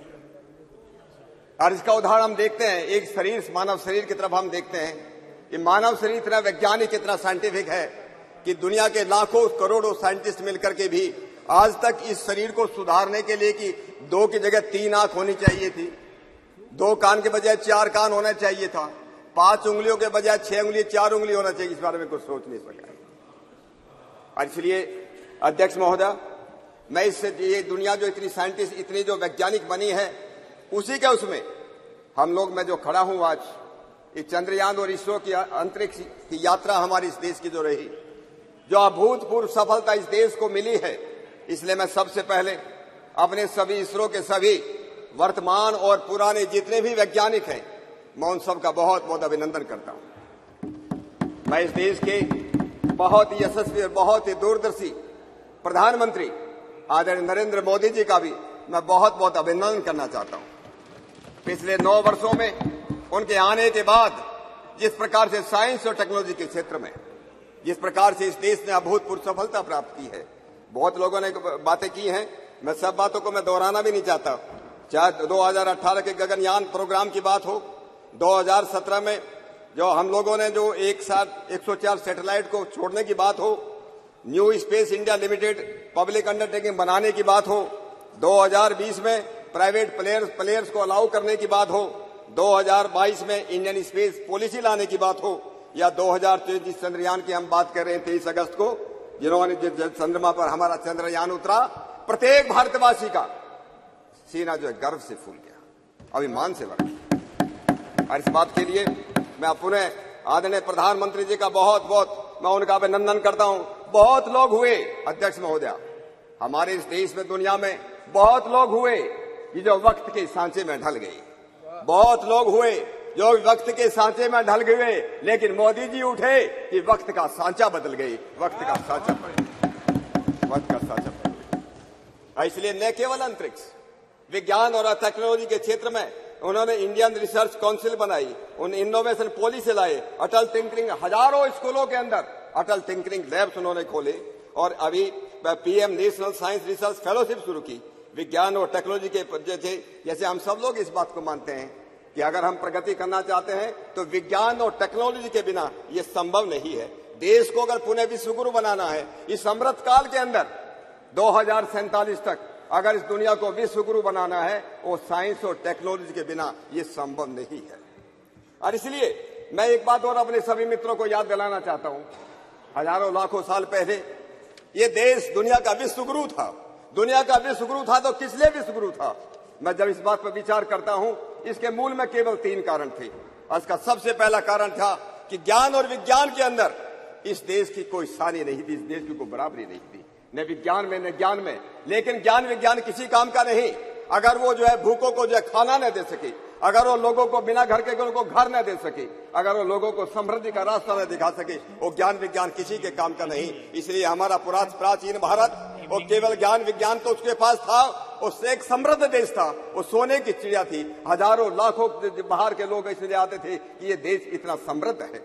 न केवल मात्र समृद्धि लंबे समय तक चल नहीं सकती, ज्ञान विज्ञान भी लंबे समय तक नहीं चल सकता अगर देश के पास वीरता न हो, देश के पास शौर्य न हो।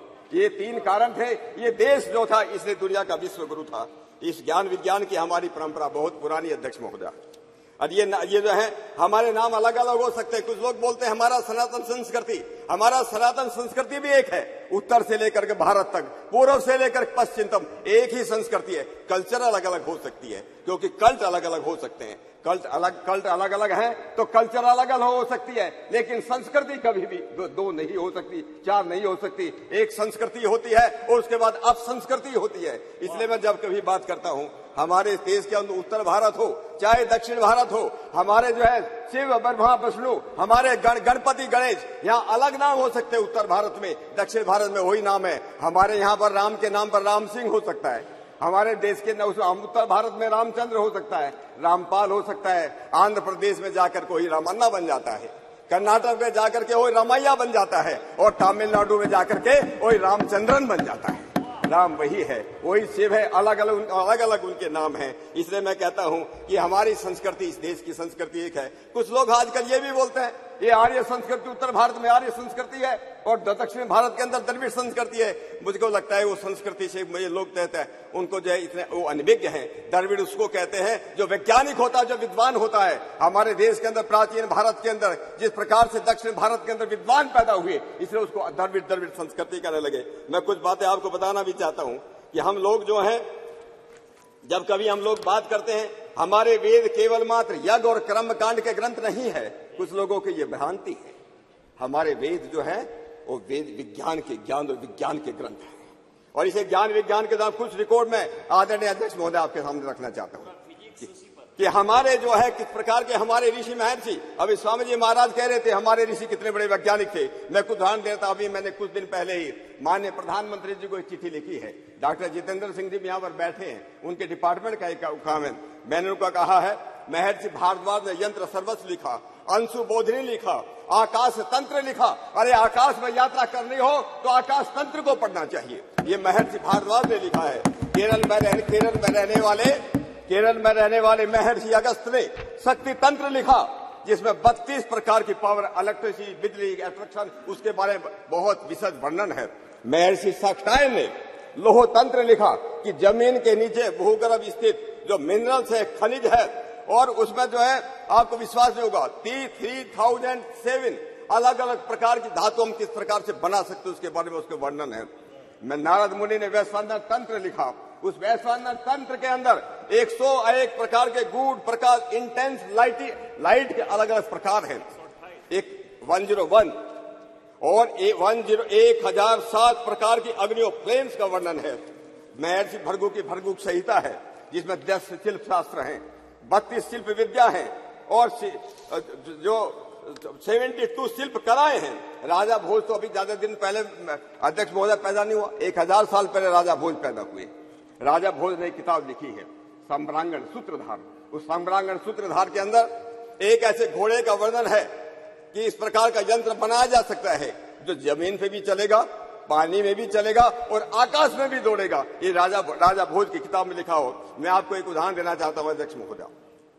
अभी 1975 के अंदर 1975 में इस सम्रांगण सूत्रधार का एक पेज इनको चाइनीज लोगों को मिला। जब चाइनीज लोगों को मिला, जब वहां पर गए, वो तिब्बत की जो राजधानी है क्या उसको लासा में गए, तो संस्कृत में लिखा हुआ था, लेकिन उसको लोगों इंटरप्रेट नहीं कर पाए। थोड़ा पानी मंगा थोड़ा सा भी। जब उसको इंटरप्रेट नहीं कर पाए, उन्होंने पंजाब यूनिवर्सिटी के अंदर एक अमेरिकन प्रोफेसर आई थी, प्रोफेसर रूथ रेयान। ये रूथ रेयान संस्कृत की विद्वान थी, उनके पास भेजा। रूथ रेयान ने इसका संस्कृत का इंटरप्रेट किया, इंटरप्रेट करके एक कॉपी चाइनीज को भेजी और एक copy Indian institute of science Bangalore को भेजी, इंडियन इंस्टीट्यूट ऑफ साइंस को भेजी। अरे बोलने दीजिए भाई। उसके बाद 10 साल इस पेपर पर रिसर्च करने के बाद उस जमाने में इंडियन इंस्टीट्यूट साइंस के लोगों ने कहा कि हमको जो इस पे स्टार सैटेलाइट के बाद हमको कुछ समझ में नहीं आई, लेकिन चाइनीज ने उसके ऊपर रिसर्च किया और चाइनीज ने रिसर्च करके ये सिद्ध किया कि जो इंटर स्टेलर स्पेस क्राफ्ट की बात जो है इसके अंदर दी हुई है। अध्यक्ष महोदय, इस बात का हमको मालूम नहीं चला। मालूम कब चला? जब एक अमेरिकन वैज्ञानिक का नाम है डेविड हैचर चाइल्डरेस, डेविड हैचर चाइल्डरेस, उसने किताब लिखी एंटी ग्रेविटी हैंडबुक। उस एंटी ग्रेविटी बुक के अंदर उस वैज्ञानिक ने ये वर्णन किया है कि ऐसे ऐसे एक चैप्टर मिला था जो चाइनीज को मिला, इंडिया में भेजा गया, इंडिया के लोगों ने उस पर कोई काम नहीं किया, चाइना के लोगों ने उस पर काम किया और चाइना हमसे आगे निकल गया। तो मैं अध्यक्ष महोदय ये कहना चाहता था कि ये जो बातें थी कि हमारे शास्त्र, हमारे वेद साइंस के ग्रंथ हैं, और आधुनिक काल में इस बात को याद दिलाने के लिए महर्षि दयानंद सरस्वती ने बड़े दम ठोक करके लिखा, बड़े दम ठोक करके कहा, वेद सब सत्य विद्याओं की पुस्तक है, वेद में सब सत्य विद्याओं की पुस्तक है। ऋग्वेद आदि भाष्य भूमिका उन्होंने लिखी, ऋग्वेद आदि भाष्य भूमिका के अंदर लिखा कि हमारे वेदों के अंदर जो है हमारे विमान विद्या भी है, गणित की विद्या भी है, इस तरह दूसरी प्रकार की विद्या है, इन्होंने कहा। और उसके बाद उन्हीं का एक शिष्य, मैं एक नया उदाहरण देना चाहता हूं, महर्षि दयानंद का शिष्य, मुंबई की नगरी में रहने वाला एक पंडित, उस पंडित का नाम था पंडित शिवकर बापूजी तलपदे। और बेंगलोर का एक पंडित सुबराय शास्त्री,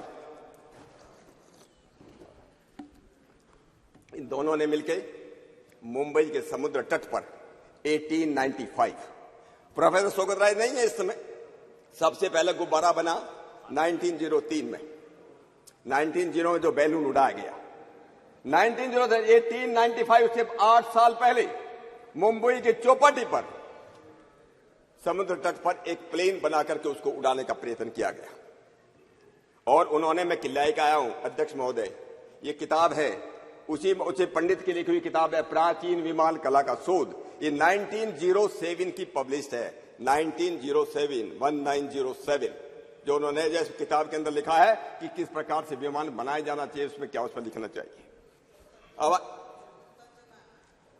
पुष्प विमान की बात कर रहे थे, स्वामी जी महाराज ने उसका जिक्र किया, यंत्र सर्वस्व का जिक्र किया।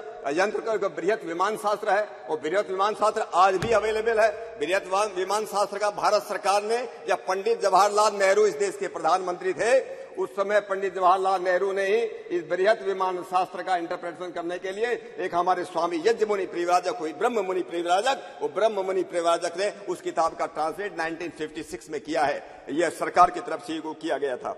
तो मैं आपसे ये कहना चाहता हूं अध्यक्ष महोदय कि हमारे लगभग आज भी 10,000 स्क्रिप्ट, मैन्यूस्क्रिप्ट जिसको संस्कृत में बोलते हैं, हमारे तंजौर, तमिलनाडु की तंजौर की लाइब्रेरी में, जिसको सरस्वती महल लाइब्रेरी कहते हैं, मैसूर की ओरिएंटल रिसर्च लाइब्रेरी है, बड़ौदा की ओरिएंटल रिसर्च लाइब्रेरी है, पटना की जगह जगह हजारों ग्रंथ आज भी इस देश के अंदर अवेलेबल है, जहां प्राचीन शिल्प कला के बारे में, विमान विद्या के बारे में, आकाश तंत्र के बारे में जो हमारे जो ग्रंथ, मैं 2 मिनट लेता हूं, समाप्त कीजिए।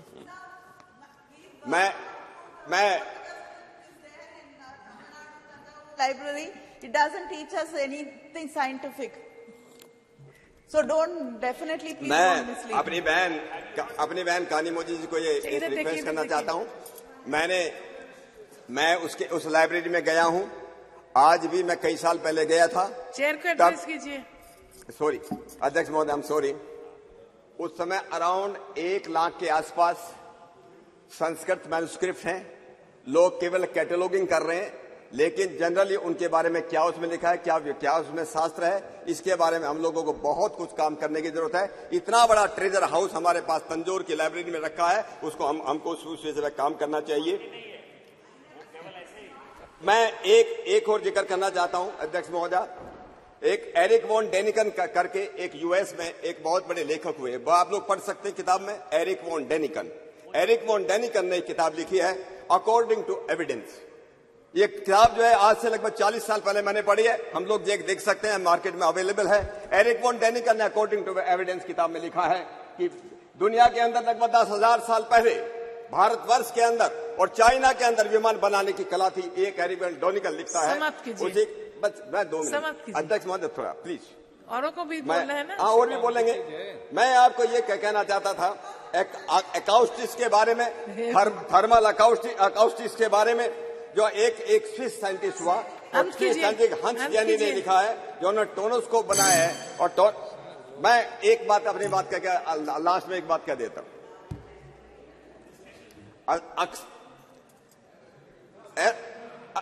मंत्रम अक्षरम नास्ति मूलम अनौषधम अयोग्यो पुरुषो नास्ति योजिका तुत्र दुर्लभ है।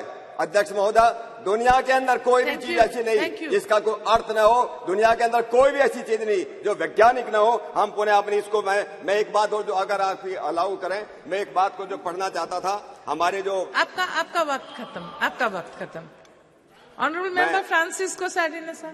मैं कोई बात नहीं, मैं पुनः आपने मुझे इतना समय दिया, मैं हमारे देश के सभी वैज्ञानिकों का, सभी ऋषि और ऋषिकाओं का, सबका मैं अभिनंदन करना चाहता हूं। और साथ साथ हम सब सदन में मिलकर के देश के यशस्वी प्रधानमंत्री जी ने नारी शक्ति वंदन के अधिनियम को यहाँ पूरा किया, उनका अभिनंदन करता हुआ अपनी बात को मैं यहाँ विराम देता हूँ। आपका बहुत बहुत धन्यवाद।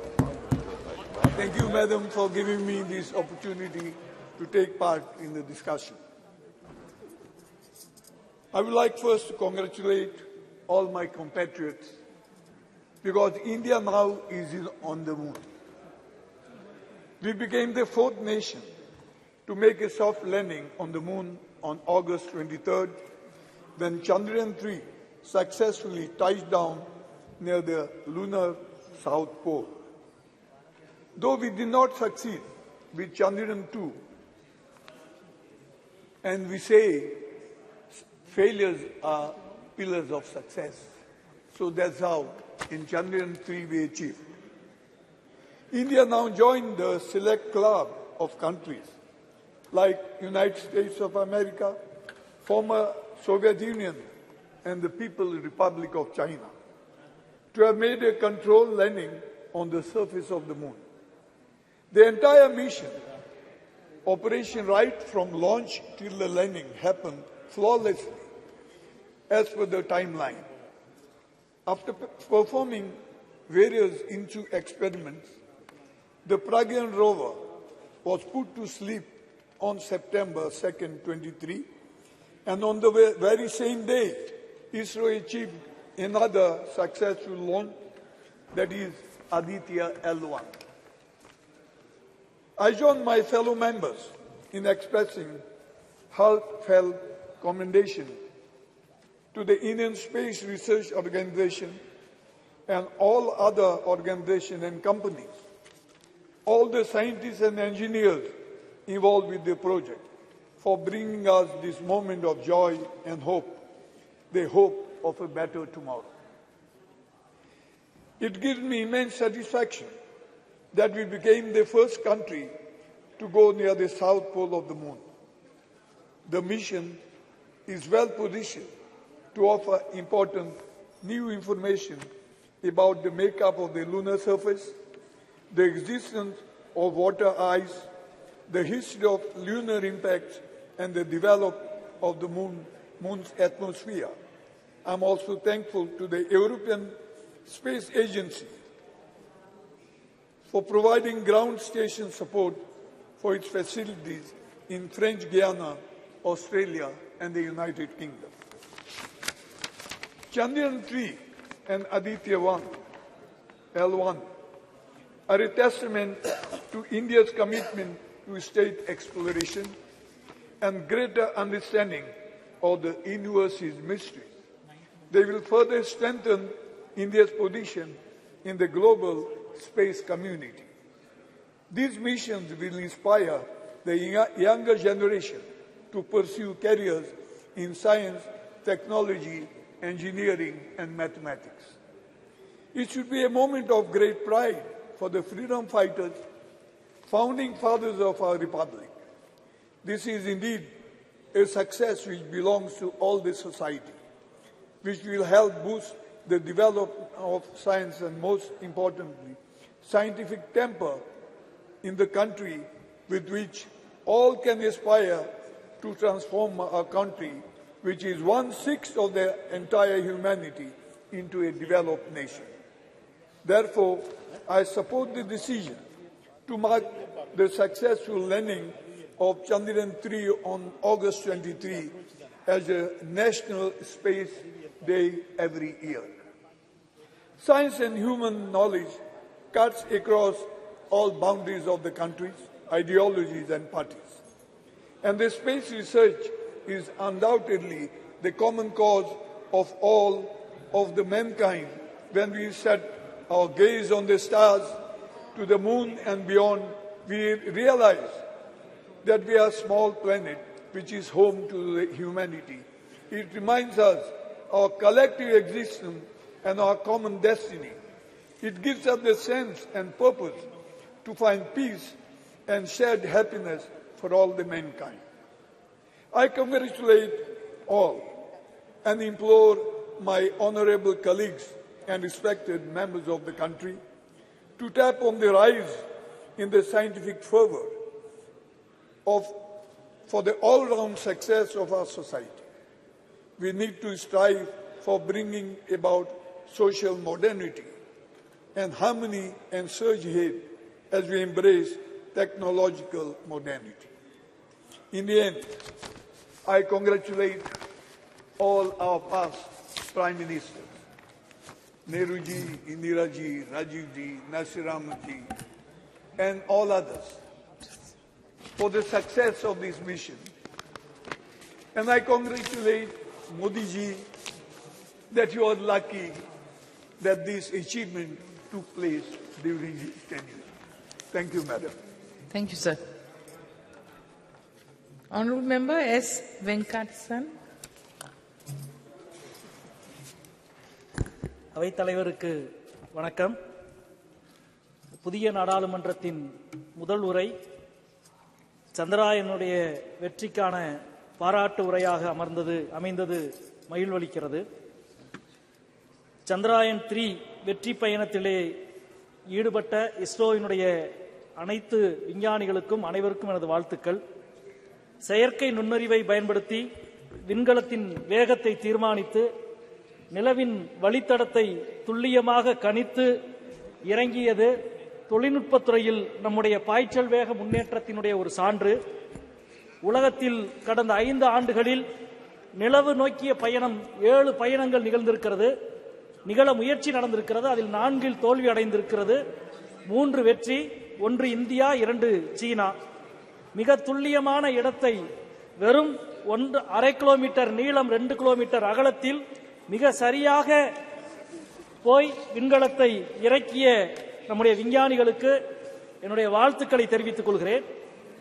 ஆனால் இந்த அவையில் காலையிலிருந்து நடக்கிற விவாதம் உண்மையில் மிகுந்த கவலை அளிக்கிறது. இது விஞ்ஞானத்தை பற்றிய ஒரு விவாதமா அல்லது வேத புராணங்களை பற்றிய விவாதமா என்ற குழப்பம் இருக்கிறது. இந்த விவாதத்தை ஆரம்பித்து வைத்த அமைச்சர் அவர்கள் புராண இதிகாச கதைகளை அவ்வளவு நேரம் பேசினார். அதை கேட்பதற்கு புதிய பாராளுமன்றத்துக்கு வர வேண்டிய அவசியம் இல்லை. ஒரு கோவில் மடத்திலே அமர்ந்தால் நல்ல கதா காலட்சியத்தை நான் கேட்க முடியும். இப்பொழுது எனக்கு முன்னால் பேசிய ஆளுங்கட்சியினுடைய ஒரு எம்பி கூட சொன்னார், தஞ்சாவூரில் இருக்கிற நூலகத்தில் ஓலைச்சுவடியில் 10,000 ஆண்டுக்கு முன்பு ராக்கெட் விமானத்தை அனுப்பியதற்கான விவரங்கள் அடங்கிய ஏற்றுச்சுவடிகள் இருக்கிறது என்று சொன்னார்.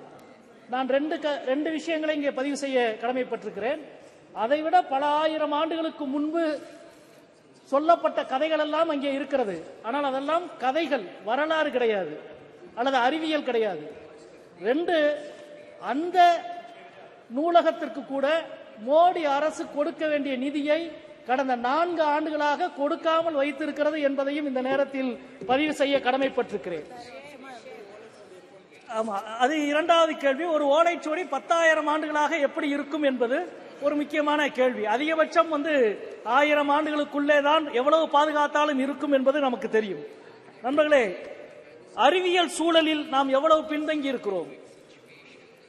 இந்தியாவில் 10 லட்சம் பேரில் 262 அறிவியல் ஆய்வாளர்கள் தான் இருக்கிறார்கள். சீனாவில் அது 2500 பேர் இருக்கிறார்கள். பிரிக்ஸ் நாடுகளில் மிக குறைவான எண்ணிக்கையில் நாம் தான்.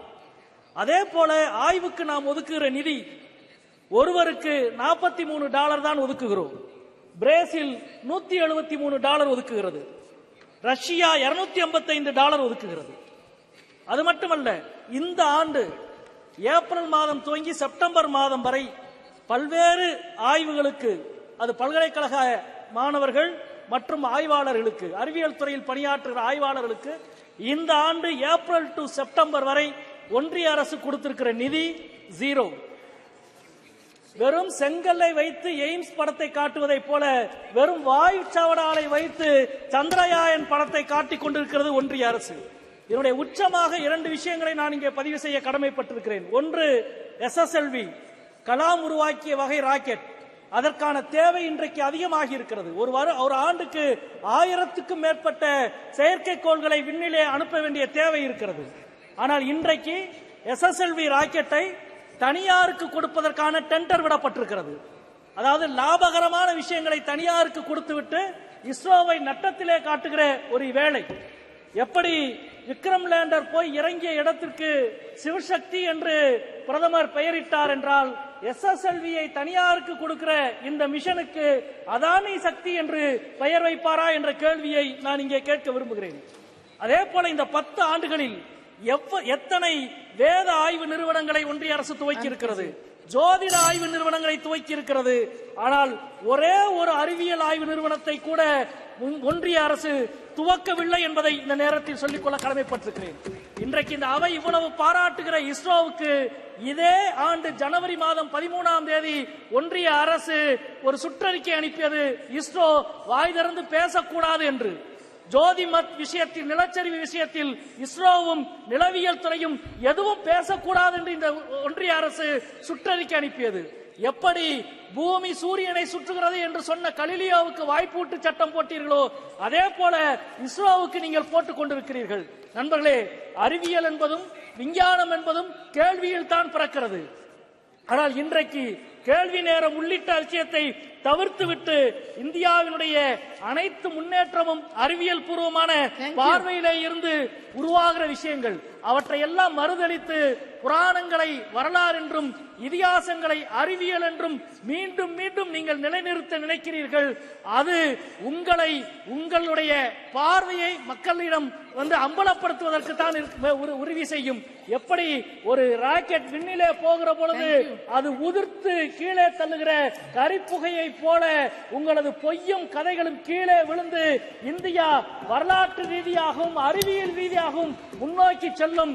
40-50 ஆண்டுகளுக்கு முன்பு நம்மை பார்த்து ஒரு சைக்கிளிலே ராக்கெட்டை கொண்டு போன இஸ்ரோ தான் இன்றைக்கு செவ்வாய் விண்கலத்திற்கு தன்னுடைய முயற்சியை தொடர்ந்து கொண்டிருக்கிறது.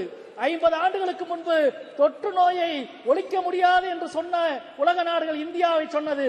ஆனால் இன்றைக்கு தொற்று நோயை நாம் முழுமையாக ஒழித்திருக்கிறோம். எருமைப்பாலிலே இருந்து பவுடர் உருவாக்கி இந்தியாவின் ஊட்டச்சத்தை வளர்த்திருக்கிறோம். இது அனைத்தும் அறிவியல் பார்வையோடு திடமான ஒரு இந்தியா மூட நம்பிக்கையை தகர்த்து முன்னேறியது. எனவே நீங்கள் உங்களது மூட நம்பிக்கையை தகர்த்து இந்தியாவின் அறிவியல் தலைமுறை முன்னேறும் என்பதை சந்திராயன் பறைசாற்றுகிறது என்று சொல்லி முடிக்கிறேன். வணக்கம். Thank you. Honorable Member Tejaswi Surya ji. Madam Speaker, thank you so much for giving me this opportunity to speak in the very first special session of this Parliament in this new Parliament building. We have assembled here today to discuss and pass a resolution congratulating our scientists, the scientific community of the country, for their glorious achievement in successfully completing the Chandrayaan Mission 3. On behalf of 1 billion Indians, and most importantly on behalf of young Indians who look up to climbing new frontiers in science and technology, I thank all the scientists of ISRO for inspiring a generation of Indians by achieving something that was considered impossible. It's only rare that in the history of a nation, moments like this come, which inspires and unites a nation. And the landing of the Chandrayaan mission on the moon was one such rare moment where the whole nation stood in unison, saluting the scientific prowess and achievement of this great country. While I am indeed proud that our country became the very first nation in the world to land successfully on the south side of the moon, I am even more proud that I represent a city which is the science capital of India, and even this mission Chandrayaan-3, while it is made in India, it was also made in Bengaluru, the city that I represent. Most speakers who have spoken earlier than me have highlighted the achievements of ISRO in the last few decades and how the scientists of ISRO have not only shown the world how to make efficient space missions, but also do it in a cost-effective manner. I wouldn't want to repeat most of the points that have been already covered. I would only want to say that the last 9 years have truly been historic for the country, even in the space and technology realm. Under the leadership of the Honorable Prime Minister, not only have we increased the budget for ISRO, budget for space exploration by a whopping 142%, we have also strengthened scientific institutions, whether it is CSIR, whether it is funding for IISc, or leveraging technology to benefit the last mile delivery of services to the people. UPI की बात हो या ई-नैम की बात हो, startup से लेकर sericulture engineering तक, स्पोर्ट्स इंजीनियरिंग से लेकर क्वांटम कंप्यूटिंग तक, अटल इनोवेशन मिशन से लेकर नेशनल रिसर्च फाउंडेशन तक, कई सारे चीज पिछले 9 साल में मोदी सरकार ने किए हैं, जो अपने देश के साइंटिफिक इंस्टीट्यूशंस के फाउंडेशन है, इसको बलवर्धन करने के लिए हिस्टोरिक एंड रेवोल्यूशनरी चीज पिछले 9 साल में हुए. Madam, I wanted to keep my speech as apolitical as possible. I wanted to keep my speech as academic as possible. But the speakers from the opposition benches have indulged in a continuous Nehru bhajan from morning, instead of doing a bhajan of ISRO and ISRO scientists. And that is leaving me with no option but to correct and place before this honorable house, this august house, some very important facts about what was the contribution of certain figures whose hagiography is trying to be written today by members of the opposition. An impression is made to be given that everything scientific in India, all scientific achievements in India, whether it is ISRO, whether it is DRDO, whether it is CISR, whether it is IISc, every scientific achievement in India is credited to Nehru. But the reality is far from that. Madam Speaker, I want to highlight to you the fact that most of the scientific institutions that are a nation's pride today were all started by people in pre-independence India when Nehru had no role to play. And all those pioneers who had the grand vision to establish these institutions, even at the time of the British India, are not even mentioned, even cursorily, when the nation is celebrating its scientific prowess. I only want to take the example of 1 or 2 people. Kanimoyiji, I am quoting the example of Arcot Mudaliar, coming from Tamil Nadu. Please hear it out. In 1940, 1942, when India was not independent, Arcot Ramaswamy Mudaliar, he envisioned an institution by the name Council of Scientific and Industrial Research in India and established it from 1942 to 1942 with the help of Shanti Swarup Bhatnagar. Nehru had nothing to do with it. Today, most number of patents in the country are filed because of CSIR, and it is one of the most important scientific research organizations in the country, and Nehru had nothing to do with it.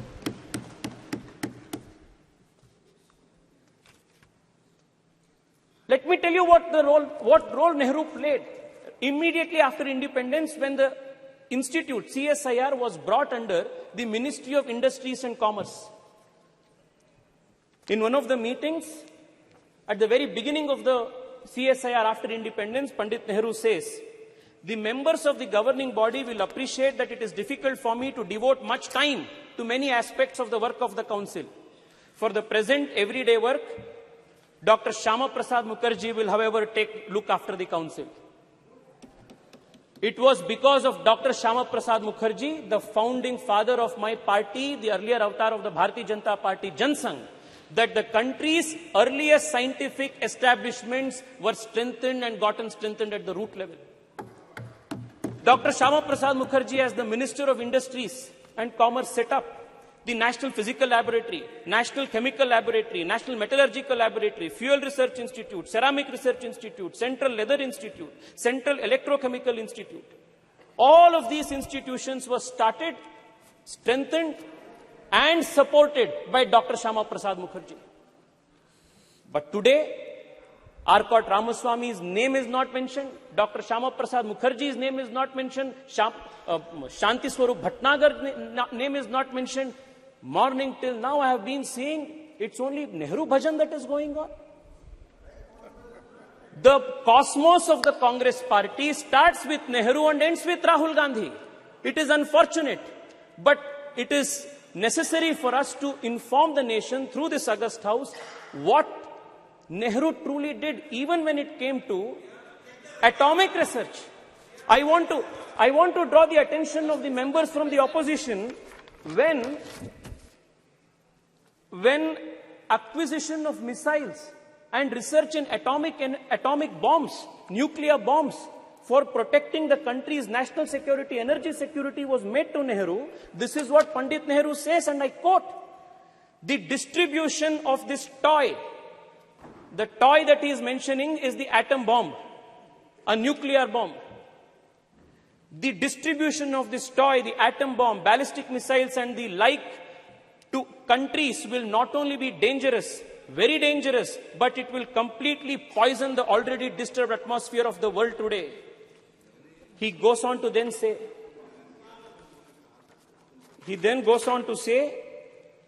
the making of the atom bomb is dangerous and dreadful, and he was the first person to advocate the resistance policy of excluding India and other Asian nations from the nuclear club, a policy that would later be written into the non-proliferation treaty that India would spend decades fighting, when he claimed that the going of this atomic weapon into an Asian country's hands would be a dreadful thing, a very dangerous thing.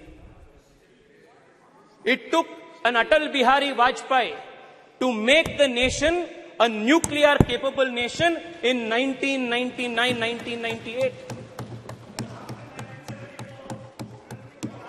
It was very different. You know, Manishji, you know the details. You know how different 1974 and 1998 was. You know what was the difference, Manish. You know what was the difference. You know what was the difference between the two. You know what was the difference between. You know what was the difference between Indiraji's time and what was Atalji's time. We never did it in an apologetic matter. We did it as a matter of conviction. Okay. Madam Speaker, if you look at the history, there is one thing that will be clear. काम हमेशा दूसरों का होता है, credit तो नेहरू का होता है. Even in the case of Chandrayaan, it has been the same case. Chandrayaan first, it was our Prime Minister Atal Bihari Vajpayee who approved Chandrayaan first in 2003. What happened? It was in 2008 that the impact mission reached the moon. And then the Congress government, UPA government, what did they do? The point on which the impact rover met, they named it as Jawahar Point. When Nehru had nothing to do with Chandrayaan 1, the impact point, however, was Jawahar Point. Former ISRO chief, let us talk about Chandrayaan 2. Former ISRO chief Madhavan Nair has gone on record to say that for political reasons, UPA-2 delayed political clearances, denied approvals for Chandrayaan 2. It was Chandrayaan 3 again, our government, Modi government, that approved Chandrayaan 3, and despite the loss, despite the challenges that we faced during Chandrayaan 2, the Prime Minister was there in Bengaluru, patting the back of our scientists, strengthened them, motivated them, and prepped them to make sure that Chandrayaan 3 was a success. The difference, Madam Speaker, is when Chandrayaan 3 met with success, the Honorable Prime Minister of the country named the point as Tiranga Point and Shiv Shakti Point and not did bhajan of any particular individual. Please conclude. Madam, allow me 2-3 minutes more, please. There are 2-3 important issues that needs to be brought to the notice of this August House. Madam Speaker, the difference between naming Tiranga Point, Shiv Shakti Point and the naming of Jawahar Point, the worldview, the difference in the worldview is what differentiates the Congress, the India Alliance and the Bharatiya Janata Party and the NDA Alliance. This is the difference. Madam, I want to take another example. Madam, I was listening to one of the speakers from the opposition credit Rajiv Gandhi for telecommunication and computer revolution in India. With all humility, I want to submit that the doyen of the country's computer industry and BPO industry and IT industry, N.R. Narayan Murthy, a few years ago, went on record and said that when they started Infosys, he had to travel 50 times to Delhi and it took 3 years for him to purchase one particular computer, import one computer. This was the state of affairs of this country for entrepreneurs, for scientists who wanted to start something new. And again, the credit काम किसी ने दूसरे ने किया, credit तो राजीव गांधी को जा रहा है. Madam, I also want to point this out. The exploration of space, the quest to understand what lies in the space is not something new for this civilization. Starting from the Rig Veda to this day, the journey has been continuous. Aryabhata, Varahamihira, Bhaskara, all of them postulated theories on units of time, of understanding how the heliocentrism of the solar system works. All of these indicate the natural quest of the Indian mind to understand the secrets that lie beyond the space. Never in our history, never in our civilizational history was any scientific man or woman persecuted, hunted down for their beliefs, for their theories and postulates. Whereas in other civilizations, you will find examples of the Hypatia of Alexandria who was stoned to death. Galileo Galilei, Nicholas Copernicus, Johannes Kepler, many such scientific minds were persecuted for various reasons. But this is the only civilization in the whole world where scientists and people of science have never been persecuted all through the civilizational history. Thank you. The only exception to this, please, madam, please give me 2 more minutes, madam. The only exception to this is the persecution of a scientist from ISRO by the Kerala Congress government, Nambi Narayan, and this is the only exception where a scientist was persecuted for political reasons by the Kerala Congress government. I also want to remind you that it was in 2013 that Honorable Prime Minister Narendra Modi, as the candidate for Prime Minister, as the BJP's candidate for Prime Minister, when he visited Thiruvananthapuram, visits Nambi Narayan, promises that the country will stand by him again. And it was in 2018, after Narendra Modi government came into power, that Nambi Narayan was given the honor of Padma Shri Padma Bhushan, and that was how Narendra Modi government has respected, strengthened the scientific people and scientific institutions of India. Madam, I only want to conclude by saying this. Madam, many institutions are extremely important for strengthening our scientific prowess. One of them is HAL. I come from Bengaluru, and I want to tell you that just 7-8 years ago, the state of HAL was in dire distress. Today, not only is the company, the organization manufacturing LCA Tejas, but in recent meeting of the Honorable Prime Minister in Delhi, in US, along with GE, they have gotten into a memorandum of understanding to manufacture GE 414, F1414 engines with 80% technology transfer that is going to make India a superpower in this. Madam, Madam Speaker, I will conclude with just this. I will conclude in 1 minute, madam. In 1 minute. Madam,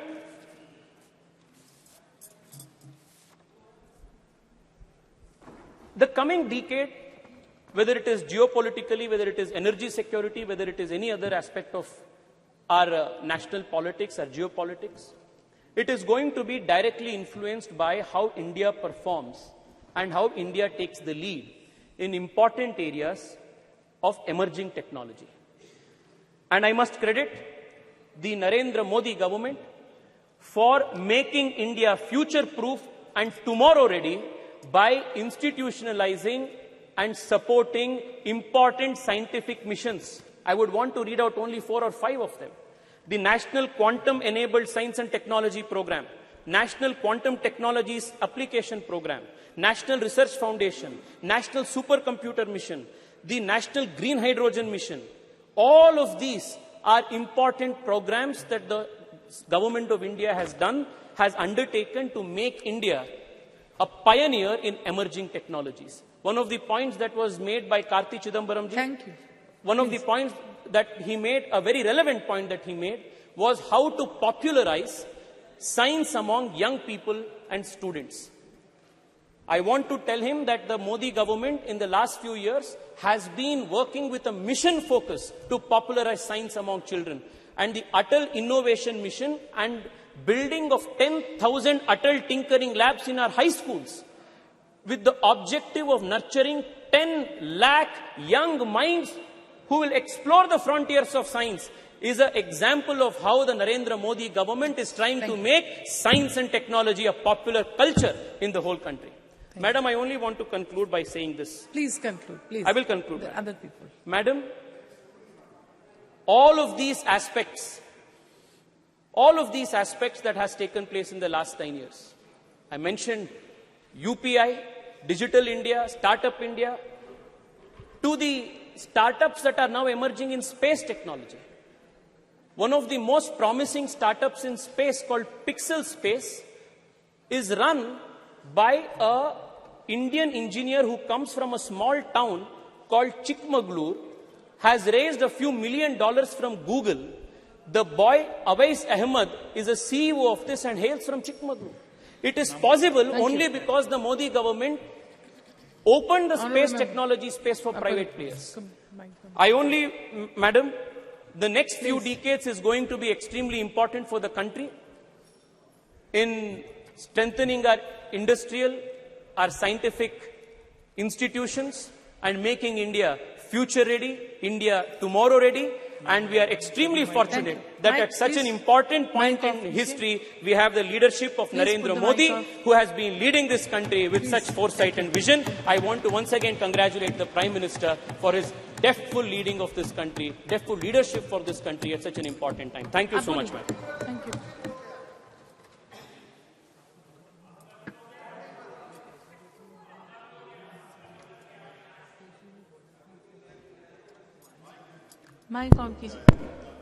Madam, thank you for allowing me to speak on the success of Chandrayaan 3 in this special session and this new Parliament House. I stand here today to speak on behalf of my party, All India Trinamool Congress. It makes me immensely proud as an Indian that we achieved this paramount feat. The feat we have achieved shall inspire millions and millions of kids across the country to be scientists and astronauts. As our Honorable Chief Minister Mamata Banerjee, Srimati Mamata Banerjee said, We are indeed in super league of space. We must remember it is an achievement of our scientists, and every bit of credit of Chandrayaan 3 should go to them. It was a collective teamwork and effort of our ISRO scientists. However, it breaks my heart to see that the union government has given all credit to one political leader. Hypocrisy to the union government, as they appreciate Chandrayaan 3, but they have reduced the Department of Space budget in 2023-24 by 8% in comparison to the last year, with expenditure for space science receiving a cut of 32% even after delivering missions like Chandrayaan 3 and Aditya L1. While our own very ISRO is achieving this marvelous achievement, it has 303 vacancies for various scientists and engineers like electronic, mechanical and computer science. It also reflects a grave problem in our society of unemployment. The Reserve Bank of India's monthly bulletin for September shows that our unemployment rate has increased to 8.1%, which is extremely concerning.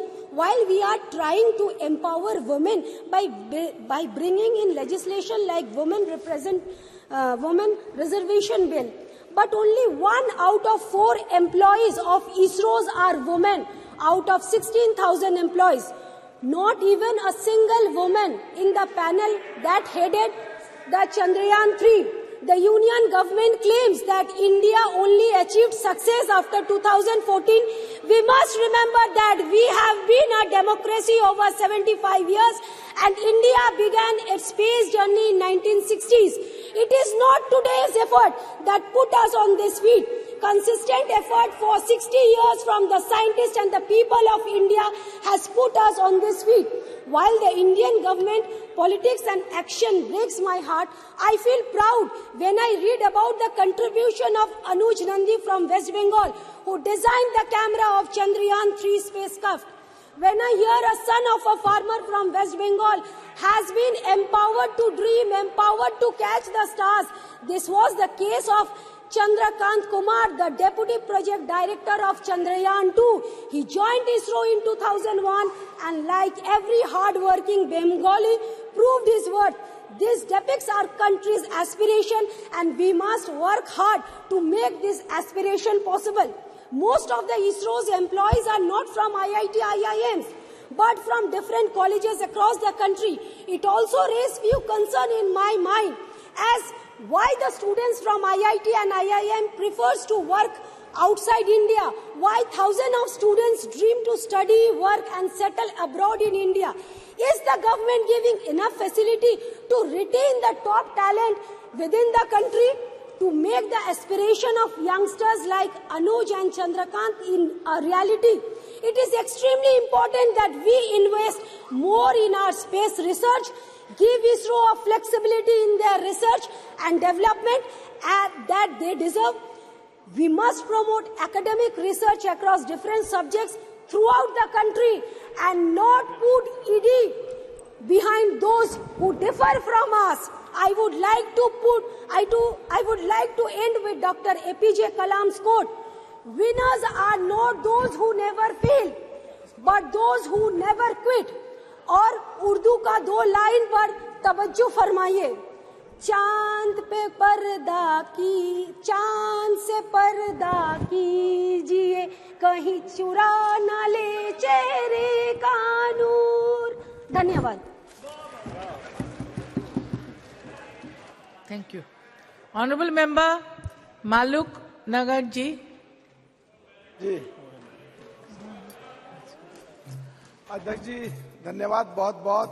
आज इस ऐतिहासिक समय पे नई parliament, महिला आरक्षण bill और चंद्रयान 3 पे जो चर्चा हो रही है, एक ऐतिहासिक समय है। और ये चंद्रयान 3 देश की जीत है, देश के वैज्ञानिकों की जीत है, हम देश के 140 करोड़ लोगों की जीत है। आपके माध्यम से अपने सभी साथियों को और देशवासियों को सबको बहुत बहुत मुबारकबाद। जो जितना देश का नंबर तीसरे नंबर पे रहा और चंद्रमा के एक कोने पे पहले नंबर पे रहा, ये जाहिर सी बात है देश का नाम रोशन हुआ है और देश का नाम संसार में ऊपर आया है। और इसके लिए ये अच्छी बात भी है और कहीं ना कहीं पूरे संसार में छोटी मोटी कहीं ना कहीं कोई जलन भी है। जिस तरह कनाडा में पिछले दिनों घटना घटी और हमारी सरकार ने संज्ञान लिया और संज्ञान लेने के बाद जो बढ़ता हुआ कद है देश का, और जो कश्मीर के लिए उन्होंने, जैसे हमने बैन किया कनाडा वालों को, कश्मीर के लिए जो बैन किया है कि वहां खतरा है, तो मैं आपके माध्यम से बताना चाहता हूं कि 17 तारीख को लाल चौक के पास पार्क में बहुत बड़ी रैली मैं करके आया हूं और मसूदी साहब हमारे बैठे थे, ज्यादातर लोग इनके क्षेत्र के थे जो मुसलमान गुजर थे, तो वहां बिल्कुल ऐसी कोई बात नहीं है जिस तरह का वहां कनाडा में बात फैलाई जा रही है। तो ये भी एक इस बारे में मैं बताना चाह रहा हूं। और पिछले दिनों सरकार ने जो 68-70 सालों से उन गुजर बकरवालों के साथ उनको न्याय नहीं मिला, जो पिछले दिनों न्याय मिला और उनका कोटा जो फिक्स किया, उससे वहां खुशी की लहर भी बहुत थी। पर कुछ पार्टियां वहां गुमराह कर रही हैं कि तुम्हारे कोटे में कहीं कोटा लिया जाएगा, तो मुझे पूरा यकीन है कि आने वाले समय में वो क्लियर हो जाएगा और सरकार सहानुभूति पूर्वक सोचेगी और उनके कोटे को कम नहीं करेगी। अगर किन्हीं लोगों को कोटा देना भी है, पहाड़ी या दूसरे पर कास्ट के लोगों को, तो उनका एसटी से अलग कोटा फिक्स करेंगे और अलग उनको कोई सुविधा देंगे। मुझे पूरी उम्मीद है उन लोगों को जब न्याय मिला है 68-70 सालों के बाद, तो उनका कोई अब उनके साथ अन्याय नहीं होगा। आज जो सुबह में राजनाथ जी को सुनना था कि विज्ञान और संस्कृति दोनों को साथ जोड़ के बताया, अच्छी बात थी बहुत। और हमारे साथी कुछ ट्रैप में आके संस्कृति या दूसरी चीजों पे जो खिलाफ बोल रहे थे, तो मेरे हिसाब से जो गठबंधन, ये महागठबंधन जो बनने जा रहा है, अगर इनको आने वाले समय में कमजोर करना है, तो ट्रैप में जो आ रहे हैं, मेरे हिसाब से वो देश के लिए और देश की जनता के लिए किसी भी तरह ठीक नहीं है। एक बात अध्यक्ष जी और कहना चाह रहा हूं आपके माध्यम से, जो अभी हमारे एक कांग्रेस के बड़े, बीजेपी के बड़े वरिष्ठ साथी बोल रहे थे कि बजट हॉलीवुड की फिल्म और बॉलीवुड की फिल्म से कम था और फिर भी ये सफलता प्राप्त करी, तो मैं कहना चाहता हूं जो सारे हमारे देश के वैज्ञानिक हैं जो पूरे संसार में फैले हुए हैं और उनको यहां सुविधाएं नहीं मिल रही हैं, तो सरकार उनके बारे में सोचे, ऐसा पैकेज डील डिक्लेयर करे, वो वैज्ञानिक सारे देश के देश में ही रुके और देश के लिए काम करें और इससे भी ज्यादा तरक्की हमारी होती रहे। एक बात और कहना चाह रहा हूं कि पिछले दिनों जो शताब्दी दशकों पहले कहीं यूएस और यूएसएसआर का कंपटीशन होता था आपस में, जो हमारे चंद्रयान 3 को छोड़ा गया, तो रशिया जो यूएसएसआर का जो मुख्य पार्ट था, उसने जल्दी में आकर, हाबड़ ताबड़ में आकर अपना, ताकि कीर्तिमान उसका स्थापित हो जाए, और वो छोड़ा। और वो रास्ते में ही जो है कहीं ना कहीं ऊपर वाले को शायद यही मंजूर था कि उनका फेल हुआ, बस खत्म कर रहा हूं जी, उनका फेल हुआ और हमारे देश का नाम एक कीर्तिमान स्थापित हुआ। तो मैं कहना चाह रहा हूं कि ये जो टेक्नोलॉजी है, सरकार इसको कॉमर्शियली कैसे लगाए, और जो आंकड़े सवेरे आ रहे थे वो ज्यादा से ज्यादा पूरे संसार का इस सैटेलाइट के द्वारा, उस टेक्नोलॉजी के द्वारा कैसे ज्यादा से ज्यादा फायदा उठाया जाए और हमारे देश में विदेशी रिवेन्यू कैसे ज्यादा से ज्यादा आए, जो असली, बस खत्म कर रहा हूं, जो असली जीत होगी हमारे देश की, हमारे देश के लोगों की, और यही सबसे बड़ी उपलब्धि होगी। बहुत बहुत धन्यवाद। धन्यवाद। ऑनरेबल मेंबर श्रीमती अनुप्रिया पटेल जी, मंत्री जी।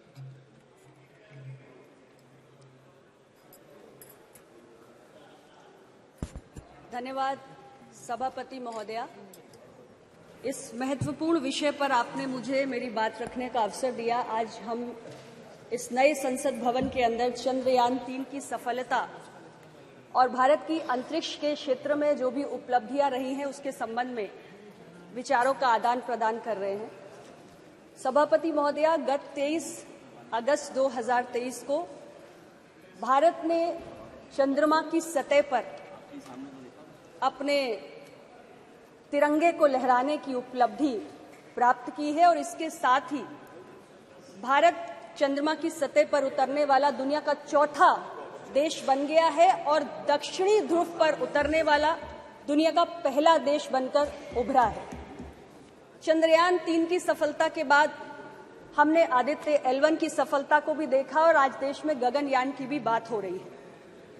और मैं इस अवसर पर, चूंकि मैं बहुत देर से अपने साथी सांसदों के विचारों को भी सुन रही हूं, तो मैं जरूर कहना चाहूंगी कि जब बात भारत की उपलब्धियों का जश्न मनाने की हो तो किसी भी प्रकार का आपसी विवाद नहीं होना चाहिए।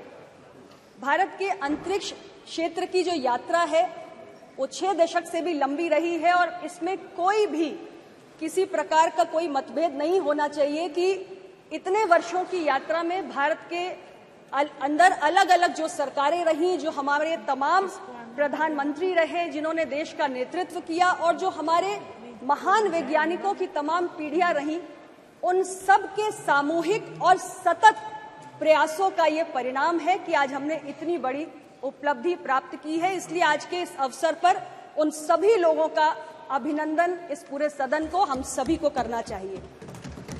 अध्यक्ष महोदया, बजट की बातें भी मैं कुछ साथी सांसदों के मुख से सुन रही थी, इसलिए मैं जरूर कहना चाहती हूं कि कुछ विषय ऐसे होते हैं कि जब हमारी इच्छा शक्ति अत्यंत प्रबल होती है तो संसाधनों का अभाव कोई भी बाधा पैदा करने लायक ही नहीं बचता है।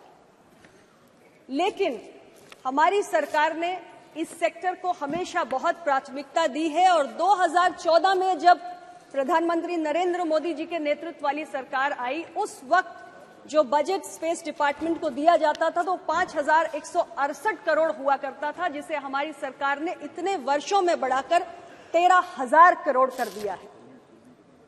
हमें यह भी समझने की आवश्यकता है कि जहां एक और देश इस उपलब्धि से गौरवान्वित हुआ है, तो इसके अलावा इस उपलब्धि से जो स्पेस सेक्टर में हमने प्राप्त किया है, देश के आर्थिक विकास का मार्ग भी प्रशस्त हुआ है। बहुत सारे ऐसे स्टार्टअप्स, लगभग 140 स्टार्टअप्स हैं आज स्पेस सेक्टर में, और मैं कहना चाहती हूं इस अवसर पे कि 2016 के पहले भारत में कुछ 100 स्टार्टअप्स हुआ करते थे, लेकिन 2016 में हमने जब स्टार्टअप के इकोसिस्टम को बढ़ाना शुरू किया तो उसका नतीजा ये हुआ कि आज भारत दुनिया में तीसरा सबसे बड़ा स्टार्टअप इकोसिस्टम बनके उभरा है। हमारे देश के युवा आज यूनिकॉर्न्स बना रहे हैं, 100 से ज्यादा हम यूनिकॉर्न्स बना चुके हैं, 1 लाख से ज्यादा DPIIT रेकग्नाइज्ड स्टार्टअप्स हैं हमारे पास, और स्पेस सेक्टर में हमारे देश के युवाओं ने 140 के करीब स्टार्टअप्स बनाकर खड़े किए हैं। और स्टार्टअप्स और बहुत सारी कंपनियां हैं जो आज स्पेस टेक्नोलॉजी के क्षेत्र में, एरोस्पेस के क्षेत्र में, डिफेंस R&D के क्षेत्र में काम करती है, जिनके लिए इस उपलब्धि के बाद अनेक अवसर काम करने के पैदा हुए हैं।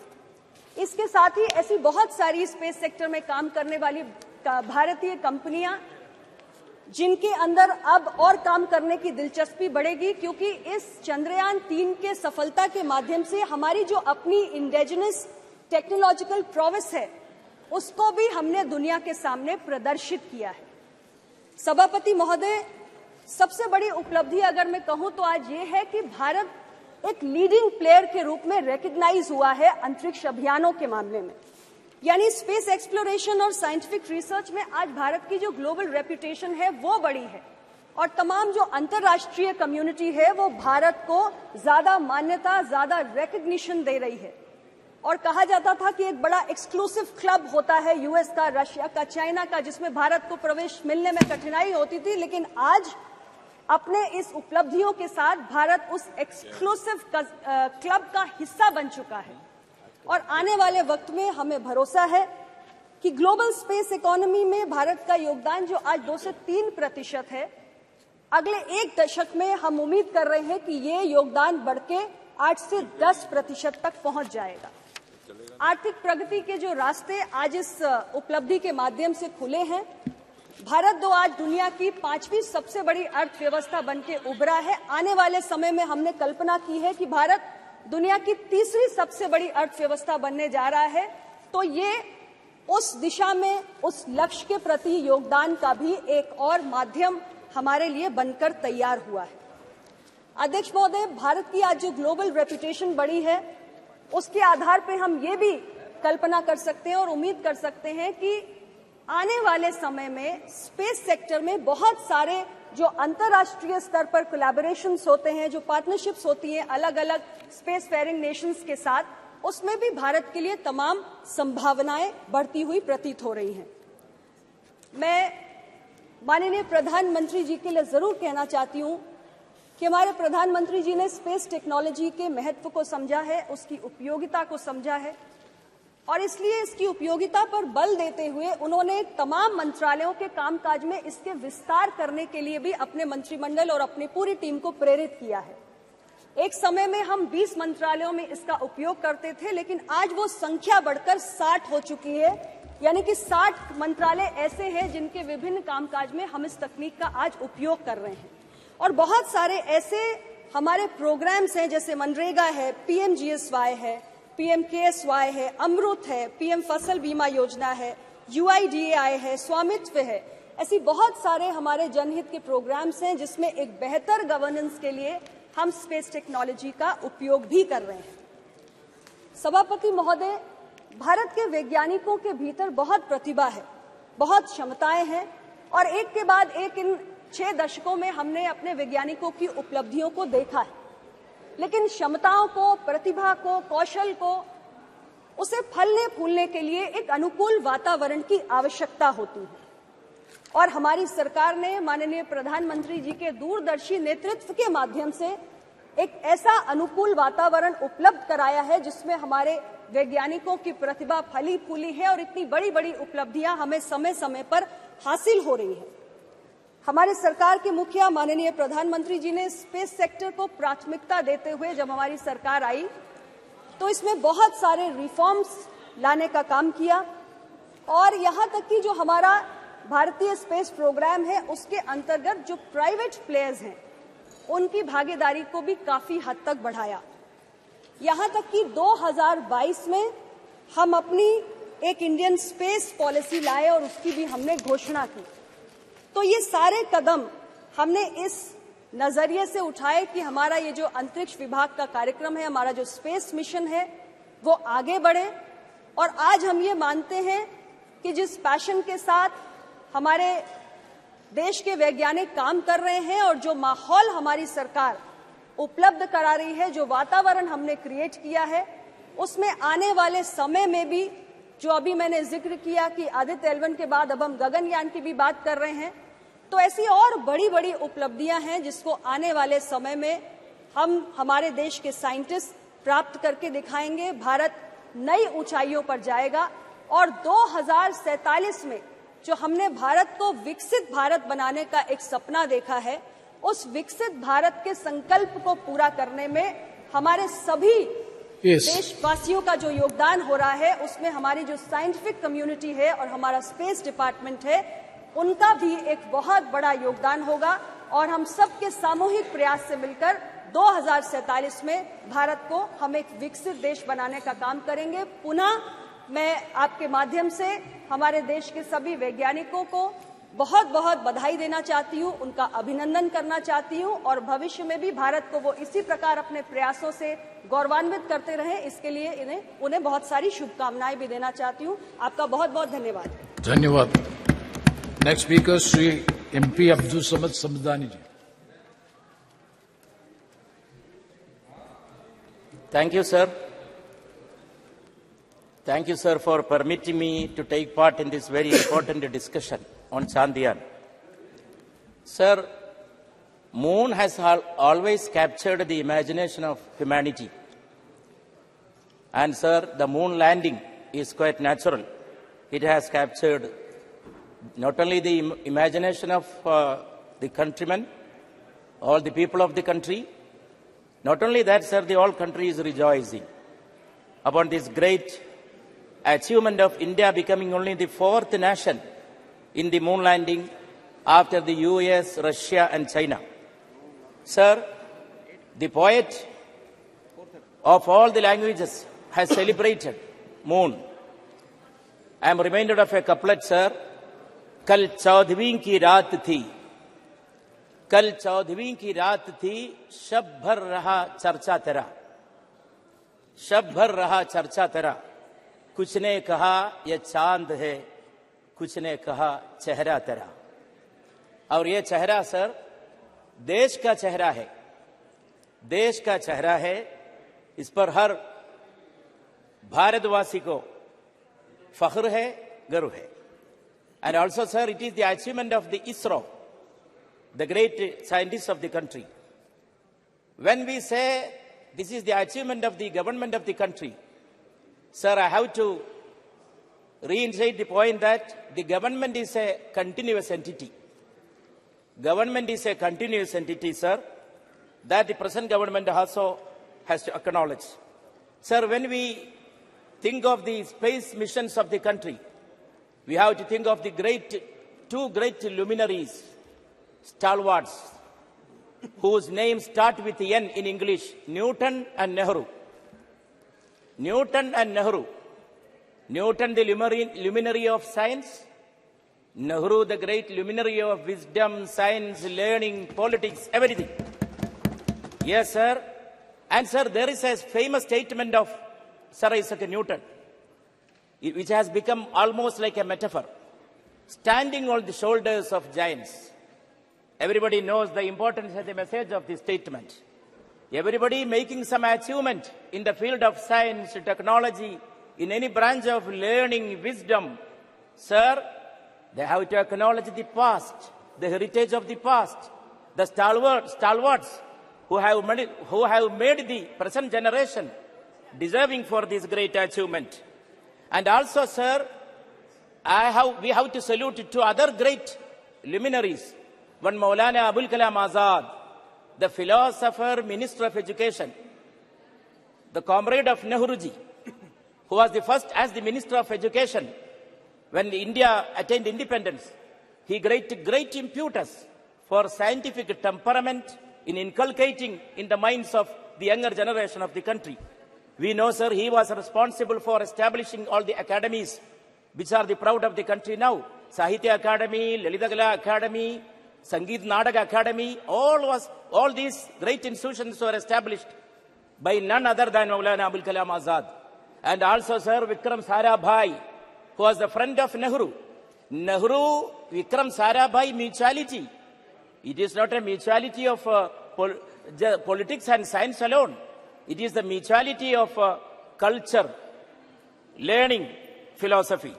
And, sir, much has been discussed here about the role of religion, faith, and science. Sir, we have no difference of opinion with the role of all these things have to play in shaping the destiny of humanity. But, sir, one thing has to be admitted and acknowledged. These are different roads to truth, to reality. There cannot be mixing of religion with the science. And this kind of an opportunity cannot be used to spread superstitions. Sir, scientific achievement cannot be used and utilized for spreading superstitious beliefs. Sir, there should be a mentality of rationality. Mentality of the rationality is the necessity of humanity. Whatever achievement the humanity has gained in its history. Rational. Yes, sir. Everybody has to be rational. But that is what is missing nowadays, sir. So the Honorable Minister was referring so many times to the relationship of science with religion, science with culture, no doubt. But, sir, everything has an orbit of its own. Let us look to the sky. Sky is moving in its orbit. Moon is moving in its orbit. Let the faith and religion move in its own orbit and science in its own orbit. They are different roads to reality which do not collide. There should not be made a collision. There must be coalition and coordination. And, sir, another very important lesson that we have to learn from sky, from the universe. That is the lesson of plurality. Sir, in the sky, all the stars, the planets, all the other particles of the country. Sir, Newton's theory of gravitation, what is the essence of it? Yes. Every particle is attracting another particle of the universe, attracting. Newton's theory is the theory of inclusion. Newton's theory is not the theory of exclusion, which these present day people and the present day people who spread hatred throughout the country. Yes, sir, I am concluding, sir. And also, sir, this has to be hailed as an achievement of man. सुना है खाक से तेरी नमूद है लेकिन तेरी सरिश्त में है कौकबी व महताबी. Though man is made of clay, he is made of that essence of moon and star. Kaukabi wa mehtabi. These particles are there inside man. And also, sir, in this kind of a very important juncture, we have to inculcate, we have to spread the culture of pluralism. Every part of the country, every region has made its own role, played its own role in making this achievement a reality. And every people of different sections of the community and the society, they have also made, sir, their contribution. Sir, I conclude by quoting another couplet. बेचैन इस कदर था कि सोया न रात भर. बेचैन इस कदर था कि सोया न रात भर. पलकों से लिख रहा था तेरा नाम चांद पर. पलकों से लिख रहा था तेरा नाम चांद पर. हमारे देश का नाम चांद पर लिखने का वो प्रोसेस नेहरू जी ने शुरू किया. अब वो हमें फख्र है, हमें गर्व है वो जारी रखने में. Thank you, sir. Thank you so much. Thank you very much. Now the supplementary business. Honorable Minister Sri Pankaj Chaudhary ji to move the resolution. सभापति महोदय, मेरे वरिष्ठ सहयोगी श्रीमती निर्मला सीतारमण की ओर से मैं निम्नलिखित प्रस्ताव प्रस्तुत करता हूं. सीमा शुल्क टैरिफ अधिनियम 1975 के अनुसरण में यह सदन 19 अगस्त 2023 के सूचना संख्या 47/2023 सीमा शुल्क GSR 616E दिनांक 19 अगस्त 2023 को मंजूरी देता है, जिसमें HSS कोड 070310 के तहत आने वाले प्याज के निर्यात पर निर्यात शुल्क लेवी लगाने के लिए सीमा शुल्क टैरिफ अधिनियम के द्वितीय अनुसूची में संशोधन की मांग की गई है. दूसरा, सीमा शुल्क टैरिफ अधिनियम 1975 की धारा 8 के अनुसरण में ये सदन एत द्वारा अधिसूचना संख्या 49/2023 सीमा शुल्क दिनांक 25 अगस्त 2023 GSR 628E दिनांक 25 अगस्त 2023 को मंजूरी देता है, जिसमें HSS कोड 10063010 के तहत आने वाले परबाइल्ड चावल के निर्यात पर निर्यात शुल्क लेवी लगाने के लिए सीमा शुल्क टैरिफ अधिनियम की द्वितीय सूचना में संशोधन की मांग की गई है. प्रश्न है कि माननीय मंत्री जी द्वारा प्रस्तुत संविधान की संकल्प को स्वीकृत किया जाए. जो सदस्य इसके पक्ष में है वो हाँ कहे, जो सदस्य विरोध में है वो ना कहे. मेरे विचार में निर्णय हाँ वालों के पक्ष में हुआ, हाँ वालों के पक्ष में हुआ. संवैधानिक संकल्प स्वीकृत हुआ. नेक्स्ट, श्री इम्तियाज जलील. चंद्रयान 3 जब चांद पर लैंड हुआ तो सारी दुनिया में हमारी दखल ली गई और पूरे देश में बड़े गर्व का एक माहौल था, खुशी का माहौल था. पूरी दुनिया हमें इस नजरिए से देखा करती थी कि ये वो देश है जिसकी पहचान इलिटरेसी के लिए की जाती थी. ये वो देश है कि जहां पर सड़कों के ऊपर गाड़ियां कम और जानवर ज्यादा घुमा करते थे. ये वो देश था कि जहां पर फीमेल इन्फेंटिसाइड के नाम के ऊपर हम बच्चियों को पेट के अंदर ही खत्म कर देते थे. ये वो देश था जहां बेरोजगारी हमारा मुखद्दर थी. लेकिन आज ये देश बदल गया है और आज पूरी दुनिया इस देश को झुककर सलाम कर रही है. लेकिन अगर कोई ये समझ रहा है कि ये देश इसलिए बदला कि हम राजनीतिक पार्टी के नेताओं ने या कुछ राजनीतिक पार्टी के मंत्रियों और प्रधानमंत्रियों ने इसको बदला है, तो बहुत बड़ी गलतफहमी का हम शिकार है. ये देश अगर बदला है तो तो युवा शक्ति की वजह से बदला है। ये देश अगर बदला है तो हमारे किसानों की वजह से बदला है। ये देश अगर बदला है तो हमारी महिलाओं की वजह से बदला है, हमारे वैज्ञानिकों की वजह से बदला है। और आज अध्यक्ष महोदय, हम सब बहुत सारे सदस्य ऐसे हैं जिन्हें याद होगा कि एस्ट्रोनॉट राकेश शर्मा जब स्पेस के अंदर गया और उससे पूछा गया था कि वहां से भारत देश कैसा दिखता है, तो उसने कहा था कि सारे जहां से अच्छा हिंदुस्तान हमारा। अध्यक्ष महोदय, अगर इस स्पेस प्रोग्राम को हमें आगे बढ़ाना है तो हमें कहीं ना कहीं से इसे और फंडिंग देने की जरूरत है। लेकिन आज इंडियन स्पेस रिसर्च ऑर्गेनाइजेशन की फंडिंग अगर हम देखते हैं तो क्या वजह है कि 2022 के फाइनेंशियल ईयर के अंदर 13,700 करोड़ रुपए का बजट घटाकर 12,553 करोड़ रुपए कर दिया गया था। अगर जीडीपी का परसेंटेज के हिसाब से अगर हम देखें तो भारत जो है वो research and development space program के अंदर बहुत कम पैसा खर्चा करता है, सिर्फ 0.65% ऑफ जीडीपी, जबकि यूएस 2.9% करता है, चाइना 2.2% करता है और इजराइल 4.9% करता है। अध्यक्ष महोदय, आज सुबह में जब आदरणीय मंत्री राजनाथ सिंह साहब को सुन रहा था तो उन्होंने बहुत सारे मुद्दों को टच किया। मैंने दोबारा सब्जेक्ट पढ़ा कि यह सब्जेक्ट है क्या, तो पता चला कि चंद्रयान 3 और स्पेस के अंदर हमारी उपलब्धियां।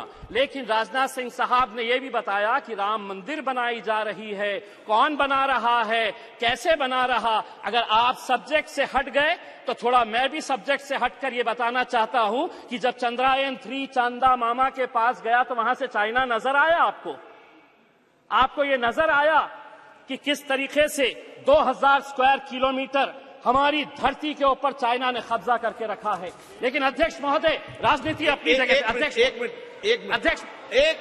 एक मिनट माननीय सदस्यगण, मैं कई बार इस बात के सुनता हूं, हमारे देश की महिमा, उसकी प्रसिद्धि, उसके बारे में हम सदन में क्या मैसेज देना चाहते हैं। सदन में कुछ विषयों को सकारात्मक तरीके से पूरा देश, पूरा विश्व संसद की कार्रवाई को देखता है। हम कह रहे हैं कि कोई ऐसा विषय नहीं बोलना चाहिए जिससे कि हम कमजोर नजर आए। भारत आज मजबूत है, दुनिया भारत की ओर देख रही है। आप सदन में थोड़ा सकारात्मक बात करें।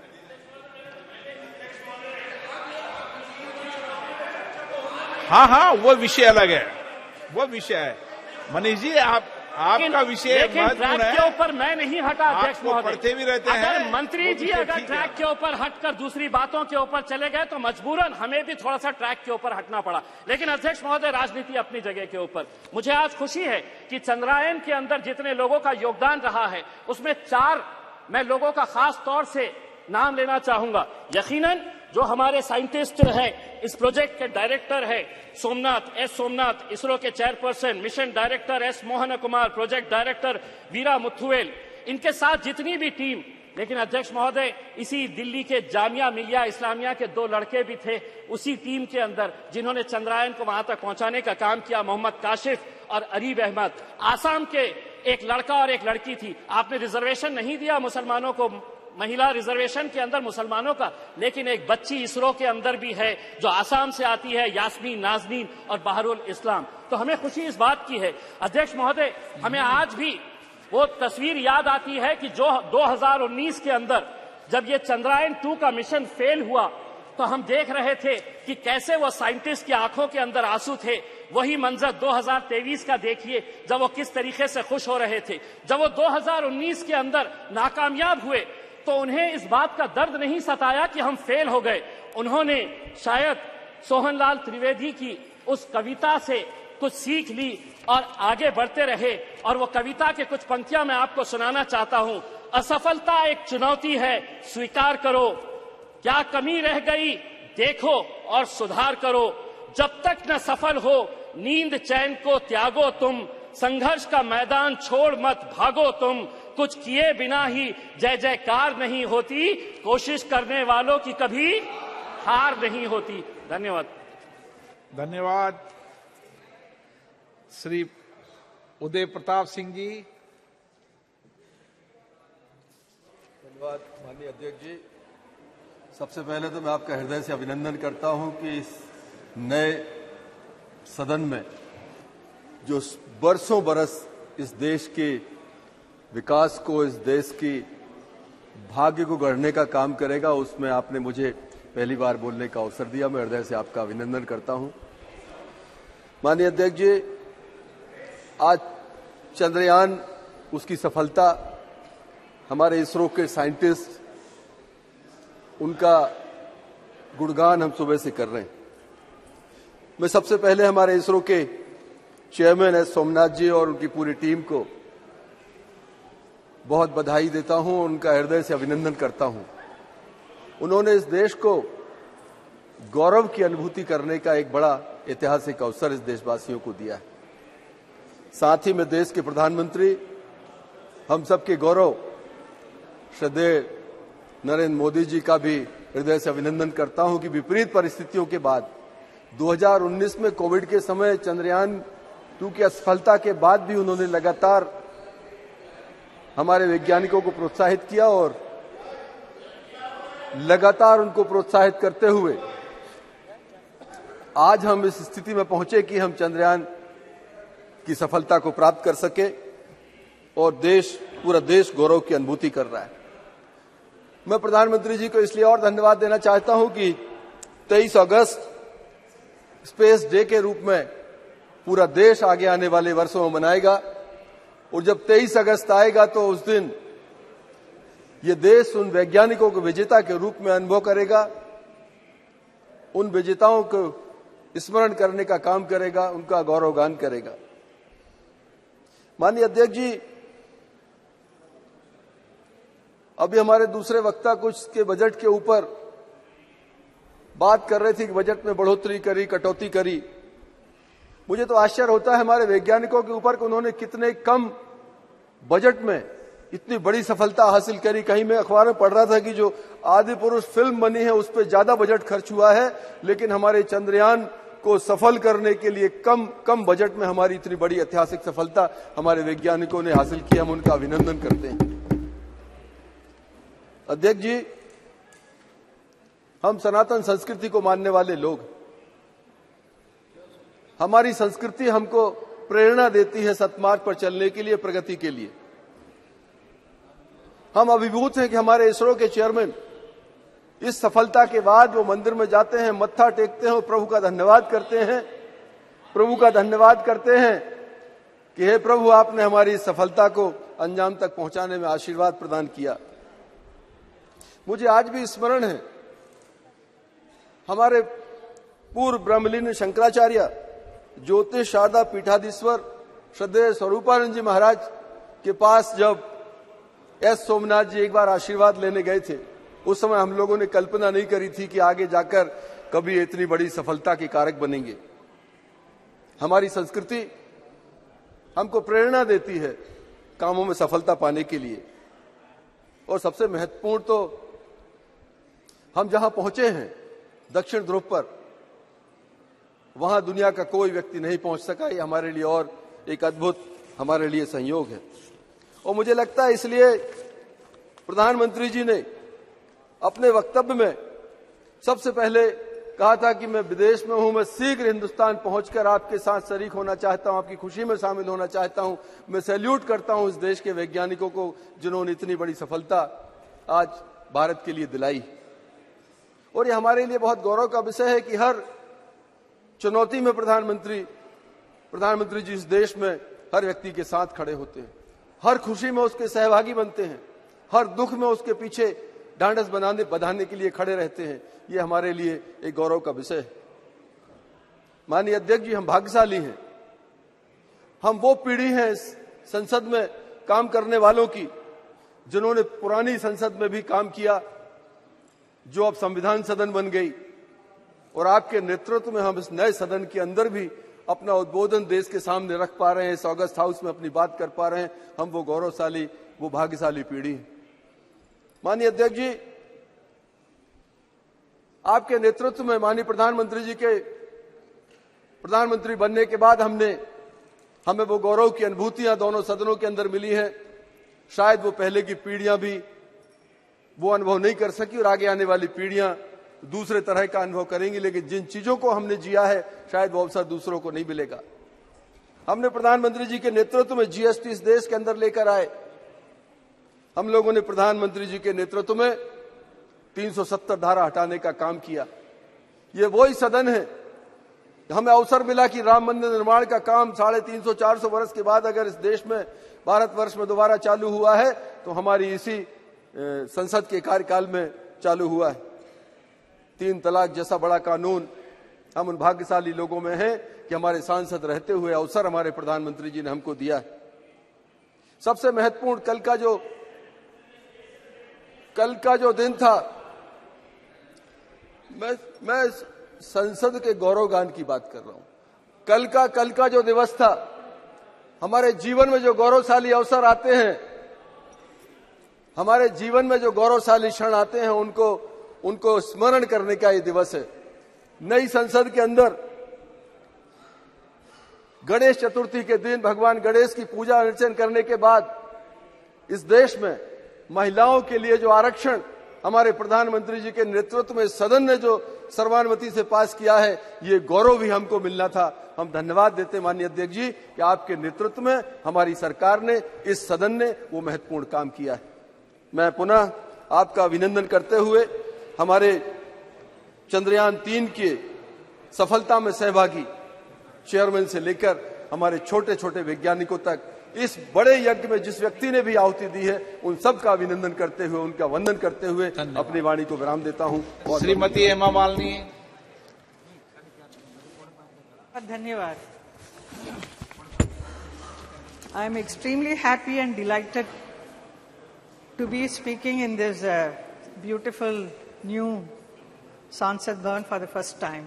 Thank you so much for giving this opportunity. अध्यक्ष महोदय, सबसे पहले मैं सभी माननीय सांसदों को धन्यवाद करती हूं। नए सांसद भवन के पहले कानून के रूप में नारी शक्ति वंदन अधिनियम 2023 विशाल बहुमत से पारित करने के लिए गृह मंत्री श्री अमित शाह जी को, कानून मंत्री अर्जुन मेघवाल जी को ऐतिहासिक भाषण के लिए आभार व्यक्त करती हूं और आपको भी और हमारे प्रधानमंत्री जी को भी अभिनंदन करती हूं। अध्यक्ष महोदय, भारत आज चंद्रमा पर है। हमारा राष्ट्रीय गौरव तिरंगा और अशोक चक्र आज चंद्रमा पर है। ये आज का भारत है, 21 सदी का भारत है, जो नरेंद्र मोदी जी के सशक्त और दूरदर्शी नेतृत्व में निर्भीक और जुझारू है। हर भारतीय आज शान से कह सकता है कि मेरा देश आज अमेरिका, इंग्लैंड, फ्रांस की तरह पहली पंक्ति में खड़ा है। लेकिन ये कैसा संभव है? ये संभव हुआ हमारे कर्मयोगी प्रधानमंत्री श्री नरेंद्र मोदी जी के दूरदर्शी नेतृत्व और दृढ़ संकल्प से, हमारे वैज्ञानिकों को दिए गए प्रोत्साहन से, उनके समर्पण और परिश्रम से और 140 करोड़ देशवासियों की एकजुटता से। ये कैसा संभव है? इसलिए संभव है, कुछ पाने के लिए दिल में जुनून चाहिए।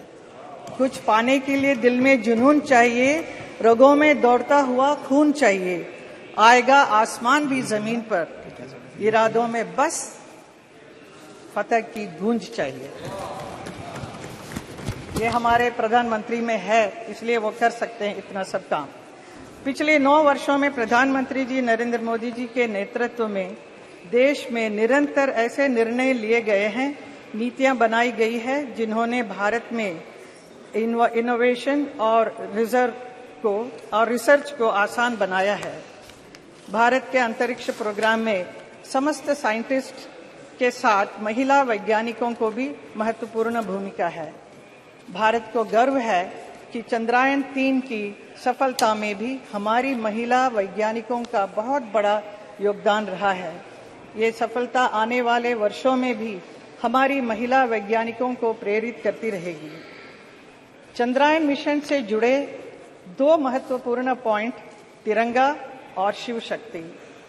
और ये सिर्फ नाम ही नहीं बल्कि ये हमारी हजारों वर्ष पुरानी विरासत और आज की वैज्ञानिक आकांक्षाओं वाले भारत को एक सूत्र में पिरोती है। जैसा कि प्रधानमंत्री जी चंद्रयान की सफलता पर इसरो के वैज्ञानिकों को संबोधित करते हुए कहा था, भारत के पास विज्ञान के ज्ञान का जो खजाना है वो गुलामी के लंबे कालखंड में दब गया है, छुप गया है। आजादी के इस अमृत काल में हमें इस खजाने को भी ढूंढना है, उस पर रिसर्च भी करनी है और दुनिया को इसके बारे में बताना भी है। भारत दुनिया की सबसे युवा प्रतिभा वालों देश है।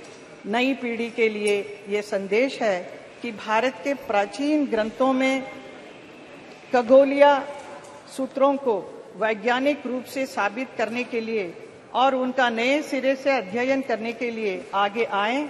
यही भावना 2047 में विकसित भारत के सपने को साकार करेगी।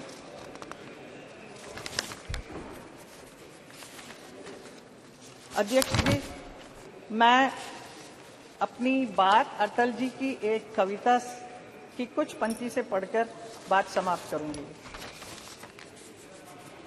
मैं तेज पुंज तमलीन जगत में फैलाया मैंने प्रकाश, जगती का रच करके विनाश, कब चाहा है निज का विकास। शरणागत की रक्षा की है मैंने अपना जीवन देकर, विश्वास नहीं यदि आता तो साक्षी है ये इतिहास अमर। यदि आज दिल्ली के खंडहर सदियों की निद्रा से जगकर गुंजार उठे ऊंचे स्वर से हिंदू की जय, तो क्या विस्मय। हिंदू तन मन, हिंदू जीवन, रग रग हिंदू मेरा परिचय। धन्यवाद। श्री के Ram Mohan Naidu.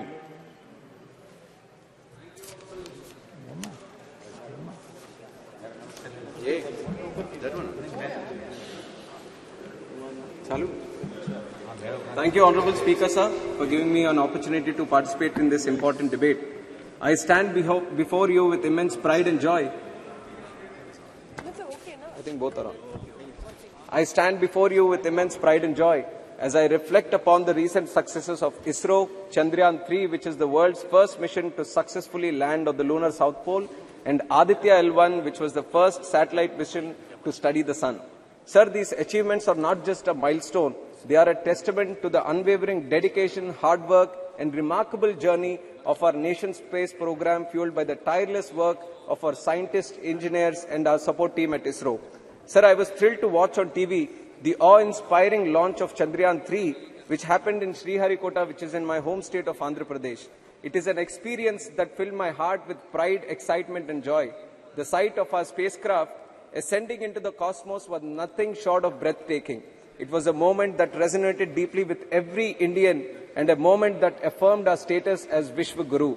I also would like to take a second and appreciate all scientists, including the Telugu scientists who have contributed to the Chandrayaan mission. What makes Chandrayaan-3's triumph even more inspiring is the journey that led us here. It reminds us that failure should never deter us. Instead, it should propel us to return stronger. Chandrayaan-2 faced its own challenges, but our scientists and engineers demonstrated an unwavering spirit of resilience and determination. So they refused to let adversity define their journey, and their efforts bore fruit with the resounding success of Chandrayaan-3. In the words of our visionary leader, Sri Chandrababu Naidu Garu, every crisis creates an opportunity, and those who fight in those situations will emerge as leaders. This is precisely what our ISRO scientists have demonstrated to the world. They have seized the opportunity, overcome the challenges, and emerged as leaders in the space exploration program. Respected sir, as we speak about the successes of ISRO, the first name that comes to the young minds of this country is our beloved former President Abdul Kalam ji, sir. He is commonly known as the People's President also. We have all heard inspiring stories of his association with ISRO, and it is an honor for TDP as Sri Nara Chandrababu Naidu Garu, the then convener of NDA, was the one who proposed and supported the nomination of Kalam as the president of our nation. And I am certain that Dr. Kalam, had he been among us today, he would have been filled with immense joy and satisfaction seeing the success today. He also preached to this great nation to dream big and achieve big. But sir, ISRO not only dreamt big, but it dreamt of the impossible and achieved what no other country could today. It's now upon the central government to take these great technological advances and breakthroughs and use them for the benefit of 140 crore people of this country, sir.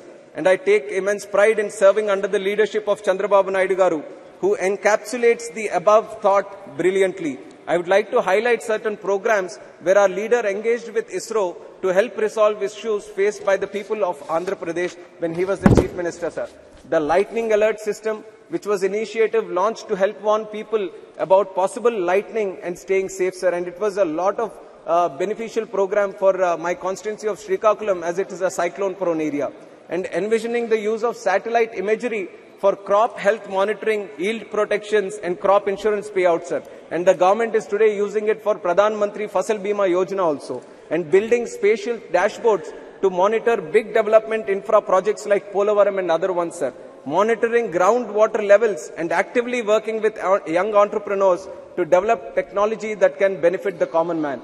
We should also acknowledge the rapid growth in our private sector's involvement in the development of space technologies over the last few years. Young startups like Dhruva Space, Satshore, Digantara, Skyroot Aerospace, Bellatrix, and many others across India have achieved remarkable success over the last few years. I urge the central government to actively engage, assist, and tap into the potential of such organizations to accelerate our country's overall progress in space research and satellite technology. I also applaud the government for launching programs such as Atal Tinkering Labs and legislation such as Anusandhan National Research Foundation Act 2023 that are aimed towards fostering the spirit of learning and scientific temperament in our country, sir. Sir, before I conclude, I would like to bring the attention of the House to the case of Sri Nambi Narayan, a stark reminder of how motivated, petty vindictiveness can uproot and put back years of scientific development and innovation. It puts fear in the hearts of people and discourages them from carrying forward the works of their leaders, lest they be termed traitors to the nation themselves. Even though he has been cleared of all the charges, the years lost fighting the allegations took an obvious toll on his health and reputation, sir. The country lost out as well on the possible immense contributions this brilliant mind could have made to our space program. Sir, we live in strange times where the corrupt are putting the honest and sincere in jail, sir.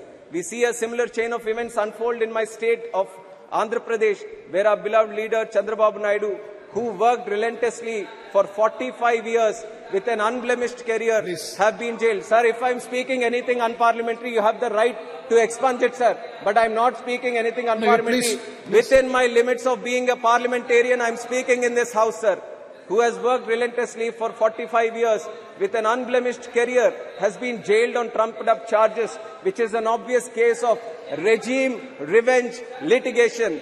What incentives do young leaders like me have when honesty is being impeached? On the other hand, another leader from my state, surrounded by sycophants, will be celebrating 10th year anniversary of being out on bail this 23rd September for looting our country of 43,000 crores, sir. Sir, respected sir, we need to fix our system before it is taken for granted. Sir, 2 lines and I am concluding. Please conclude. Concluding, sir.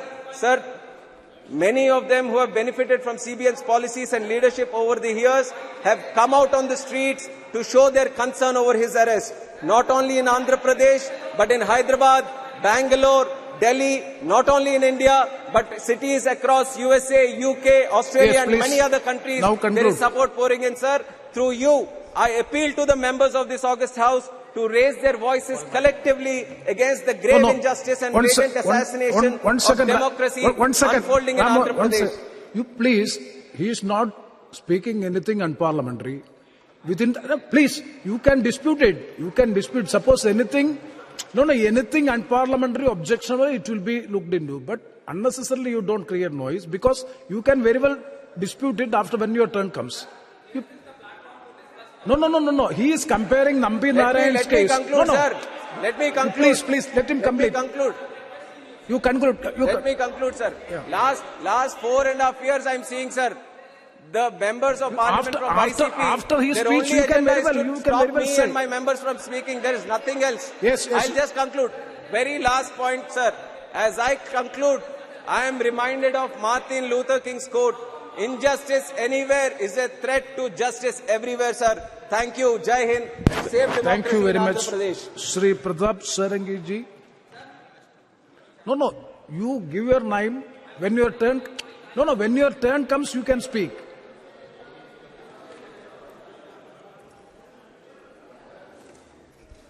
Honorable Chairman, sir, I thank you from the core of my heart for your kind permission to speak on this inspiring and very encouraging topic.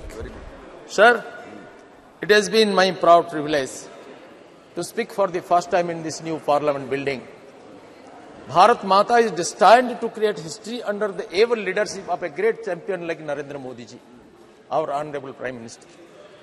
Sir, entire world gazed towards the sky on the momentous occasion of August 23, 2023, when the Indian Space Research Organization, ISRO, stood on the brink of a historic achievement leveraging India's ageless traditional knowledge, rich ancient wisdom, twinned with modern scientific and technological excellence and economic prudence.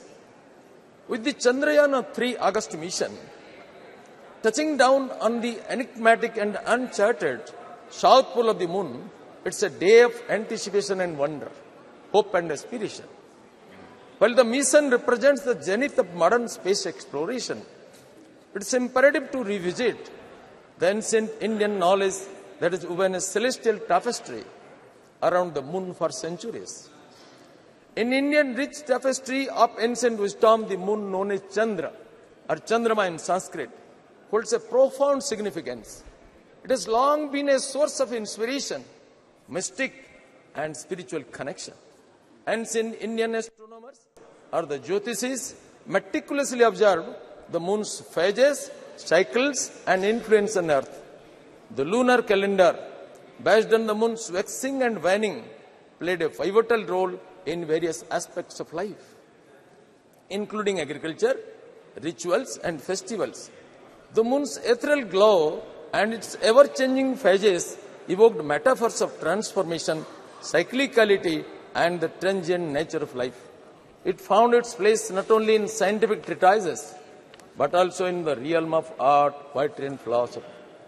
The silvery orb adorned countless tales where gods and goddesses, lovers and seekers were often associated with its luminescence. As Chandrayaan-3 ventures to touch the lunar surface, it's intriguing to contemplate the echoes of ancient Indian insights in the modern endeavor. The moon's south pole, a realm clogged in mystery and shadow, is a fitting canvas for both ancient wonder and modern curiosity to converge. The lunar surface, as observed through the lens of Chandrayaan mission, unveils tales of geological evolution and cosmic history. And yet the legacy of ancient Indian thought of largest universal well-being offers a perspective that extends beyond the scientific gaze. The moon's surface, with its craters and crevices, becomes a tapestry that speaks of cosmic cycles, change, and the dance of celestial bodies. Just as Chandrayaan-3 seeks to unravel geological secrets, ancient Indian wisdom invites us to explore the metaphorical depths of the moon's symbolism. The moon's waxing and waning mirrors the eternal ebb and flow of life. Its luminous radiance amidst the darkest nights reflects hope, strength, aspiration, and guidance in the face of challenges. As Chandrayaan-3's journey nears its pinnacle, it's a celebration not only of technological prowess, but also of the continuum of human curiosity and exploration. The threads of ancient Indian knowledge are interwoven with the fabric of modern space science, illuminating the moon's significance through time, encouraging insightful, futuristic explorations of the Milky Way for the enduring global good, universal prosperity of humankind, and all species of sustainable economy, ecology, and environment, which is symbolized by the great personality of Honorable Narendra Modi.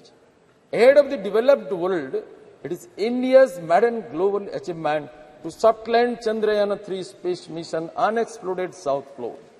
This demonstrates undivided attention, inspiring support, and visionary leadership of our Honorable Prime Minister Shri Narendra Modi ji, complemented by collective technical excellence of the Indian scientific community led by ISRO.